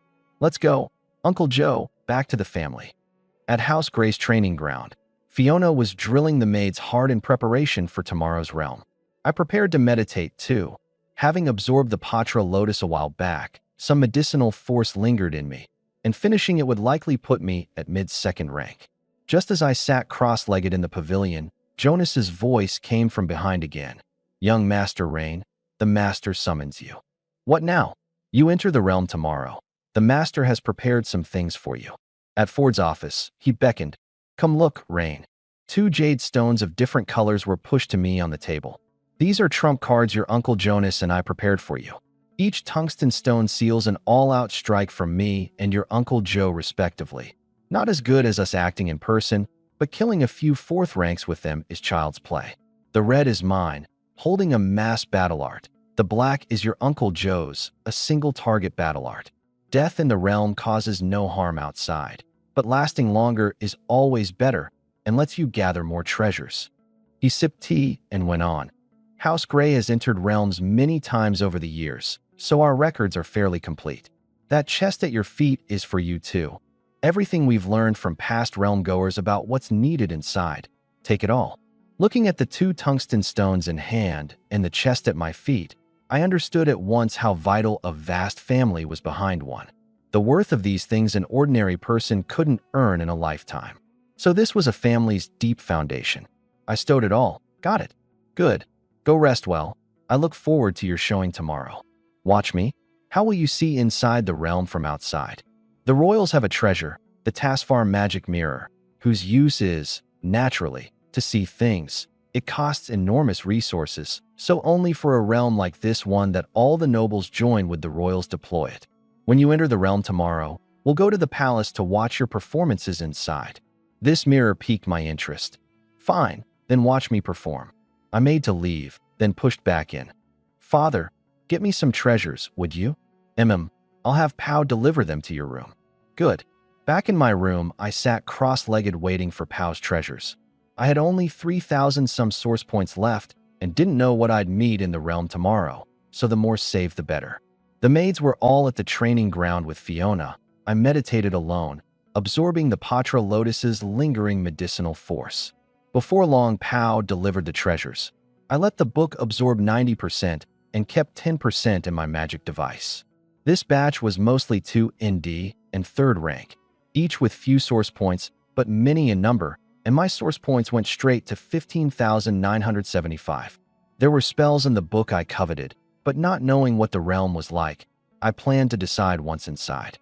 A night passed quickly. The next dawn, after breakfast with my parents, I returned to my room to prepare for the realm. Each house's realm goers were adjusting their states too.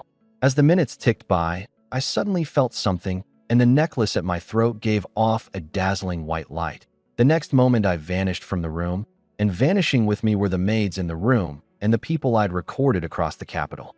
The trial-type realm, 5 contend for kingship, begins. The white light flashed, and when I opened my eyes again, I was in an unfamiliar place. I immediately wrapped a barrier around myself to avoid landing in a box. Seeing no danger, I looked closely at the surroundings, an unfamiliar forest, a brook, crisp birdsong in the distance. I was in a forest. Suddenly the realm key at my throat gave off a voice neither clearly male nor female. Greetings, esteemed trialists. Allow me to explain the rules. First, those who entered with a true key and those who entered after being recorded by a key have different landing points in trials. You will not meet them here. This time, because all the realm keys were obtained, it is no longer a stage-by-stage trial, but a comprehensive trial.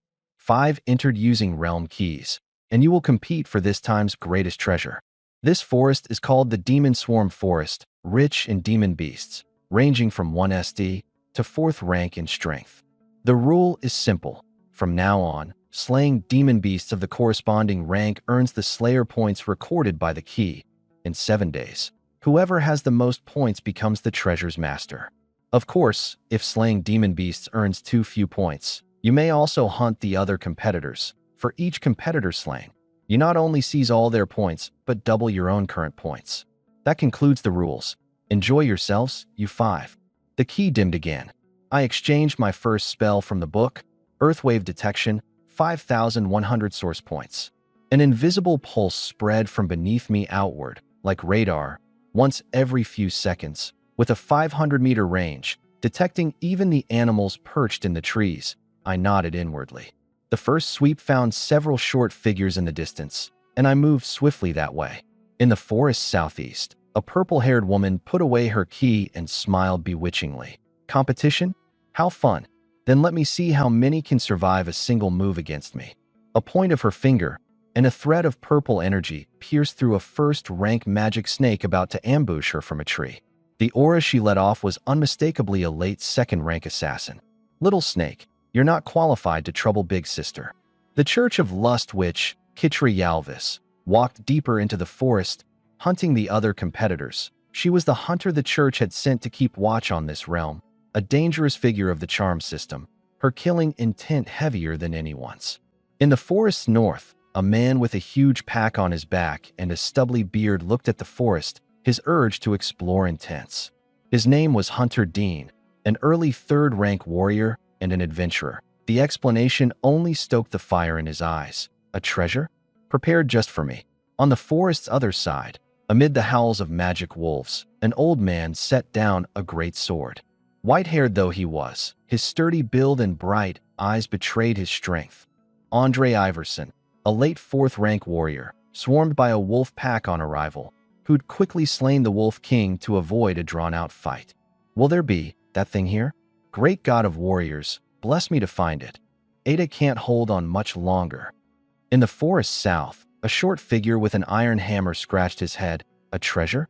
Could it be a rare gem or? Iozaka, a brown-haired, bronze-skinned dwarf who loved collecting ores and gems most, with only late 1st-rank strength, who'd entered the realm just to find some high-grade ore. I soon neared those several short figures and observed from a tree, and curled my lip. I'd thought they were something, but they were just goblins. Below me, several goblins walked along jabbering. Suddenly, an earth spike shot out, skewering 2. The last fled howling into the forest. I followed. Not that I couldn't have finished them all together, but I wanted to leave a guide to find the nest. But the goblin kept looking back as it ran, and after a while, finding no danger, it doubled back. It meant to return and eat its 2 dead kin.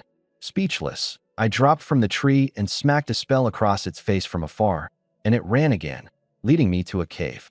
Looking at the pitch-black mouth, I didn't go in. With Earthwave Detection, I knew there were no fewer than several hundred goblins inside, and it was extremely cramped, which would disadvantage me. I floated up above the little hill and stamped down. Earthspike Prison. A dense thicket of earth spikes shot up in the cave, endless, and the cave filled with the goblins' wails. Narrow and choked with their own kin's corpses, the cave that should have favored the goblins became a slaughterhouse, my points climbing point by point, and I thoughtfully plugged the cave mouth with spikes too. Mid-slaughter, with a bang, a huge figure charged out of the cave mouth, shattering all my earth spikes, several smaller figures behind it. A glance down, and I didn't think much of it. A late 1st-rank great goblin and 3 mid-1st-rank goblin shamans. 10 times as many wouldn't faze me. The moment the shaman saw me, a broken wooden staff loosed a fireball at me. I had to laugh, doubting it could even break my defense. A wave dispersed it, and gold light flashed in my eyes. Roaring flame. A massive fireball appeared above my head and crashed toward the goblins. Their eyes went wide. Huh. Boom. The fireball burst with a roar, taking their lives. With the place about cleared, I made to leave, when a human figure suddenly entered my detection range, seemingly having heard the fighting here, and even quickening its pace.